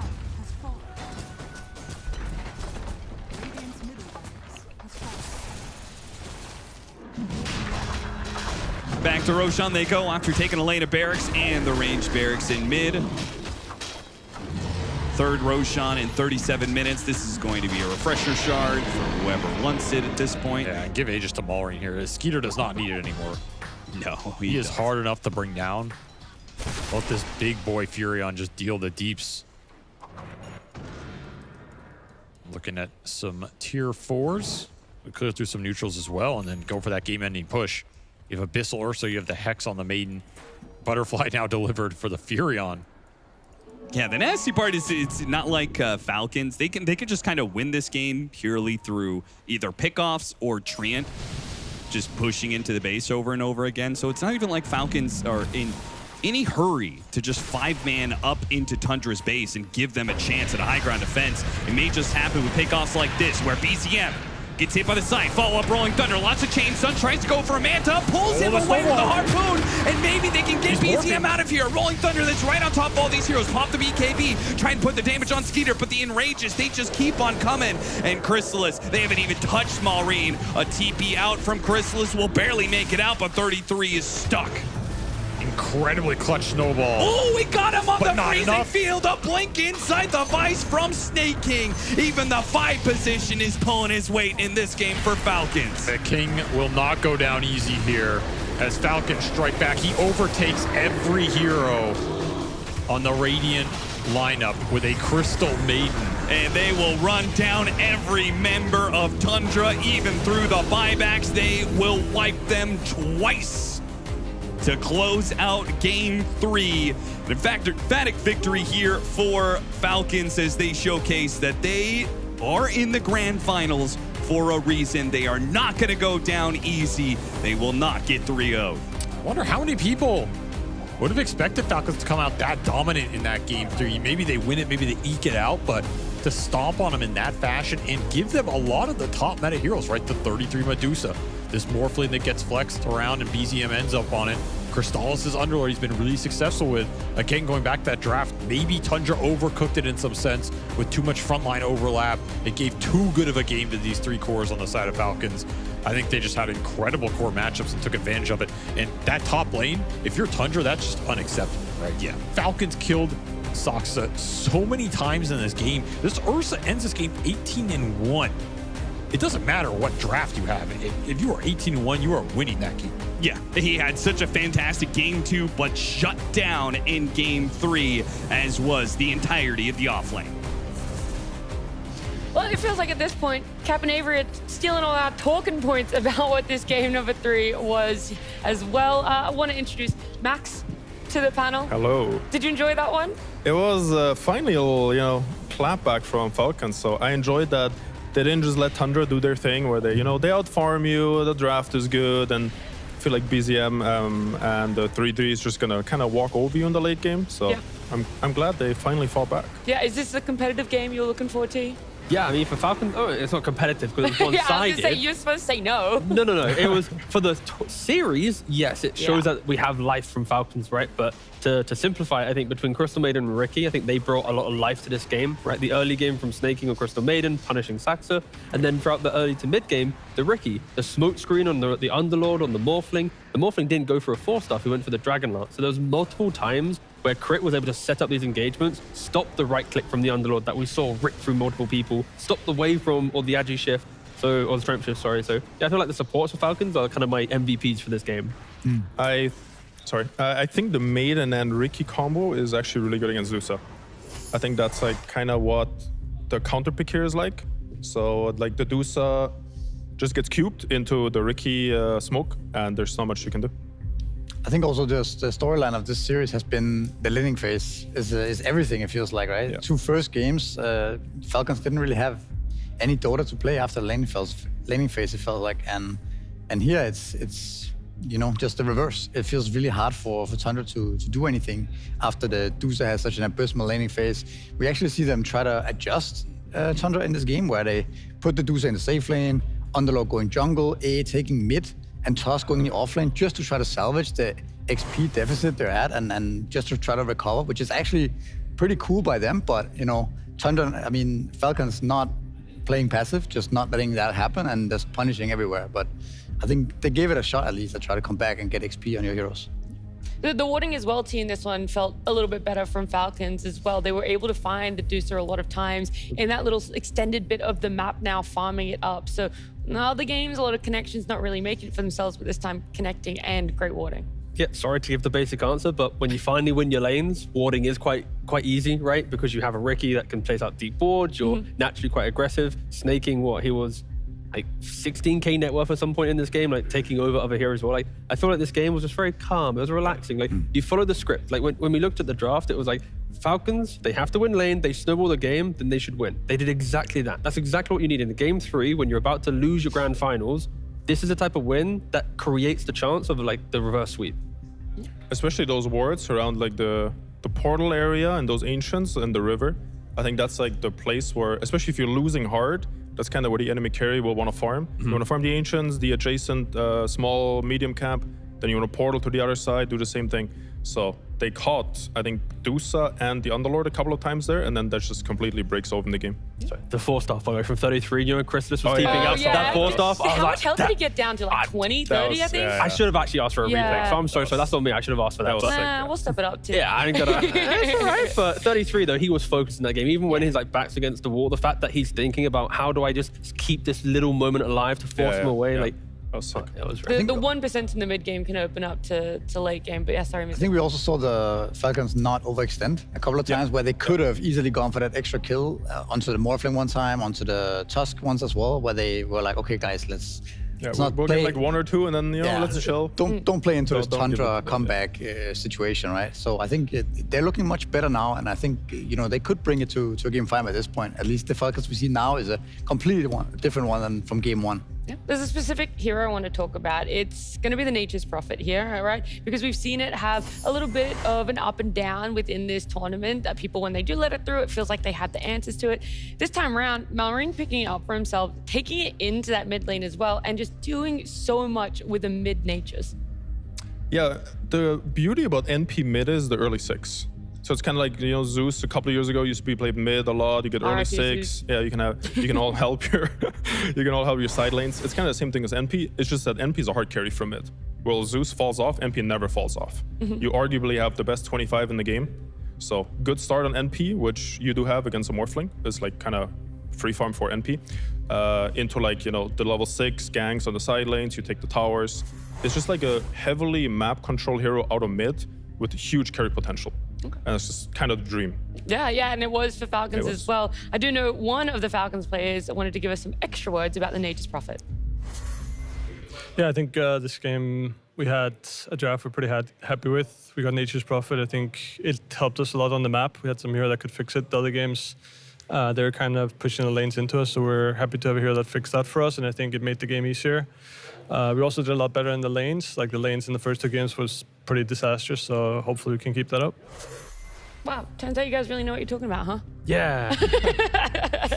Another thing, by the way, I'd like to say about Nature's Prophet. Yes, please. Is BZM morphling mid. Have we really seen it kind of get punished?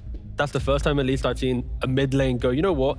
Congratulations, you got your mid morphling. We just don't care. I feel like the entire game, at what point was BZM actually a threat? How do you punish a mid morph? Because the last time we saw a mid morph, it was talking about its strengths, how you can chip away at him, but he's always going to have the agi strength shift, and it doesn't actually feel like you're gaining any momentum. But what is it about Nature's that was able to shut down that mid morph? Well, Nature's Prophet made us kind of, you want to outrange Morphling in the mid lane. So like here's like Sniper is very good against Morphling. You have the continuous harass, or you want to straight up like outlast them. So NP with a Treant, you have like 80, 90 damage, level 1, level 2. So that is like a good way to keep Morphling in check. I think it's very hard to try to beat Morphling in lane. It's more like mid-late game if you have enough like magic damage burst or stuns or a Ricky smoke screen. That's kind of how you shut down the hero. It's nice to remind the Morphling as well that we're trading farm and I'm breaking the map whilst you're still sitting mid-farming. But Morphling, you'd out-deny an Ember, you'd punish a mobility mid-laner. So now it's like your playmaker is getting out-CS'd and he can't playmake the map. But this time it's like we're trading farm and you're doing so much whilst I'm doing so little. I think also the Morphling, the time we've seen it been really strong has been against the Ember, right? In a late pick. And here it's picked early and it just doesn't have the same effect at all. Normally we see the Morphling, get level 6, and then he has the same abilities as Ember plus the waveform, plus he's invulnerable pretty much. Yeah. And it just feels too much, right? But here he doesn't really have any place in the game. Plus his side lanes are losing, and the Fury can ult globally. It just feels like Morphling has no place in this game. At least he can't help his allies. That's like the bad thing about Morph mid is like you can't really help your side lanes unless you have like a very good hero to take over. Let's say they have like a enemy safe lane Tiny. That's like a dream to TP as Morph. You TP in, you take over Tiny, you have like a 900 damage nuke plus waveform, they're dead, right? But unfortunately, I had to go up against an Ursa yeah, when it came to the late game, that's not great right? in the early game to take over. It's like late game, sure, very nice, but early mid game, you don't want to take over Ursa, you don't want to take over NP, so it's like you kind of just stuck mid while the NP is like demolishing the map essentially. Yeah, I think Ursa is also another really good talking point. We talked about Nature's Prophet, just how well Malrine did with it, but Skeeter as well. On this Ursa, how fast he was to take Roche, how quick he was to make a lot of rotations as well to aid his teammates. Yeah, with every great carry, there's a great support. And I think because of the Crystal Maiden, the Ursa felt like he had this kind of free game, right? He's CSing well against the Medusa, he's killing or assisting with the Tusk. He wasn't actually getting the kills, bless him. But the fact that he has free entry to the game, it's not like he's going up against like an Enigma or a Tusk lane. It really is a free Ursa lane that then creates that free game for him. I think also one thing that in general about Falcons adjustment is that they're not picking Doom, which I think is... Finally! They banned it against themselves. That's the critical thing. Yeah. They don't want to play against it, but they're done with this hero for the series, I think, because it didn't work out. Maybe they overestimated this hero a bit, I think, probably. Like giving away Beast to take Doom, like giving away Monkey King to take Doom. It doesn't seem like a fair trade there. So I think that's good for the series, that they're not just continuing down that Doom path. Yeah, I want to take one step back really quickly because we're talking about the Ursa, how well he did in lanes as well. The Tusk, Sux's Tusk, right? In this game number 2, it popped off and we were standing here saying, okay, we understand why Falcons banned it in game number 1. Game number 2, demolished, had such a great showing. This time round though, it's just not really there for Suxer. I know you die quite a little bit in lane. I didn't want to say, a few times, it was quite a lot in lane. Wasn't there a stat in the game as well where it's like he's yet to win a game with more than like 13 or 14 deaths or something? Yeah, like 20. Yeah, it's kind of rough, but at 30-minute mark, it makes sense. Yeah. How do you recover yourself though? Like, what could we have seen Suxer do a little bit differently, whether it's in lane or let's say lane goes that way and moving out of it? I mean, I think they tried, right? I think their lanes were just so abysmal that the Medusa couldn't lane top. Nobody could lane top really. So they put the Medusa safe lane. He then got destroyed by other heroes, right? But they're trying to put resources on the map so that they can get most out of it. The problem is that Falcons won't allow that, right? They won't allow the passive Dusa sitting bot, A sitting and soaking mid, Tusk sitting, soaking top, Underlord. Like nothing is happening for Tundra on the map. Nothing aggressive is happening. They're just AFK, right? So Falcon are gonna be much more aggressive at that point. And you saw it, like they just killed them everywhere. I mean, the thing with Tusk is you just kind of want to do things early game. Right, the hero like falls off if you don't do anything. Same with like Clock in a way. So if you have Underlord jungling, as you said, more farming jungle or more sitting mid, and then Yudusa trying to defend bottom against like 3 heroes is like, where do you realistically go? It's like, if you help Dusa, you're probably just gonna feed 2 kills instead of 1. So it's like, do you try to help with people jungling? No, of course not. So you can either like soak XP top or, you know, try to help Yudusa with like warding, and that's kind of it. So I think his play, like the things he can do in this game are just very limited. Well, look, it is good news for everyone and for us here as well, is that with that Falcons winning game number 3, it means we are guaranteed a game number 4 right after this break.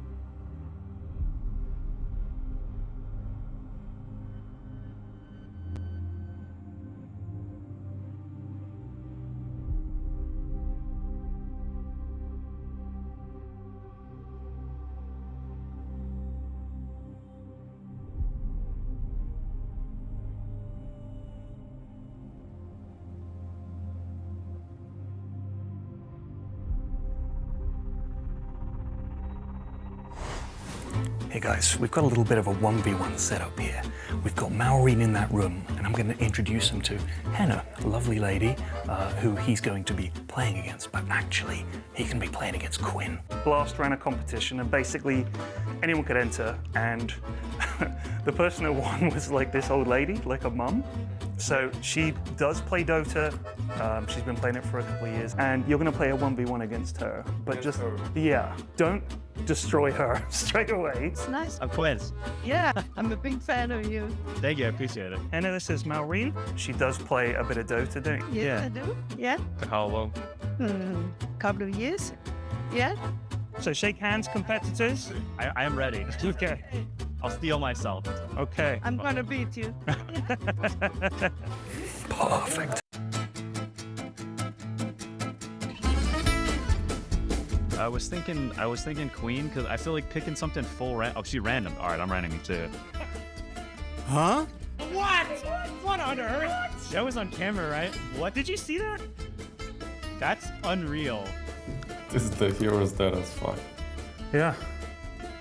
But you should still win. I mean, come on. You gave her a chance. This looks like one of my blocks. You let the creeps go. Like what? She's got them under the tower, dude. Dude, Herald gamers don't mess around, I'm telling you. It's just aggro, aggro, aggro all the time. Oh, no. She is not Herald. I don't know who this is, but she's not Herald. There's no way. Either that or Heralds have gotten insane. I'm gonna go check on her. I wanna see what she's doing. This is crazy. She's playing quite better than I do. Of course she's playing quite better than I do. You said she's Herald? Well, like Herald Guardian, something like that. I feel like she's pretty decent for Herald. Yeah, I mean, this matchup is just too bad. Yeah. There's not much we can do. Yeah.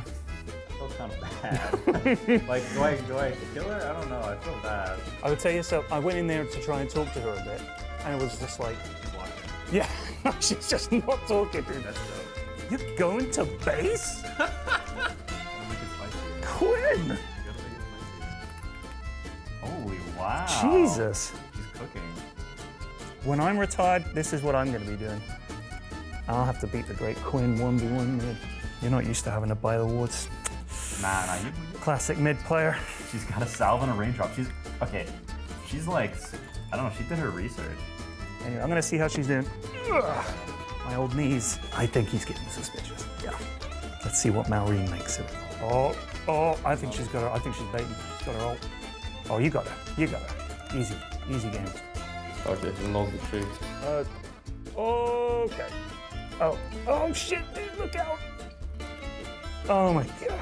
That was a bit brutal. Can I bring her in here and you can say hi to her? Right. Come on in, Henry. You was playing. Huh? You was playing. Okay, I knew it was a pro. I didn't know who it was. She pulled aggro on the first one, so like there's no way she knows how to pull aggro.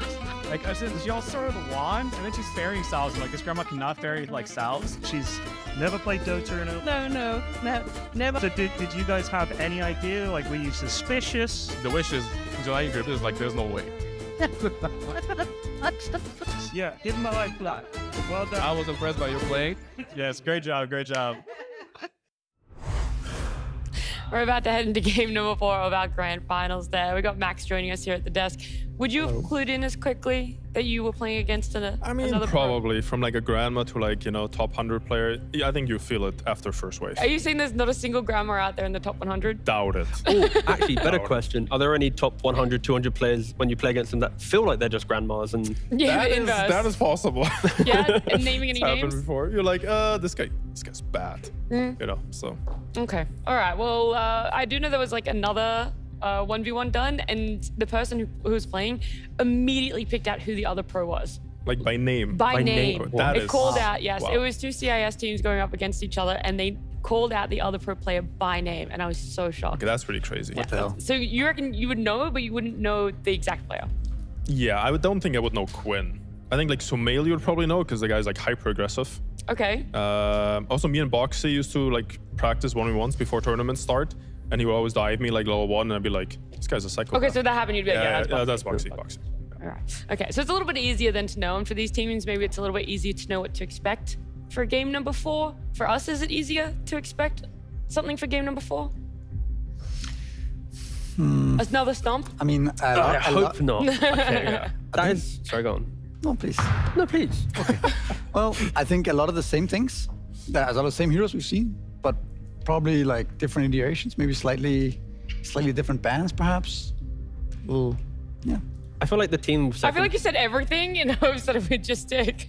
Yeah, I can also do word salad. That's really good. He's been around Carl for too long. I can already feel the aura is just over I'm it. just happy to be here. It's been 2 days. I'm just happy to be here. Too much. No, but I think if anything, the team with second pick has not really capitalized on second pick. We're seeing like a Doom and it just has no value. We're seeing a Morphling and it get countered. So I would argue coming into the finals, we've seen second pick used in a much better way. And right now, both teams are showing that they're just not utilizing it to the greatest strength. Yeah, I would like to see a BZM Tinker again. I think that was... Okay, I think, unfortunately, that one's not You gonna think? happen. Okay, do you think Falcons would give away a Tinker when they don't play it themselves? Yeah. And it could They be have the flexed between confidence. five Maybe or- they have a counter in mind, so they're like next level. Right, how would you counter it right now? If you're Aoi, if you would give away a Tinker, like what would be some heroes that you want to play into a Tinker? I put you on the That's spot. hard. That's like actually that's like a brood mid or something. You like go full YOLO. They actually had last pick. Yeah. They had last pick and they chose Puck, right? Yeah, I don't. Yeah. You get the Puck idea is with like Puck, but decent, but it's not great. not enough damage. Don't we have someone who went up like, as Puck against Tinker Mid the other day? That was the Quinn. Yeah. Yeah, Isn't he that was around somewhere? Yeah, he's around somewhere. We can ask him how he felt about that matchup. That's true. Probably not great. We got what 4 minutes and 15 seconds. We'll rush him out onto the stage. Yeah, we're gonna mic up. How'd you beat a Tinker mid? Yeah. Oh, you can ask him on your stream, Max, when you go back Yeah, to we it. will. We Yeah. will.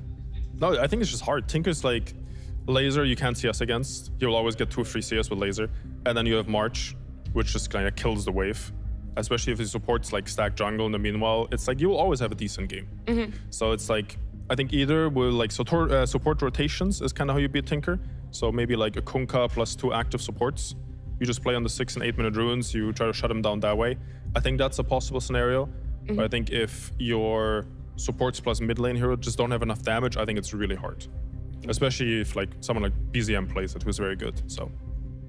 All right. Well, it still feels like that this probably isn't going to be the Yeah. Tinker let through. So I think that the problem with the first 2 games, the way I see it, is that Falcons left Monkey King game 2, Beastmaster game 1. And they banned, the first game they banned stuff like Warlock, Tusk. And the second game they banned both Shadow Shaman and Beast and Medusa, first phase, right? So I think that Monkey King is higher value than those. I think Beast is higher value. So I think there is a chance that Falcons will ban the Monkey, ban the Beast, ban the TA. Ban everything. Yeah. No, but just ban Gentleman's the agreement as well for the final hero. ban the really strong first picks that Tundra relies on building their drafts around, and then we're gonna have a different type of game at our hands that is more even. So you feel like Tundra a little bit more limited with their building blocks of first I just think they gave him 2 good first picks. The two So as long games, as the it's first 2 limited, it's games. just like they got OP ones at the very start. I mean, the good thing is we simply have a grand finals where both teams have taken games to calibrate what their opponent needs. And I'd like to think going into a game 4 that we're going to have 2 lineups that are ready for strong lanes, ready for the early fight. Because it feels like every game has been a stomp because one team has kind of conceded the early game to the other and the other teams have capitalized on it, right? So I'd like to think in an optimistic world where we don't just have a one-sided game, this should be the closest game we've had yet because both coaches now understand what the opponent's trying to do. Yeah, sometimes the meta shifts a little bit in like a best of 5. Both teams have like a little bit of their own thing going on. Yeah. And things they prioritize will be maybe different in the best of 5. So maybe game 4, you know, both teams will pick very strong lanes and just try to like battle into each other, very strong early mid game team fights. And then we'll see how it is late game. Is there a team that you guys are swaying before we even get into the draft, before we get into like those big details? Like after how that game 3 went, does your percentage of either team change for a game 4 win? I think the Falcon stocks definitely went up after this last game, but I also think that Tundra will not go in and pick Morphling, Underlord, you know, straight up, blindly. I think that will not happen. Then the question is like, can Falcon deal with the normal strong picks of Tundra? I was actually kind of impressed with how well Falcons came back in the 3rd game. After losing 2 games like pretty badly, they were just like, yeah, it's nothing. Let's go. Let's go again, you know?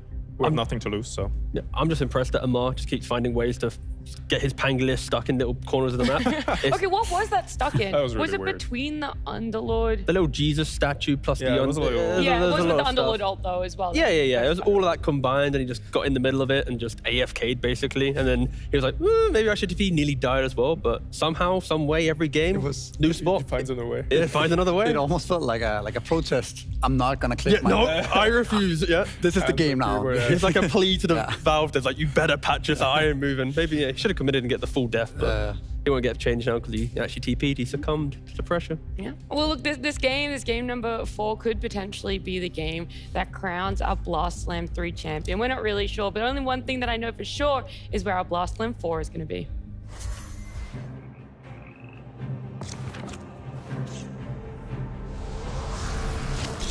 Wind Ranger at your service. Earthshaker here.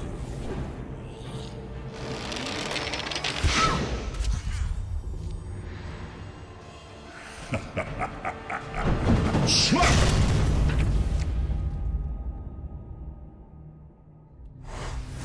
All the information you guys need right there for the live audience that will be at Singapore Indoor Stadium. And a game number 4, gentlemen, name one hero you would love to see get through in the draft and picked up. Timbersaw. Mirana. Mars. Okay, we'll see if any of our analysts here are right in what their little wish list for game number 4 is, as draft is ready.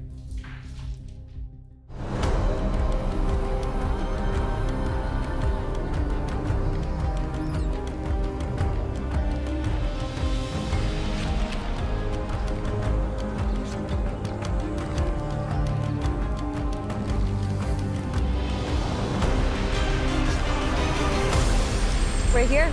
We're here, game 4. Draft number 4. I'm pretty excited. Things are heating up, right? It initially looked like Falcons might just roll over, but they come back in a big way For sure. in game 3. Do you have a hero that you want to see here in game 4? For Falcons? Any. Actually, I really want to see the Timbersaw. We Yeah, hyped it I up think- so much I in the agree. pregame. I think it's time for just bringing out your signatures at the nth hour. I think it's pretty likely actually. We might see it. It has not been touched, neither banned or picked, I believe, in the series. Of course, you gotta be a bit careful that you don't pick it too early and then get, another lane loss. I think the hero is very specific in that you can't just brute force it, right? It's not in a strong enough position for it to be something you can build your draft around, but it is good enough where you can pick it on 18 if you see like 2 strength cores and have a great game. So one thing that my theory was that, okay, so now Falcons actually has the second pick, right? And they have to give a hero away to Tundra. So my theory was you ban these 2 that are shown right now, and you also ban Beast and Monkey King. Like those heroes, I think, is the best bans right now against Tundra, because then it's not obvious what Tundra's gonna take. Maybe the Darkseer, maybe the Doom them take for themselves, but it's not perhaps as scary, in my opinion, as the Monkey King or the Beastmaster. I'm with you. I would 100%. love to see this play out in theory here. I'm with you 100% because when they didn't ban the Beastmaster when they had second pick, they lost to it. When they didn't ban the Monkey King, they lost to it. Yeah. They were prioritizing support bans. There was one draft where they banned Tusken Warlock. Didn't really look that good in that first phase. Then the next one, they banned Shaman and Warlock. Yeah. Or was it Shaman and... Shaman, Beast, Medusa. So they basically banned all the heroes from the first game, I believe, pretty much. Like they banned like half the lineup, right? But they do it, and let's see what Tundra takes. Doom, maybe Darkseer. Oh, Sinking is also a hero.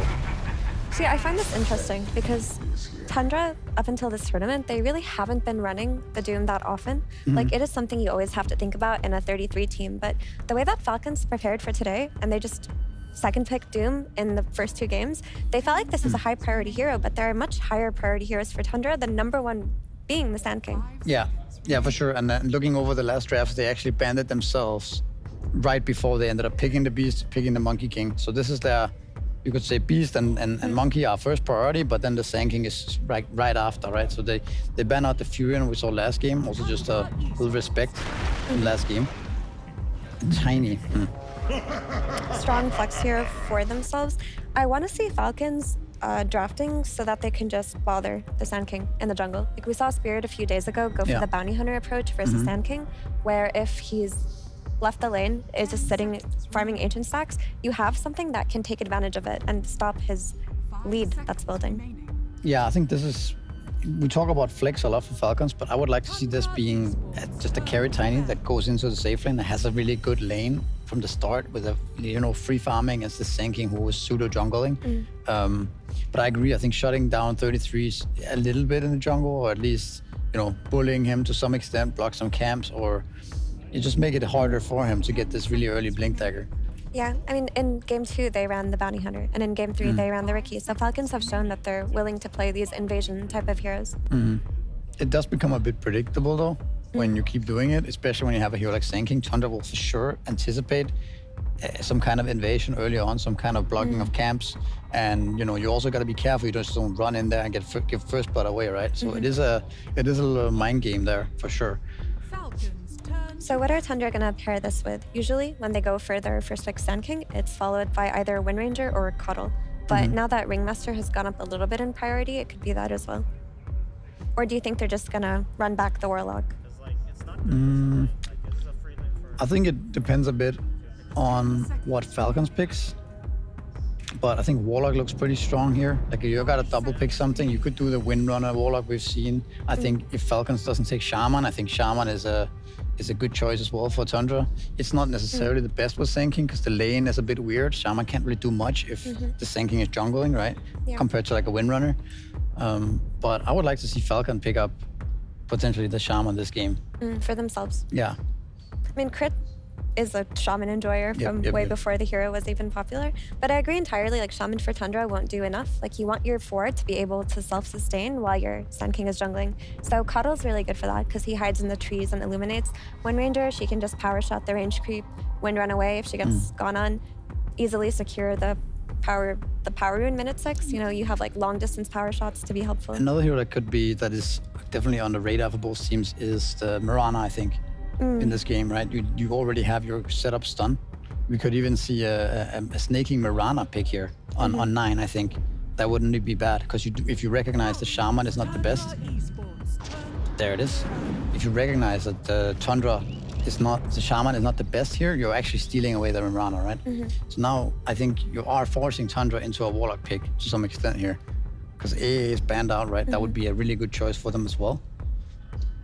You've also done kill threat from your safe lane. Like the tiny carry, now you're pretty comfortable running him versus basically anything. With the Mirana, you just get a couple of kills on that lane, go through the gate. If you can draft yourself some other setup from the off lane, then she can easily just be everywhere in this game. Yeah, I agree. If you also assume that Sand King is gonna just go jungle, right? Like we don't know that. Maybe they are actually gonna play the lane like aggressively and actually try to stay in the lane. That means that, let's assume it's jungling. That means that Tiny gets a free lane and Mirana is free to roam and free to arrow jungle creeps. And like you are picking such greedy heroes on Falcons that you're gonna get so much out of the Sand King being away from the lane, which I think is a very good approach against Sand King actually. Yeah, Shaman does not fit the bill in terms of supports that will soak up XP while Sand King jungles. But what the Shaman can do is just rotate. You don't have to sit up on Sand King's lane and try to get what you can. You can just play for the mid lane, play for your safe lane. Yeah.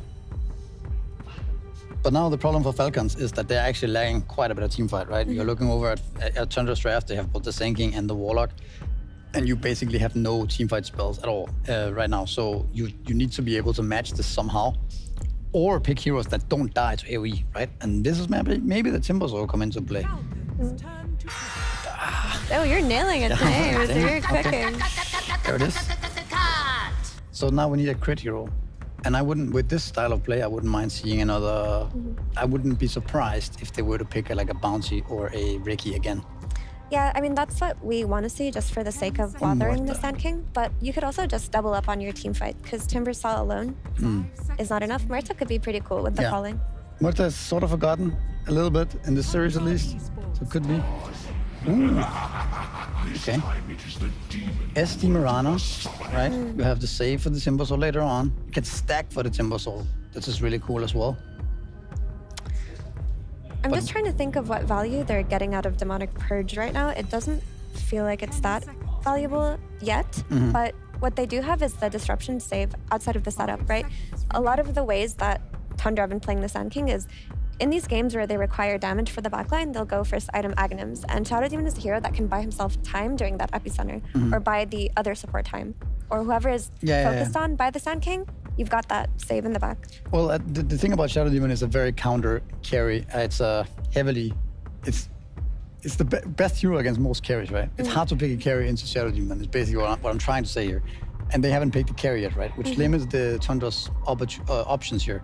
Secondly, I think that just the fact that there is a Mirana in your draft, and they used to play this combo a lot, and in the save. I think that's the main reason why they're picking it. Maybe they also feel like the next support in line are not better than SD here. Like, try something different. Okay, so we're going old school right now. We see the ATF Timbersaw and now the BZM Invoker. Yeah, we're busting out some comfort picks here for sure. So I think usually Tundra have impressed on their Invoker. They haven't really been running it the past couple of months. He hasn't been playing it much in pubs either, but they do look best when on the side lanes there's kill threat, when you have stuns to take advantage of the early Sunstrike.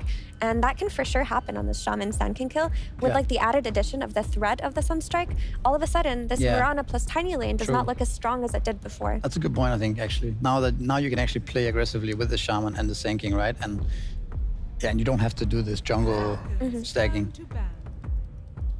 They still need a carry though. I wonder if they're gonna ban out the Razor. I mean, Shadow Demon is pretty good against Razor. The Purge is good, but I think it's a fairly free lane for the Razor. I wouldn't mind seeing that banned out here.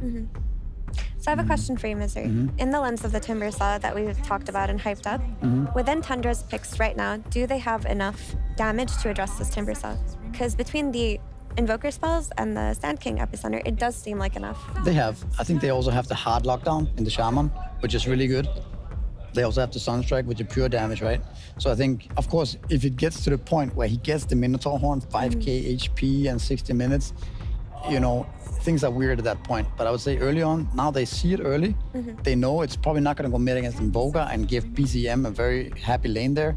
I mean, they could do that and just trade farm, but so they see the Timbersaw early and they can now counter it, right? They put Invoker mid happily there, and now they're gonna pick another carry that's also gonna have a good lane against Timber. So maybe the lane is not gonna be that good for Timbersaw, and they don't have to worry about his tankiness until way later, right? So how are you itemizing as Timbersaw in this game? I mean, because the item progression for me looks a bit difficult right now.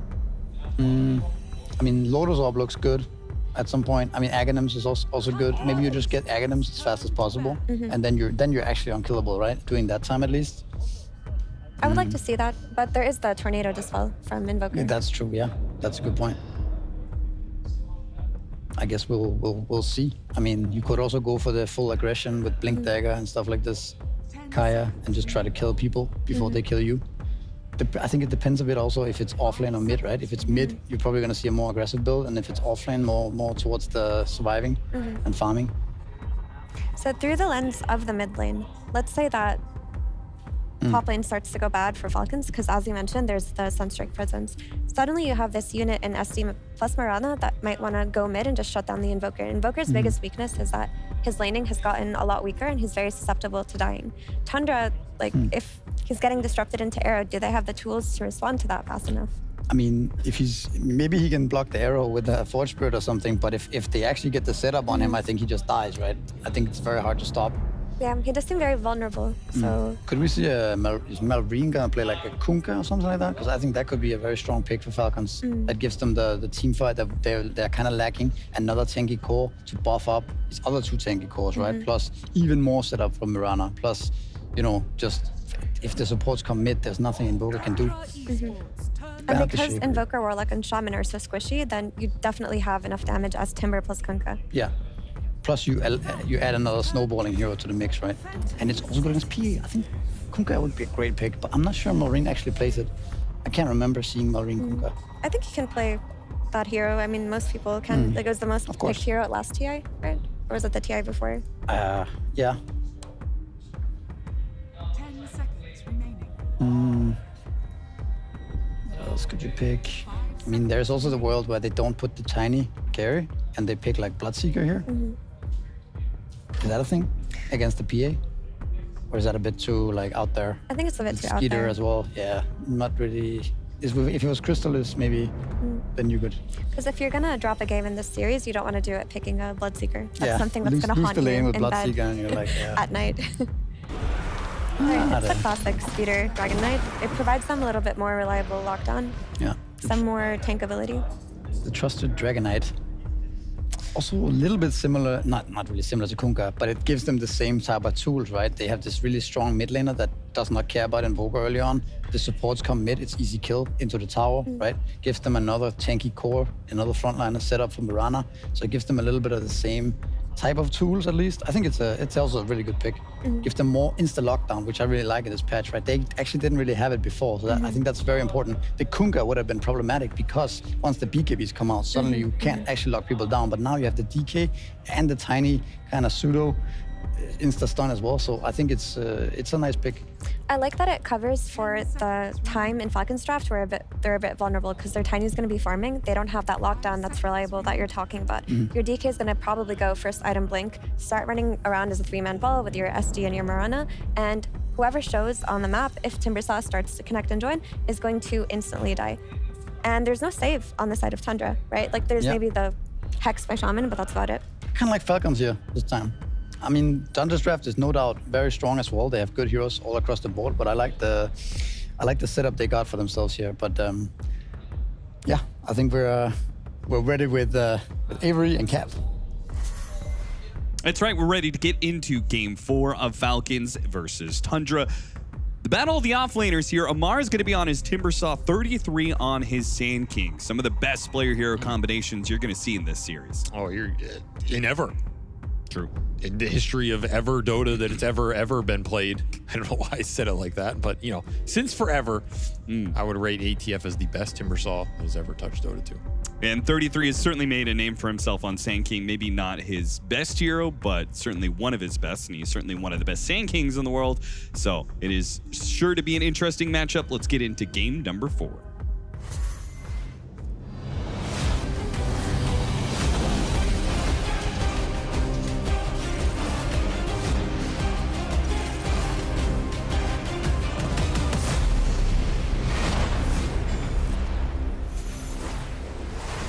If we're going to be talking about the familiar, there's a number of heroes. Malrine and his Dragonite, I think that's one of his top 5. Whitemon and his Warlock, he tore it up earlier in this series. Zoxa is going to be rocking the Shadow Shaman, though. I don't know how many times I've seen that.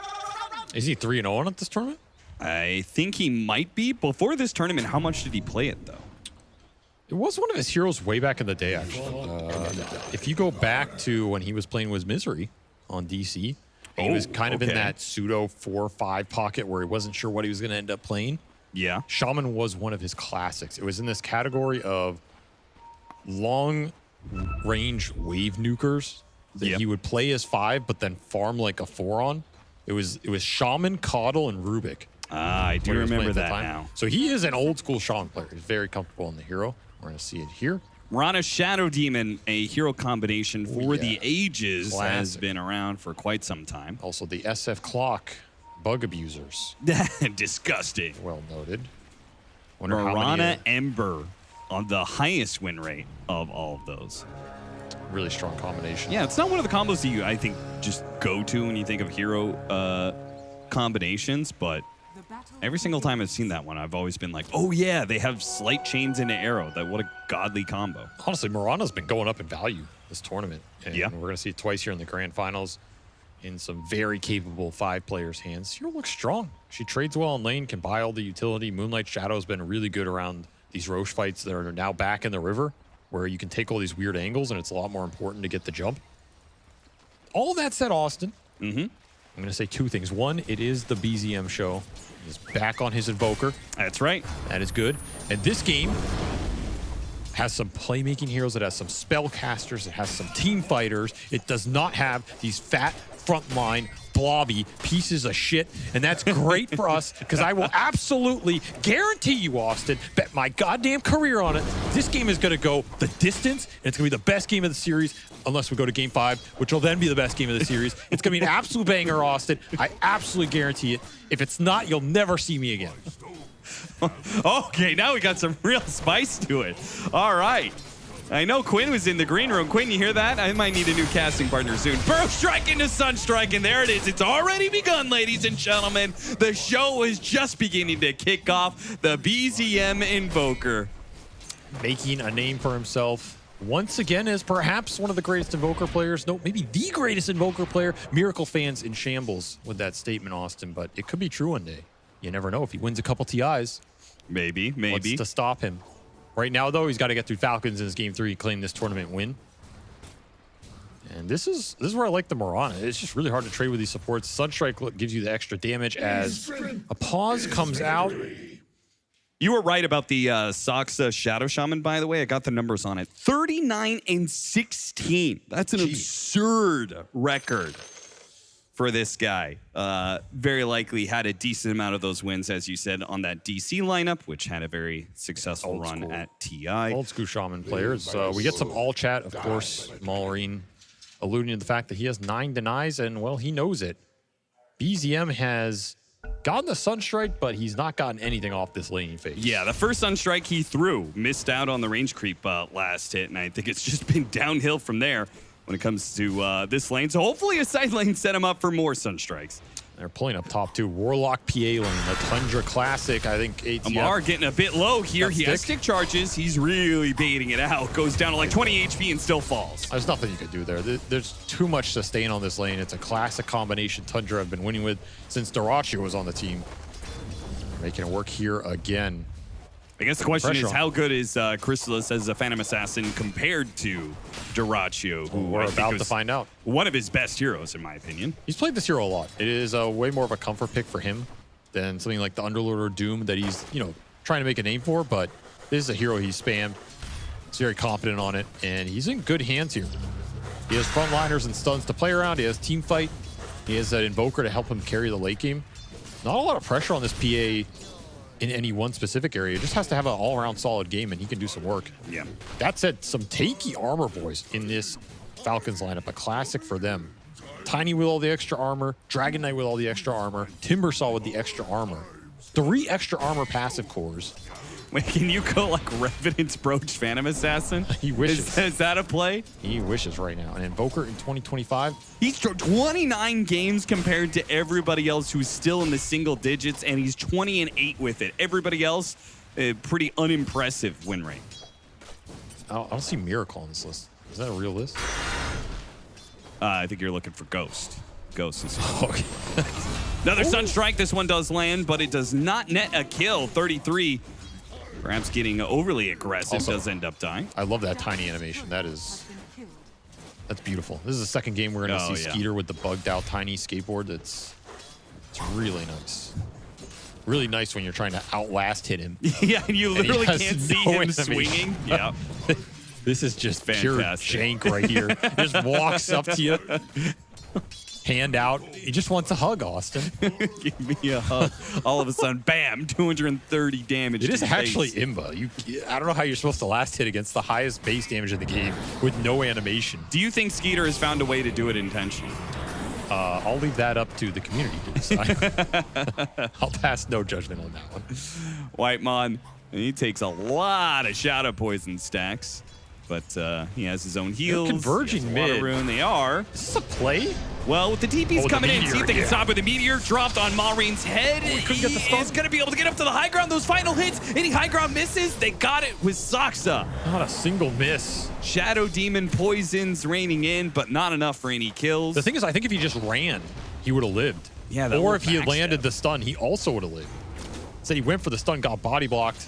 Neither happened. I mean, Snaking, he'll get the farm this, though. He is the real core of this team, as we found out last game. Yeah, it's true. That man farmed a lot of creeps last game. So despite Maureen completely out CSing BZM, he's 18 and 18, by the way.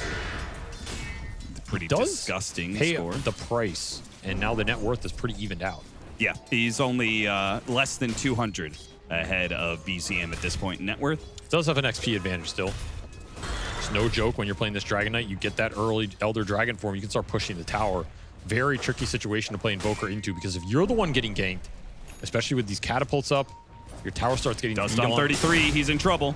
Avalanche, they can close that distance again. Snake King will hit him with a double Starstorm. That Tiny's coming for you, boy. And he throws the tree out at 33. He's coming for you. He survives for now. One more hit required from the bugged out Tiny. He's coming. Watch out. He gets away into the trees. He'll be fine for now. Saksa, oh, the shackles into the Sunstrike. They set up a kill for BZM. They go from killing 33 to losing their support. Skeeter, he can just skate away. That's all he can do down here. As the elusiveness of the 33 Sand King laning this game. Not jungling. Making it work. early stun strike kills are exactly what you need because that mid lane's still going rough, but this gives BZM that extra little boost he needs to maintain his presence. I still expect Falcons to look for the ganks on this Invoker. This is around the time you want to do it, unless you're just going to trade out Wisdom Shrines and then go for that play as Crystallis. Close, but Amar knows he's out of damage. He's up there alone because Whitemon, he's looking bottom. Trying to get gank going or something onto this. I mean, this is a 1450 HP Tiny with Raindrop on. Here's that gank mid. Classic combination. There it is. Disruption into Arrow. We've seen it for like over a decade now. Meanwhile, Shackles into Burrow Strike with a bit of an epicenter, but Skeeter is so damn tanky. They actually feel like they maybe can't run him down underneath the tower. They're going to try, but they're running right into a bunch of trees, and Amar will gladly hit him with a big whirling death. The follow-up Chakram for 1 kill. Wymon's tanky enough that he's still able to keep it going, and he is, well, he's got the Grimoire to use if he wants to. Double Shrine for Falcons. Is that a first? Juicy. Ooh. Really juicy. I like the TP from ATF. Defend your safe lane here. And they're going to get something out of it as well with the extra Whitemon kill. Now 33. Did he get spotted? No. I mean, this is the power of safe lane Tiny. He's been nerfed a little bit, but it's such a hard safe laner to go on. Yeah. Especially under this safe lane tower. So much HP to get through. Needed more damage there. Needed a Sunstrike. And of course, your Invoker was getting ganked. And his tower is getting hit. And this is the DK Invoker matchup. They had their choice of counterpick. This is what they opted for. Some serious tier 1 tower damage getting put in here from Mallory. Gotta take away BZM space because we know he will come back. Yeah. Faster you take that tower as your Mallory, the faster you can start rotating to side lanes and finish up that Blink Dagger. And then you've got Blink Dagger instant stun into Arrow to combine with the Shadow Demon combo they already have. This early game's looking really strong for Falcons. They're winning mid lane, they got that gank, they counter gank bottom, and they have an insane amount of triangle stacks right now. Way more than what 33, well actually it's pretty close. It's up there too. Both offlaners clearing through these stacks. Gonna get a massive boost. ATF hits level 8, 33 level 7. Getting a decent chunk of gold out of this. Level 6 is available for Whitemon with the gold. So if Tundra want to make a similar play onto the Tiny, they have a little more oomph to do it with right now, but you have to pick your poison. Are you going to try and gank in this Tiny and slow him down, or are you going to defend your Invoker mid in this tier 1 that is getting beat on by the Dragon Knight? 33's going to come over. They're going to smoke on him. They are trying to couple together this play, but it may not be fast enough. They're still wrapping around. The Tornado Meteor is going to be dropped. The tower's about to fall. 33, he hits it. Epicenter, Burrow Strike from the trees. Wait a minute, he didn't complete his Epicenter. It felt like he didn't need it, and he may be right about that. Malreen's already dead, and Crit will be cleaned up in half. 5 heroes mid for Tundra to get something out of that tower exchange, and they get it big time. Those are huge kills to snag. Extra gold and experience for the Invoker. Most welcome as the Midas will finish. They still have that Epicenter to fight with, so you're going to get aggressive. Look for some stack stealing. ATF never got through that Ancient stack.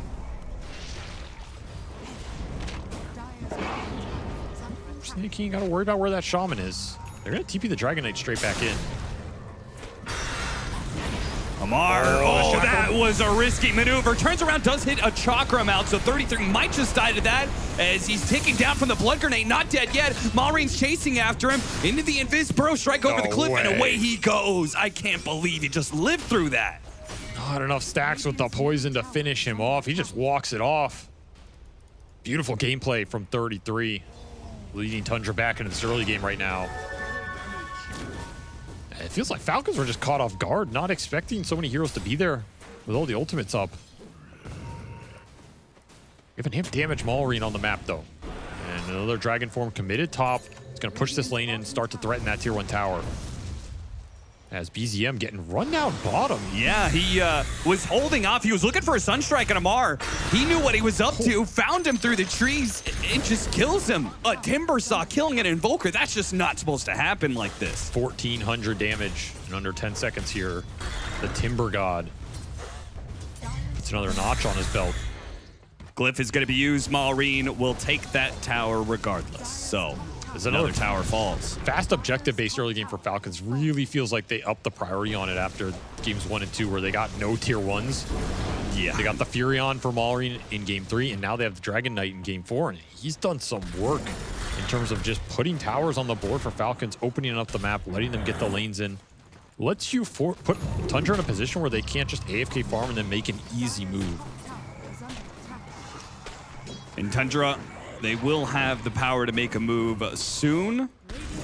The Blink Dagger is being finished up by 33, and Epicenter is up in 18 seconds. So expect another smoke play perhaps out of that. Just look at the HP across these 3 cores. These are tough heroes to go Epicenter into, unless you get you almost want Falcons to group into you because you need the bonds damage more than anything else. You just find some isolated core on the map. Yeah, maybe you kill him. It's not that fun. Sunstrike definitely helps you out here. This is where Invoker can show his worth. Gives you more confidence going into some of these heroes. Man, 2100 HP Tiny, 1900 HP Dragon Knight, 1700 HP Timber, 11 minutes in. Tough for these flat magic damage cores. And what happens if the Invoker is dead? When you make your move, Tundra, we're looking for it in the bottom part of the map. BZM just barely escapes. He has been hounded this game. From a play, a Moonlight Shadow play from Amar and Snaking. This is what you have to do with this hero. You can't let the Invoker exist for free. Just get caught playing games with everybody else. Maureen flying out the blink. Yeah, they do have a disruption here from the Meteor if they want to use it. No, they... oh, wow. Just bail. They've completely bailed. Crit does not want to get sucked into giving another kill away, but it'll happen regardless. Soxa was there on the other side. Another Sunstrike kill. BZM 6-2 now. Climbing that net worth chart. I've seen this before. We have seen it a few times. Can take his tower, you can hound him in the jungle, but he will find kills on the map, and there's so much setup in this Tundra lineup. That Sunstrike is guaranteed every time. Skeeter, he's tanky. He's tanky, but they've got so many disables, and they've got Epicenter. Still, the arrow comes out. Snaky's gonna throw away the Sand King. He gets away from the Epicenter. He lives, and now the punish comes through. Maureen hits the stun. He goes up to the high ground. Amar's already waiting for him. I don't know if the Croaker stun changed that outcome, but it's definitely annoying for 33 as a question mark gets dropped. Channeling the power of Emo here. Yeah, I mean, if anybody's going to drop some question marks, it'd be Skeeter. That is a showcase of the exact point I was making in terms of running this Sand King into these cores in a random part of the map that are isolated. It's not fun. They're so damn tanky so early. The top play runs into BCM. Dragon Tail hits the arrow, and they've got enough burst damage. They didn't have any detection, so it was necessary they found the jump. He's not even full HP here. He's missing 400. You get the Sunstrike as well, and it's still not enough. Nice arrow from Snake King. He didn't even have to blow the 13 wand charges to survive. Yeah, that's the scary part. You really have to respect these HP pools, and you got to bring numbers for these plays, or have the Invoker with you for meteor damage. Could this be the second game in a row where Tundra just lack in damage? Oh, they're going to have a fast Cataclysm here. Halfway done for BZM. That gives you some damage. But man, you got to remember what we saw ATF do with this hero yesterday for Spirit.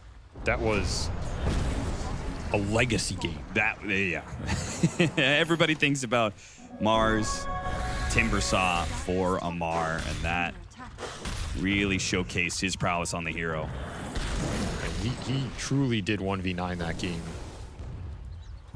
1v11 if you count some coaches in there. And the best part is he told his team he was going to do exactly that. He's a man of his word. His promise, yeah. Battle Fury done for Chrysalis at 15 minutes. The net worth is still very even in this game. Speaking of 15 minutes, Tundra might be able to do a fast Tormentor here. I like it. Falcons out of position, perhaps, are running to it, but they're going to be too late. The Sunstrike's coming in to help them out, and they will have the damage without anybody dying. Now they start backing away, but Falcons, the smoke may still have a chance to land here. They're going to be underneath the ward. When the smoke breaks, they immediately spot Snaking, and they start scrambling, trying to get away. Soxa gives up. He puts himself on the front lines. Hex, Shackles, 33's not sure if they can go in or not. They drop the golem. Got a good Fatal Bond. Soxa is going to be left behind. Any little damage over time would finish him off, but he manages to stay alive. A Sunstrike lands on a crit, and it's going to be Tundra who walk away with the kill. Do they know Maureen's here? Maureen is hidden away. Soxa, wait. They don't see him. Moonlight Shadow runs out. Dude, I thought for sure They have dust on Whitemon. It seems like they knew he was there if they check it like that. They didn't dust. Maybe they don't know, weren't sure if he had a TP or not, assumed he'd TP it away. The supports get a little bit low. Maureen now pops out with his dragon form, gets the other one. And 33 has still not popped this epicenter. Yeah, he's hold his epicenter forever. He's pump faked it 20. He's thinking about it now. Still pump faking it. Amar, he got it out of him. Epicenter gets used. Dragon Tail hits him. The Phantom Assassin is on his way. Amar's going to be low here. Disruption's going to be used, but Chrysalis didn't jump. He's waiting out his timing, waiting for Amar to pop back out. Now he got him. Good patience from Chrysalis, but it lands him right in the Croaker again. He's running into all of these fights, stunning all of these heroes, but they will manage to get the kill anyway. It's a double kill for Crit. Just Boglet has done some work. Valve needs to reprogram these guys. They need to make them chill out a little bit, man. These guys are insane. Either way, that's a kamikaze move here for the PA. You get a kill, but you're just stuck in the middle of this Dragon Knight. Didn't get the Sandstorm here before the stun. Makes a big difference in terms of the DPS. Very nice disruption. No Sunstrikes here to play with. There's another one, though. As the kills just keep rolling. Both teams sticking around in this corner of the map. Both teams had a fair amount of vision to work with. Some of it has since been dewarded. And now the Cataclysm is online. Big items coming out here in the next few minutes. So that Ags got finished up for the Timber Saw. Snaking may be the first victim. Soxa has a Blink Dagger. You have Cataclysm. Sunstrike's ready. You have Kata, in fact, on top of this. If you really need the damage. So it's like... Yeah, there it goes. Guaranteed. Ooh. Not quite enough damage. Soxa should be able to finish him off. Blood Grenade to make sure. Oh, wait. The Pavis. He's out of mana. Wait. You just didn't shock him. What just happened? Okay.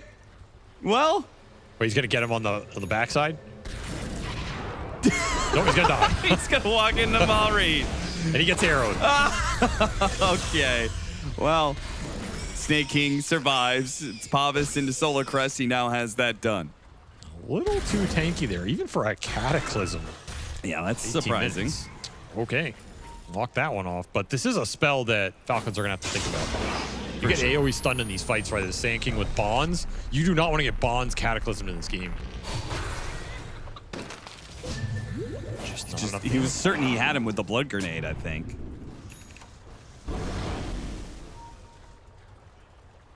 Boots of Travel done for the Invoker. This is where the split push will start to pick up. This is where this game can become a nightmare for Falcons to play because they have all this strength, all this ability in the straight team fight, and a lot of stun potential. Can you catch heroes around the map? PA hard to find. Invoker ghost shoving your map with Forge Spirits, kind of tough to find. Tundra pushing towards their fighting items. BKB for the PA and Ags for the Sand King are when these cores are going to be able to commit to the fight and have a lot of threat and set that fight up for BZM to clear through. Gotta take advantage of Moonlight Shadow in this game. It's going to be a huge spell. Don't give free initiations to the Shaman. Don't give free initiations to the Sand King.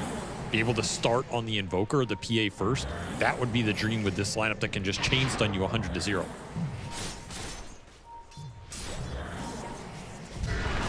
Spot Soxa coming in. The two supports exploring the jungle area. Likely thinking that if they find some of these heroes, Shackles into Sunstrike with a little extra damage, might be a kill, but Falcons aren't giving them that kind of solo pickoff opportunity. Playing around each other with a 3 or 4 man squad constantly. The one person who's standing alone, Amar, because he's got an Aghanim Scepter. He's unkillable right now. Yeah, he's nigh untouchable. Would have to be BZM joining the gank for you to bring this guy down. Yeah, hit him with the tornado, dispel out that X. Okay, Cataclysm is going to give some information, much needed information to Chrysalis. He also needs to blink away. BZM will provide a little bit of that. But Amar, still chasing after him. Hit the dust onto BZM. BZM trying to get himself out of there with the tornado, but it's going to be an avalanche arrow combination that will spell his doom. I mean, he's probably saying, brother, why'd you bring him to me? Yeah. I was chilling up here. I was just farming. Understandably, Chrysalis, he saves his own skin because he almost has BKB, and that will certainly help turn the game a bit in Tundra's favor. Demonic Purge helping ensure the kill. Soxa, it's not going to be able to rely on his foul play so much. It's a nice Shadow Team game as we scale here. This hero hasn't been super popular, but he's still incredibly powerful in these games that just go later and later. Get these purges out, get some cleanses out, get a break going versus the PA here.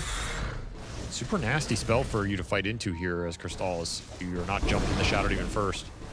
And of course, Disruption against this lineup. The ability to save heroes that get jumped by the Shaman or the Sand King versus that Cataclysm.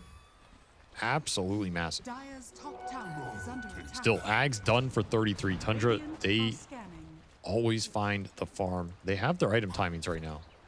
Would love a fight with all this extra damage. Even more so, I think, would like Falcons to clump in this game. They just haven't gotten that big 5-on-5 clash with the Bonds Epicenter going through everybody. Again, the trio of Saksa, Whitemon, 33, trying to find an opening. They've got a fourth man in the Cataclysm to join them, and Chrysalis isn't too far away. The smoke, it pushes past Snaking. It breaks on him. They blink forward. They get the stun, but Saksa, he almost dies immediately. They drop the Golem on with the Fatal Bonds. Here comes the Epicenter. The Cataclysm, and boom! There it goes! A nuclear bomb just explodes in Tundra's face and blows Falcons out of the water. Knockout punch from Tundra. Skeeter, the only one to survive. He was the only man who wasn't bonded to the rest. And look at the damage numbers. Invoker with 3,600, Whitemon with 3,500. Yeah. He just doubled up that cat. That's like quad Sunstrike on everybody. That is the combo we've been talking about. That's why you don't want to clump in this game. If you were Falcons before you have the BKBs or extra Dispel, you gave it to him once. That might be all it takes for Tundra to claim a foothold on this game. And it's just Saksa going in, baiting them out, 4-man bonds. You just can't get out of it. Yeah. They're too slow. And the funny part is, like, they have some answers to it, but they use the disruption aggressively instead of trying to use it on Maureen defensively in that situation. You have the Mirana, who apparently was out of leap charges, so he was stuck in the Cataclysm as well. And back in real time, though, Avalanche Arrow finds its mark once again. BZM has been victim to this a number of times. Skeeter still quietly having a very good game here after he had that 18-1 Earths game. He's 4-0-5 here on this Tiny. Yep. Has not died. Has made his impact felt with this Shadowblade. Did not die in that team fight either. He's stepping it up here when Falcons need it the most. He's almost top net worth in this game. He could do some serious work here. Finding the backline in these fights, finding the Invoker in these fights, forcing detection out of Tundra. You combine that with the Moonlight Shadow. The gems and the sentries have to be on point here from the Tundra support duo, or you will get demolished in these fights. As we go back to the map being split, this game is dead even. It feels like every time the map splits up, Falcons benefit. Every time the map condenses and these teams group, Tundra benefit.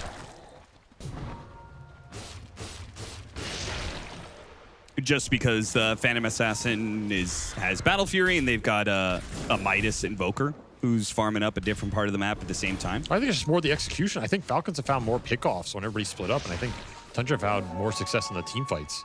You gotta remember, they have this Aegis right now too. 3 minutes left on it. I'd be pretty tempted to try and just force the head-on team fight. Question is, how do you get it here with how much Falcons are splitting the map? It's not easy. There's no clear objective to force that Falcons are gonna feel pressured to defend, and they just finished BKB on the Tiny.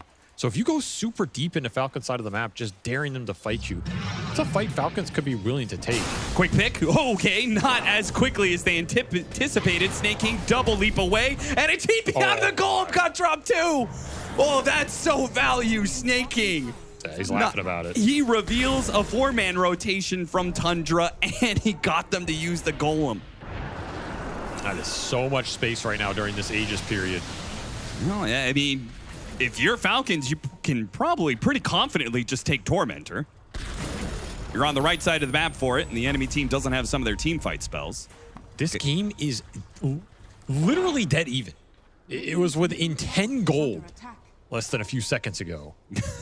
That's fine. I mean, it's just parity in all things. These supports are within breathing distance of each other. All these cores have pretty much matched everything. You cannot ask for a closer game right now. It is Tundra with the Aegis, but it's not going to be an Aegis period they get a lot done with as Falcons continue to be elusive around the map. And the BKBs are coming in. That's BKB Dragon Knight, BKB Tiny, and BKB Timbersaw just about to be finished. Triple BKB timing for Falcons, a true classic for this roster. I really thought they were going to be the ones setting up on Tormentor, but it's instead Tundra. I guess Falcons feeling like they don't want to risk it, as they would potentially be fighting into an Aegis. That's a tough fight, right? Again, you're going into the AoE team fight of Tundra and the Aegis on the Phantom Assassin. It's tough right now. I think if you had finished the Mars BKB a little earlier and you could make a solid move there, it's contestable. It's just not really worth it right now. 33 is sitting behind BZM, expecting Falcons to try and make a jump on him, so he's precasting the epicenter. He's just practicing the pump fakes for later. Blink on the Tiny too. I like the blink here for Skeeter. More mobility on this Tiny, more ability for him to pick his own angle in the fight and find that Invoker or one of the backline supports as Crystal just pushes up here into the whole team. Yeah, he almost forced Falcons' hand there, but Falcons really just do not want to jump an Aegis that is almost out. I respect this discipline here. I think it's very tempting to go on that. It's just not worth it. 45 seconds, that fight becomes way easier. And of course, you have Snaking always pushing out these waves, getting fat on this Mirana. That seems to be part of the strategy change that Falcons have made. It seems important for them to be able to have a support that is able to play just clean up on lanes. Oh, they always enjoy that. Let's these big beefy cores play together and take the fight where and when they want. And every once in a while, you will die when making a move like that, and I think BZM is hoping to punish him. You would love to catch this pesky support. Really, though? Or are you going to drop another golem on Snaking's Ghost? Yeah, Snaking's not making it easy for them. He got away last time, and another Moonlight Shadow. Timed at the right, really the perfect time, right? As he's going to get out again. Tundra are going to make the move on him. He's away into the night. He is a ghost. The Cataclysm's going to get used. They know it's somewhere around here, but they're too late. So elusive. I mean, at this point, even if you catch the guy, it's not worth the chase. They did get a gem, though. Whitemon puts up the gold for it, gives it to 33. Chrysalis is alone up here. He has BKB, but there's also a Shadow Demon. He's got to be a little bit careful. Triple BKB timing for Falcons, but this is the fight Tundra won. TPs start coming in from Tundra. Looking at Amar. They've got this high ground ward. They want to play around. Falcons, they spot their mark. They go for Maureen. There's a disruption. Next up already. No BKB immediately waiting for the disruption. 33, he commits the epicenter for it. Still no BKB from Maureen. Where was it? He didn't respect it. Thought he was saved by crit. Amar pops the BKB. TP's out. Skeeter tries to go for the fast kill on 33. Doesn't get it. BKB himself and TP away. The crits will not be enough damage. And the back lines, Amar, he BKB TP'd out, but I think they dropped the golem on him. Canceled the TP, he's dead. The tip comes out from Soxa as the shackle does. Smiley faces return as the big Timbersaw gets kited. Game's too easy for Soxa. Just kiting them out, finding jumps on that high ground ward. Vision played a huge role there for Tundra. And that's the big question. Where was this BKB on the Dragon Knight? Yep. You got to be spamming it out here, right? You don't know where this Sand King is. I mean, just think if they commit and he had used BKB, that might have been really bad for Tundra. That Dragon Knight's not an easy guy for just Crystallis to bring down with physical damage. Oh, we saw how much damage Skeeter did. What happened to Amar's BKB TP out, though? Was it... Did he drop Golem on him? Because there's nothing else, right, that would stop him if he wanted to get out. I think it got canceled. Did he cancel it himself, thinking when Skeeter went in, they were going to still fight? Yeah, he had to have canceled himself. Falcons. Maybe he got clipped by Golem, but... Had this game very even between the two teams, but now it feels like it's slipping away. Tundra up to a 6,000 net worth lead, and a Phantom Assassin that is growing ever larger. More importantly, who's here? Yeah, they go him. Yeah, not clipped. They just dropped it on him. Yeah, that's funny. The bigger thing about this game, though, is this Invoker is just I mean, he is so farmed. You're going late game against this Invoker, and your Dragon Knight is falling behind. You got to find a way to pick up this mid differential right now. Yeah. Scale this DK into the late game and shut down the scaling of BZM. And right now, that's not happening. And Tundra probably feeling very comfortable with their position. This Invoker can do some serious work versus this triple melee core in this game. Got to think about the late game fights with all these ice walls and blasts and whatever. They really want to pick off to get Roshan. And the scan is on the money. They used Moonlight Shadow to get in position mid, didn't find anything. Then they re-smoked. They spent so many resources to make this happen. But Tundra have all the information. Now they're the ones up onto the high ground with their own smoke play. This ward on the hill is incredibly good if they show, however. That is true. They could go back to it. You have Moonlight Shadow in a minute. Ward Sentry going to be dropped in the mid lane by Whitemon. This hill got pinged by Whitemon. Play for the 32-minute rune. Soxa just in the river right now, ninja geared. Maureen on the low ground, Crit up on the high ground. They're trying to bait out Maureen again. He wants to jump, but you know that disruption is behind him. He's trying to bait it out. In the Is he river. too far away? Disruption goes down, but when he comes back up, he has to pop BKB and try and get through the wards. Oh, they actually still jumped in. They got baited in this time. Maureen says, fool me once. Shame on you. Fool me twice. They try and go for more. Tundra, 33, still sticking around looking to Epicenter. They lost both their supports, and they're still looking for a fight, seeing if Falcons give them an opening. But Amar promises nothing. He pushes forward with his BKB, daring them to turn back around on him with the Aghanim Scepter. They burrow strike back into the Dragon Knight. Maureen's in some trouble. Another disruption save. Does this get him out of it? The Golden's going to be dropped in. Throws some damage back on. 33, who's falling fast, does end up going down. Whitemon with the channel, trying to slow these heroes down. And Skeeter, he's going to make sure that doesn't stick around. That's going to be a dieback for Whitemon. No way to turn this fight right now. Not enough firepower in the tank. These disruptions absolutely on point as both supports just got obliterated in that river instantly. They'll head into Roche, claim their prize. The front line prevails right now. It was an early Hex for BZM.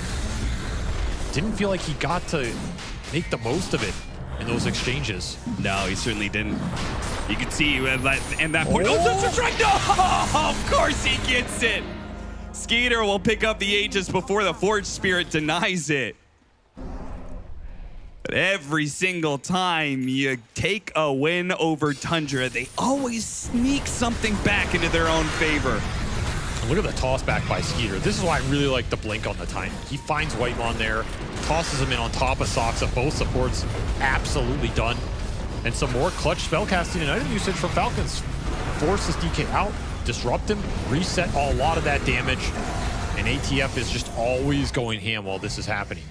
While you're trying to burst that DK, this Timbersaw is dicing you up right now. Ag's done for the SD. Crit is coming alive in this game 4. He is strong, man. This is BZM. Double demonic purge with break. He's so cheeky, man. He's trying to get this kill on Crit, which would have been the gem, but the gem actually gets put back onto the courier. Crit knows not to hold on to it for long, not if he's playing solo. These gems are so important versus the invis of both teams. And it's getting to that point where this Falcons tri-core is scaling so damn well. We've seen this before. Radiant's top tower. Tundra are going to have to out-execute them here down the stretch. And a lot of that does rely on this Invoker, man.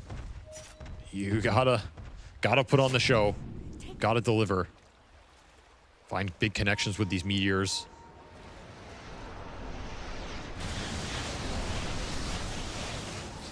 Maybe get more stuns in this lineup too. A refresher for 33 would be huge in this game. Not just for the double epi, but just having more lockdown capability to be able to burst these heroes down. Jumping out of Skeeter, but again, they learned their lesson from last time. They are never sure if Crit is there to bail somebody out. Even still, 3,800 HP Tiny within Aegis. I do not know how Tundra wins a fight against this kind of firepower, this kind of HP. It's just so nice for Shatter Demon. You have all these tanky frontliners, you can throw Disseminate on them. Tundra are going to beat themselves up trying to kill you. Yep. And Disruption guarantees that your 3 cores, all with BKB, will get that BKB off when they come out of it. And there's nothing you can do about that if you're Tundra. Yeah. And he's got both the Shard and the Aghanim Scepter, so he can cleanse them up after they get gone on. Oh, yeah. This SD is a big problem right now. If Tundra can find a way to kill crit first, it's a dream scenario for them. It might actually be crucial for him just to get rid of Fatal Bonds. If they get another situation where there's good Fatal Bonds, cleanse 2 people, disrupt the 3rd.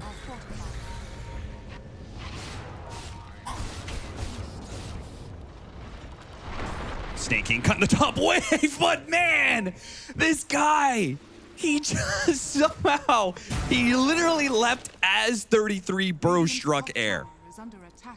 It was like the same instance. North American instinct right there, Austin. You gotta say anymore. Yeah, the man's been hunted his whole life. He knows how to escape. Yeah. Back to Tormentor. This will be Falcons' first time being able to take it.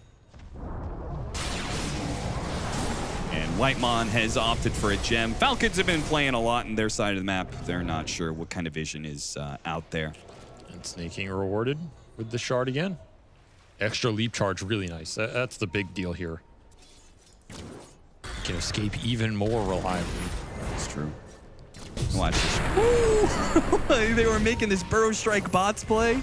He had no reaction because he already knew. Yep. Cool as a cucumber, Snake King. He probably told the team, "You'll watch this. I'm gonna dodge this guy's Burrow." Would have been? We should have been even cooler. He should have done a little 360 before he lifts away. 360 no scope. That's true. Now that's North American. Maybe next time. I wouldn't rule it out here. Level 25 very soon for Skeeter.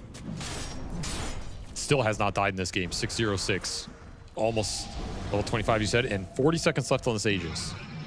So if you push now and get a fight, you get that 25 in the middle of the fight. Could be super impactful.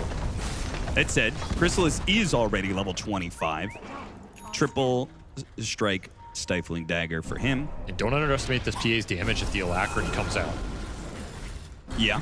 It's straight nasty. I mean, I was thinking the setup of Fatal Bonds into Cataclysm. Got him on the scythe. He's alone. He's out of range of the shackle. Crit's coming. He's here now. The BKB's gonna go off. Dragon Tail stunned. He's just got a TP out. Does he make it though? The Golem hits him. He's dead. Maureen, what were you doing up there? I don't know. The rest of Falcons have already started backing away, and he seemingly did not get the same memo the rest of them did. Should have done a 360 blink out. Taking a page out of his captain's book here. Another bad death for the Dragon Knight. Sets Falcons back.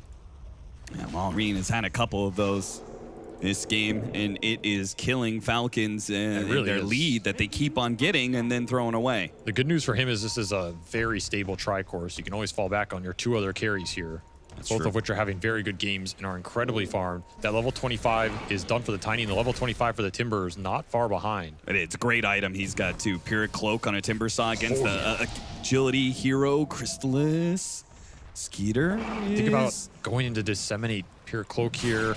Got one hit, doesn't avalanche, doesn't toss. They don't get the arrow. As a result, they try and make a retreat. Tornado goes out at the same time as Shackles. A little awkward. Yeah, awkward. BKB. Skeeter's gonna hold on to it. He's got a crit behind him. He has placed full confidence in his support to bail him out when necessary. And Crystallis really has to watch these purges. You land a demonic purge on this PA in the fight, it's absolutely massive. She's going to be able to hunt him down easily. Falcons escape for now. Yeah, I'm surprised considering they have that possibility. Silver Edge as well for the Tiny. A lot of break mechanics in this game. Yeah.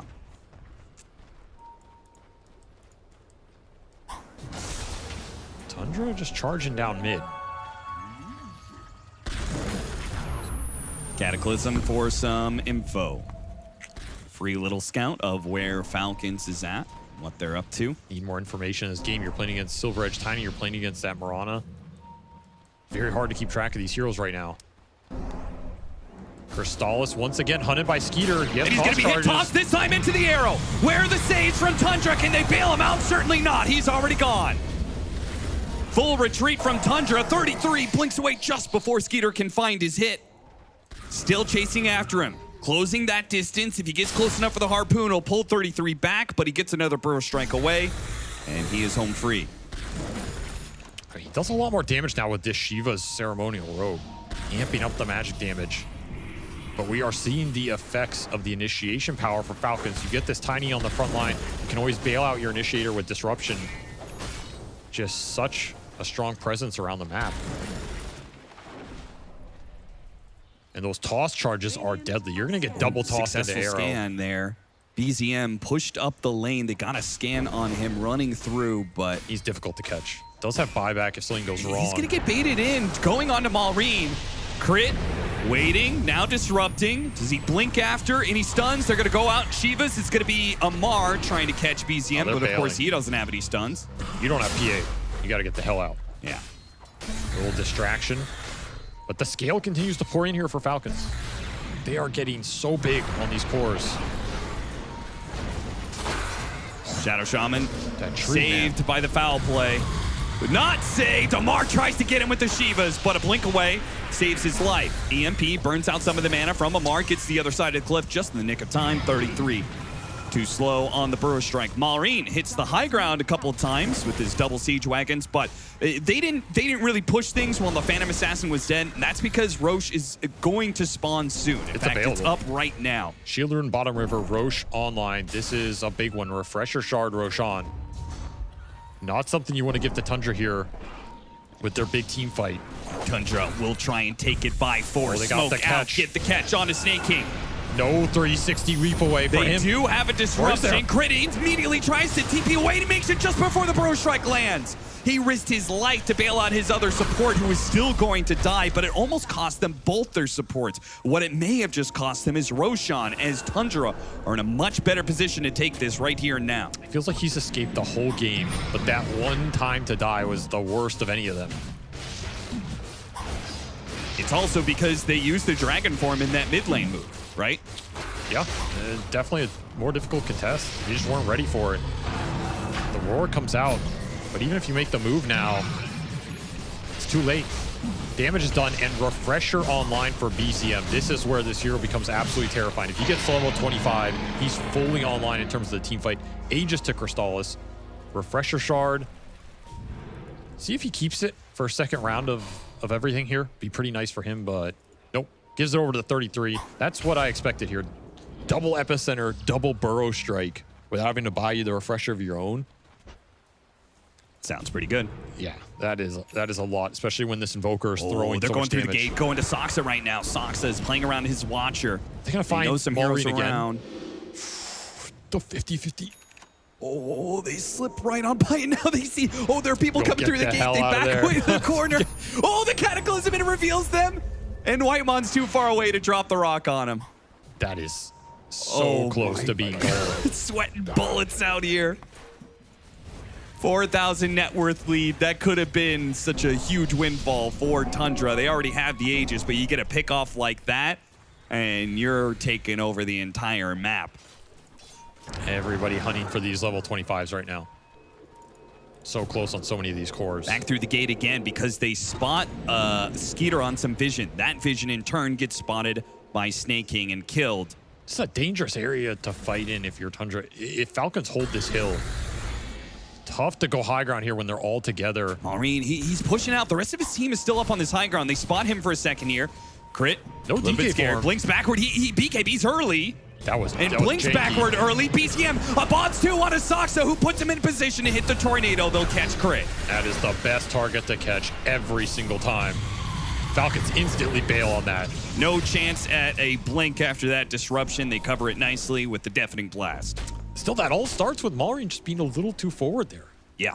Like the fact he gets caught first, you have to BKB early, bail out, breaks that formation. You're not able to hold that high ground. Maybe that's not a fight you want to take anyway, so you're happy to just get out of there with a support death. But that is an Did Aeon everybody disc. get out? They're chasing all the way across the map. Amar, Timber Chain, no! Soxa, too quick on the fingers, hits him with the Hex. Need more and stuns now here. all the disables are going to start coming in. Can they chain it enough that he doesn't get off his BKB? No, they just do not have the damage, not without the Phantom Assassin. Ooh! He does arrive and He's got a did basher, have man. a basher. There was a chance. There was a chance. Dear God. Meanwhile, Falcons, of course, Whenever you try and kill one of their heroes, all the other heroes immediately push out lanes. That happens in mid. Skeeter's there. Malrine, meanwhile, uses BKB earlier. Blinks away. This is a game of cat and mouse right now. BZM gives chase. Skeeter. Skeeter blinks Did he into know? it. He's got a Silver Edge in a second here. He'll be fine. Far too close to the base for Tundra to do anything with it. These plays are so close. 2 minutes left on the Aegis. BZM just trying to get to 25 right now. As you have Aegis for 2 minutes still. A lot of time on that clock. And an amp damage spawns top. Staking, trying to blow him up real quick. Has plenty of leap charges and an Ogre Seal Totem to boot. The mobility is off the charts for this guy. You gotta be really careful about these jumps because Skeeter can blink toss you back at any time. And that fight setup looks rough. If you get an isolated hero deep into the side of Falcons who potentially could have buybacks, they can fight around vision. Yeah, BKB won't save you because there's Demonic Purge, right? You can maybe get the blink out if you're Crystallis, but a lot of these other heroes are likely going to go down. It's just a question of can you take the fight anyway? Yeah. Amar says go, but of course everybody in this game has Amar muted. Of course. So That's why Crate has to step in. White Mounted Sox also saying, yeah, go. I've never seen a more futile go in my life. And apparently they weren't ready to go. He has himself muted, of course. He's not even listening to himself, of course. Oh, jeez. Falcons might also have ATF muted. Seems Any other tangled the cables here? Malrine, 24. What is he tangling them more?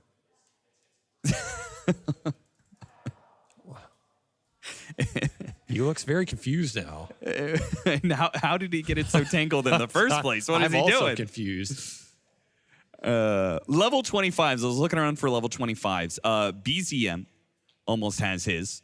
Yeah, that's the big one here. He has been pushing towards that. You also have Malrine and 33, who are both 24, so it's not too far away from there. One team fight, one. Sand Kings is definitely the more impactful here. It's so much damage. Yeah, the epicenter pulses. Yeah, you see that almost every time now. That other talent used to be one of the most broken talents in Dota, but it has been nerfed. And in this game, you're not as worried about this slow miss anyway. 10 epicenter pulses is insane with this Ags. Yeah. Drop the wards on him. Cataclysm revealing their positioning. Quick retreat from Falcons. Yeah, no post-pause shenanigans. Tier 2. That's what you're preventing right now. Skeeter will pop out for the deny, but that's all they'll take. So no fight with this Aegis. Looks like it's going to expire without a big clash. Minute left on the timer here. Got to start thinking about buyback status in this game. We're approaching the later portion. Everybody has buyback, except for Crit. He's a little gold short, but he will get it here. You also got to start thinking about where you take these fights because of the buybacks. It's going to be tough for either of these teams to go into the other if there's 10 lives on the board. Chasing after Skeeter.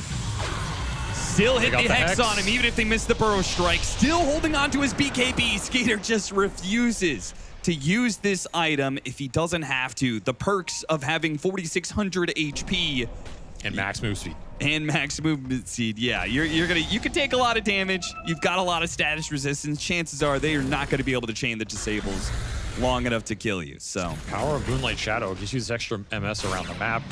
Combine that with some Silver Edge, some Swift Blink. This Tiny is really fast in the fights. Yeah, 20% evasion goes a long ways when you've got that big of a health pool. Cataclysm reveals all of them. Nice little fireworks show as we wait for the next fight. A little attention test. All the buybacks are up. Everything is on the table right now.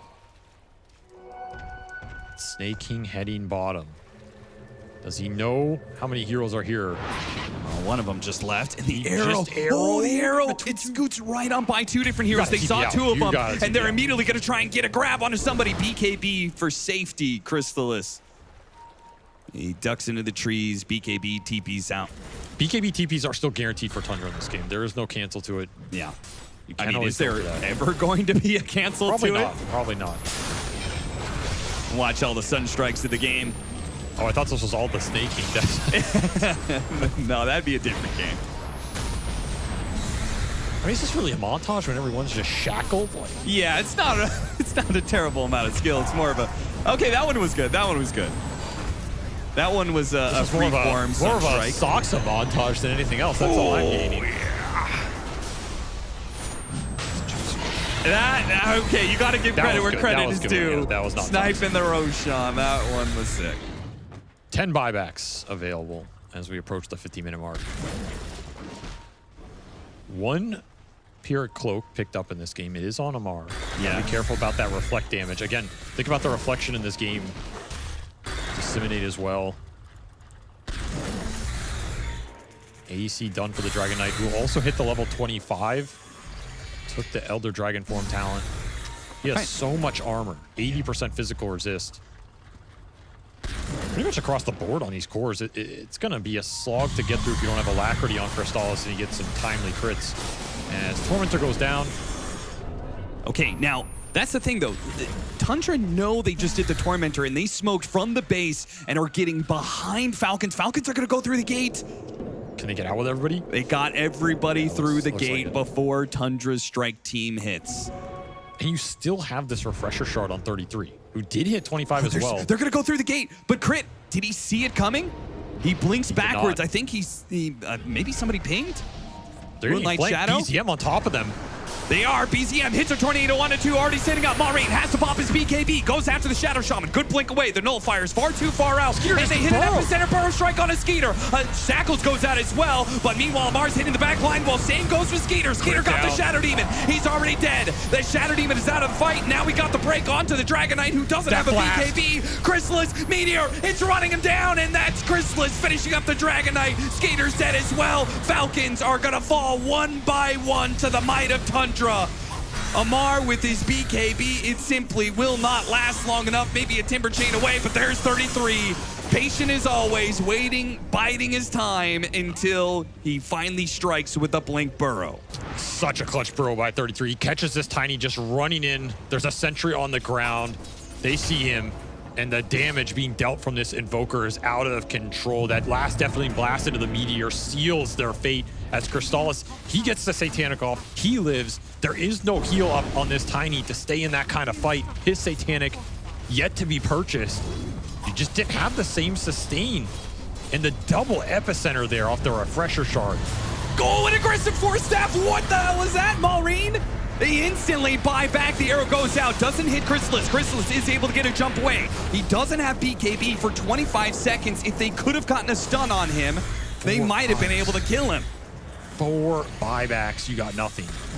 Clean retreat from Tundra. This is just, it forces out a disruption on the Tiny early, which is what you want. Because again, you have second epicenter to play with here. You have second everything on the Invoker. And you're just wearing through the BKBs. Yeah. On the side of Falcons, they don't have enough sustain here. Maybe if you burst Crystallis down before he gets full Satanic heal off, even then, this fight just looks so damn tough. There's Forge Spirits, there's a Golem, there's an Upheaval. Gotta find the backline, gotta find easier targets to burst, gotta make the fight easier for Crit. He was the first to go down. That is a nightmare scenario for Falcons. An item of choice for Skeeter, Daedalus. He wants more burst damage, more unpredictable damage. You land a few good crits here with that tree. Might just win you this game as 6.5 minutes on the clock for these buybacks on Falcons. They're going to play aggressive. They're going to start hitting the Roshan. Interesting move. Moonlight Shadow trying to disguise some of this move. Skeeter hitting the Roshan, thinks better of it, and backs out with his Silver Edge. Part of why that fight worked so well for Tundra is they had multiple angles here. Falcons looking to replicate it a little bit. Triple arrow online. The triple arrow was dangerous yeah. in that last series from Snake King. This is no joke. You randomly snag a support on the backline. Can make a huge difference here. 10,000 net worth lead for Tundra. They have almost everything they need. Chrysalis is almost level 30. He almost has a refresher on top of buyback. Just how do you win this fight if you're Falcons? It's a dire outpost right near Roche. They have all 5 of their buybacks available. Yeah, it's like guaranteed the Tundra win because they've got 10 heroes to work with and you've only got 5. Oh, they found and already the jump on a crit might just make it 4. A self-disruption, but when he comes back in, Shackle on the DK. Surrounded by the epicenter, and yeah, okay. Mauri's just gone. 2 dead. Maureen gets swept up in the action, once again gets picked off, and now Amar, he tries to clear out the mid wave. They're chasing after him. He does have a refresher here.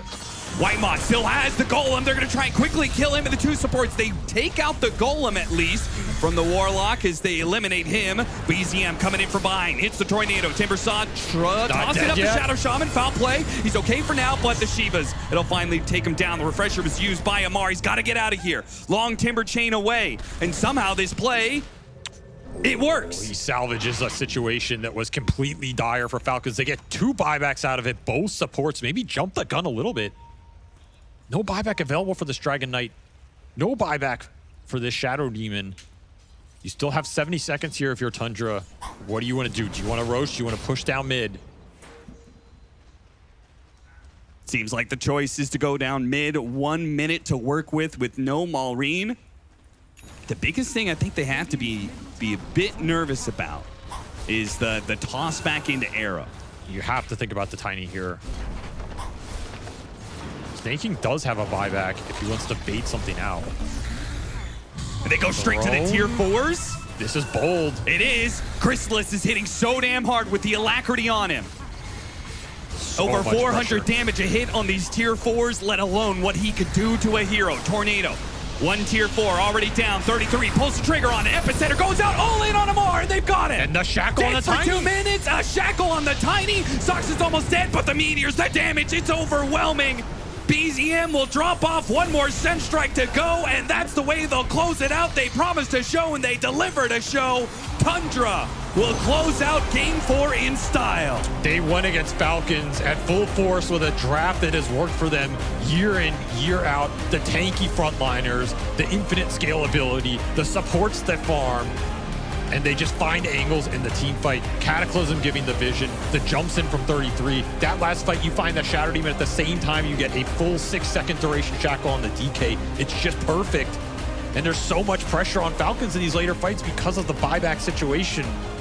The team fighting from Tundra is just unreal in some of these late game situations. And the consistency from this team, they have dominated all year and they are continuing to dominate here. That's right, 2025 has been so good to Tundra as they have just been top three constantly.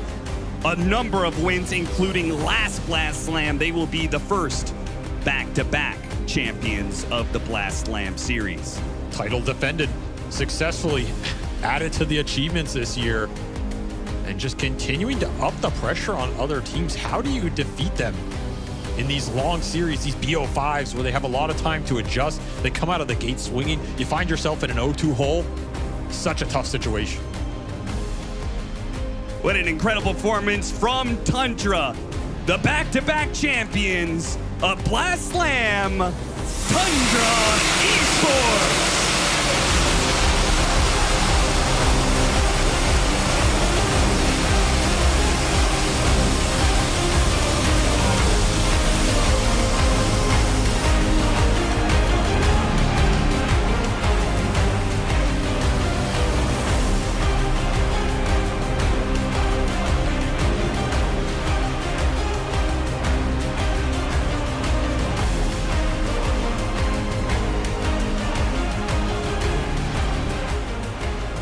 Congratulations, guys. I'm going to ask you some questions here. Netta, first of all, after Game 4, did you think it was done?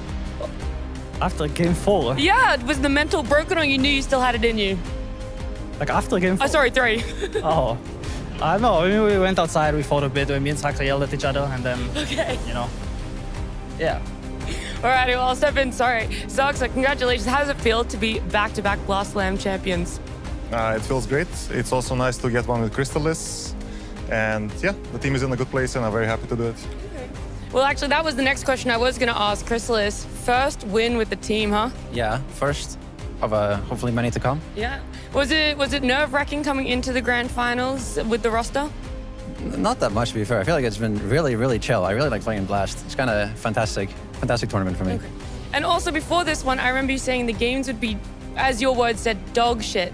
Do you feel like that's how it was? I mean, some of them kind of were, but the last one was pretty good. Game 4 was nice. It was a cool game. It was a hype game. It was nice. Yeah, you really gave us a little bit there. But BZM, for yourself, Invoker, bro. Why are you still picking it? I don't know, just time to come back with some heroes. It was dead for a month, but then I'm like, it's time. Yeah, it's time. So was it you calling for Invoker or Moon's making you play Invoker? First of all, I'm calling it, but if it works, he's gonna call for it. Like, we practiced it before, right? If it works, he's gonna call for it. If not, he's never gonna call for it. Yeah, that's how it works most of the time. But it worked. It did work in spectacular fashion. Of course, my last two gentlemen here, Whitemon, how are you feeling after that win for yourself? Feeling good. Yeah. How has it been, having a couple of Tier 1 tournaments, not being up there in first place to grind back up and now win again? Wait, what is the question again? Because you guys were winning and then you weren't winning, but now you're winning again. I don't know. I feel like we're just playing great, and I think I don't know what to say. No worries. Maybe Moon can give me a little bit more. How hard has it been to get these guys back in top form? It was a pretty tough challenge. I had to take the whip out, create a lot of memes and structure for this tournament, but it worked out. Awesome. Well, I'll let you go back to your team. Congratulations again, Team Tundra, for winning Blast Slam 3.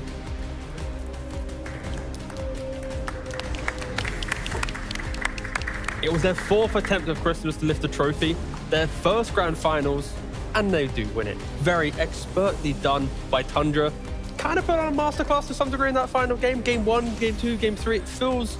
It was like they were controlling it. Sure, they get run over in Game 3, but it was their final. Yeah, Game 3, not Game 4, guys. Yeah, Game 4, yeah. How did you feel after Game 4, guys? I got mixed up, all right? That's all right, it happens. But Tundra didn't get mixed up in this final game. BZM Invoker, it was a specialty. It was a treat. Yeah, there's a lot of people that like to say, Effie, that Invoker isn't back. BZM's like, nah, I'm bringing it back. Yeah, I mean, this hero, after the Wandering Waters update, didn't see so much play, not very popular. Actually, interestingly enough, BZM has half of this hero's competitive games on this patch, so he truly is an Invoker specialist. His win rate after this game is sitting at 65% on the hero competitively. And, I mean, if someone knows how to make this hero work, it is him. He was enabled so beautifully after that rough start by his teammates. All of those shackles into Sunstrike kills, getting him back into the game, which he then carried in a big way, Misery. Yeah, I think it's pretty cool that he's literally the only player who plays it, right? I can't think of anybody else, and the only team as well, as the nature of that, and they just happen to make it work pretty often, I think. And even though he had such a rough lane, he just creeps himself back slowly to the top of the net worth every time. And I mean, once you get that net worth, the Cataclysm looks kind of broken, right? Like it's very hard to play against. He even stole the Roshan at some point. He gets a little kill, and then they get the snatch. It's like all these little things, like extra little bit of gold, and yeah, just an exceptional game from him. How did you guys enjoy the grand finals overall, though, right? Because Tundra, they did great in a lot of games to stomp. Mostly this game number 4 for a bit of a comeback after lanes weren't so easy for them. I'm definitely glad it wasn't a 3-0. I'm glad Falcons put up a fight, especially in that game 3, pretty dominant. And, sometimes Tundra, when they win, they just look like the best team by far, and this just was another case of that. They did everything so impeccably. They had some really difficult early games as well, but managed to just pull through. There were games where they were playing from a net worth deficit, won a fight or two into winning the game. There are games where they just cemented that net worth lead from the start and won off of that. And only one of the Tundra specialty throws that BZM's always talking about in the group stage. Only one this time around. The key thing, though, with this grand finals is even though it was quite dominant for Tundra, it's still a season of multiple teams winning, right? It's not as if Tundra have won everything, right? Spirit have won, Liquid have won, BB won, Paravision won, and then the grand finalists that they're playing against also have changed. So it's like, this is the year that it truly is anyone's tournament, anyone's game. Clearly for Tundra, the Blast Slam format is the format that allows them to win. The last time they won a tournament at Tier 1 was Blast Slam 2, and now with Blast Slam 3, so maybe they need Blast Slam 4 to win again, maybe, but I hope for Tundra's fans' sake that they can maybe win some more in between that. But again, the format clearly helps Tundra a lot. I mean, also just quick props to Falcons again, because I think they managed to come back in game 3. I also really thought they had this game 4. It looked like after laning phase that Amar was running around Timber, so high-fiving, and there was a bit of all chat. Some little smiley faces, some question marks, and I think it looked like Falcon was going to take this to game 5, but I think just a couple of mistakes, and you see Tundra. They don't give up, they don't start tilting, they just keep doing their thing, and then capitalize on those mistakes like so well, like better than any other team. Yeah, they found some really key plays for themselves because it looked tough, especially that Invoker lane, right? Playing against DK is rough, like incredibly rough. Like it looked like how was he going to come back into this game? But they had that really beautiful rotation mid with Warlock's first golem, where they got a kill on Mirana and on DK. And then after that kill, they went into the triangle and stole the really massive stacks that Falcons had set up for themselves. And if they hadn't made that play, this could have easily been a Falcons snowball, right? If Falcons took those stacks for themselves, didn't give away those kills, the game might have ended in about 25-30 minutes. There's something a little bit magical as well. We've already hyped up that BZM Invoker, but also for 33, playing the Sand King. It's very hit and miss for some offlaners if they're able to make it work. But I mean, T, when you get to steal two triangles worth of stacks, you really can make some magic happen. Yeah, no, and especially because he has Saxter on the team as well with the Shaman. It felt like he was leading the charge always with the Hex or the Shackle. And then when he really understood the fight, baited crit out with the Disruption, then 33 comes in with the Epicenter. How many times do we see him pump faking the Epicenter, holding his ground, waiting? So I think between the 3 and the 4, they were both able to shine, but Saxter had to kind of play the sacrificial role for 33 to shine. All of these fantastic points are reasons why we do have Tundra as our Blast Slam 3 champions. But I want to get some final words from you guys before we do officially close this chapter here in Copenhagen. To quote Kyle, I was really happy to be here. I think it's been a great tournament, a lot of really nice games, and also a good final, I would say. Despite how it looked after the first 2 games, it delivered in the end. Yeah. I had a lot of fun. I'm just glad to be here as well, to quote Misery, who quoted Kyle. I think the one particular thing to me about this tournament is the gauntlet does make for some really exciting games. Like, our way to the finals was ridiculous, like 3-game series, 70-minute games. So I'm just really excited for the next one. Yeah. Unlike other formats, it feels like every series to get to the finals it's kind of like a mini finals, right? Because I feel like going away from this, people will still be talking about like the spirit game or the gaming game. Even though we see Tundra lift the trophy, all the kind of the paths here were equally as good, right? And to quote Effie, who quote Kyle, who quote, oh sorry, I messed it up! No! Misery. Wait, quickly, start again. To quote Effie, who quoted Misery, who quoted Kyle, I am just happy to be here. Yeah. Sometimes it's not about the end destination, it is the journey that we take to get there. All of these games are so beautiful. It was very special to share this last week with you guys for Blast Slam 3. For now, we are closing it out, and we'll see you in November in Singapore for Blast Slam 4.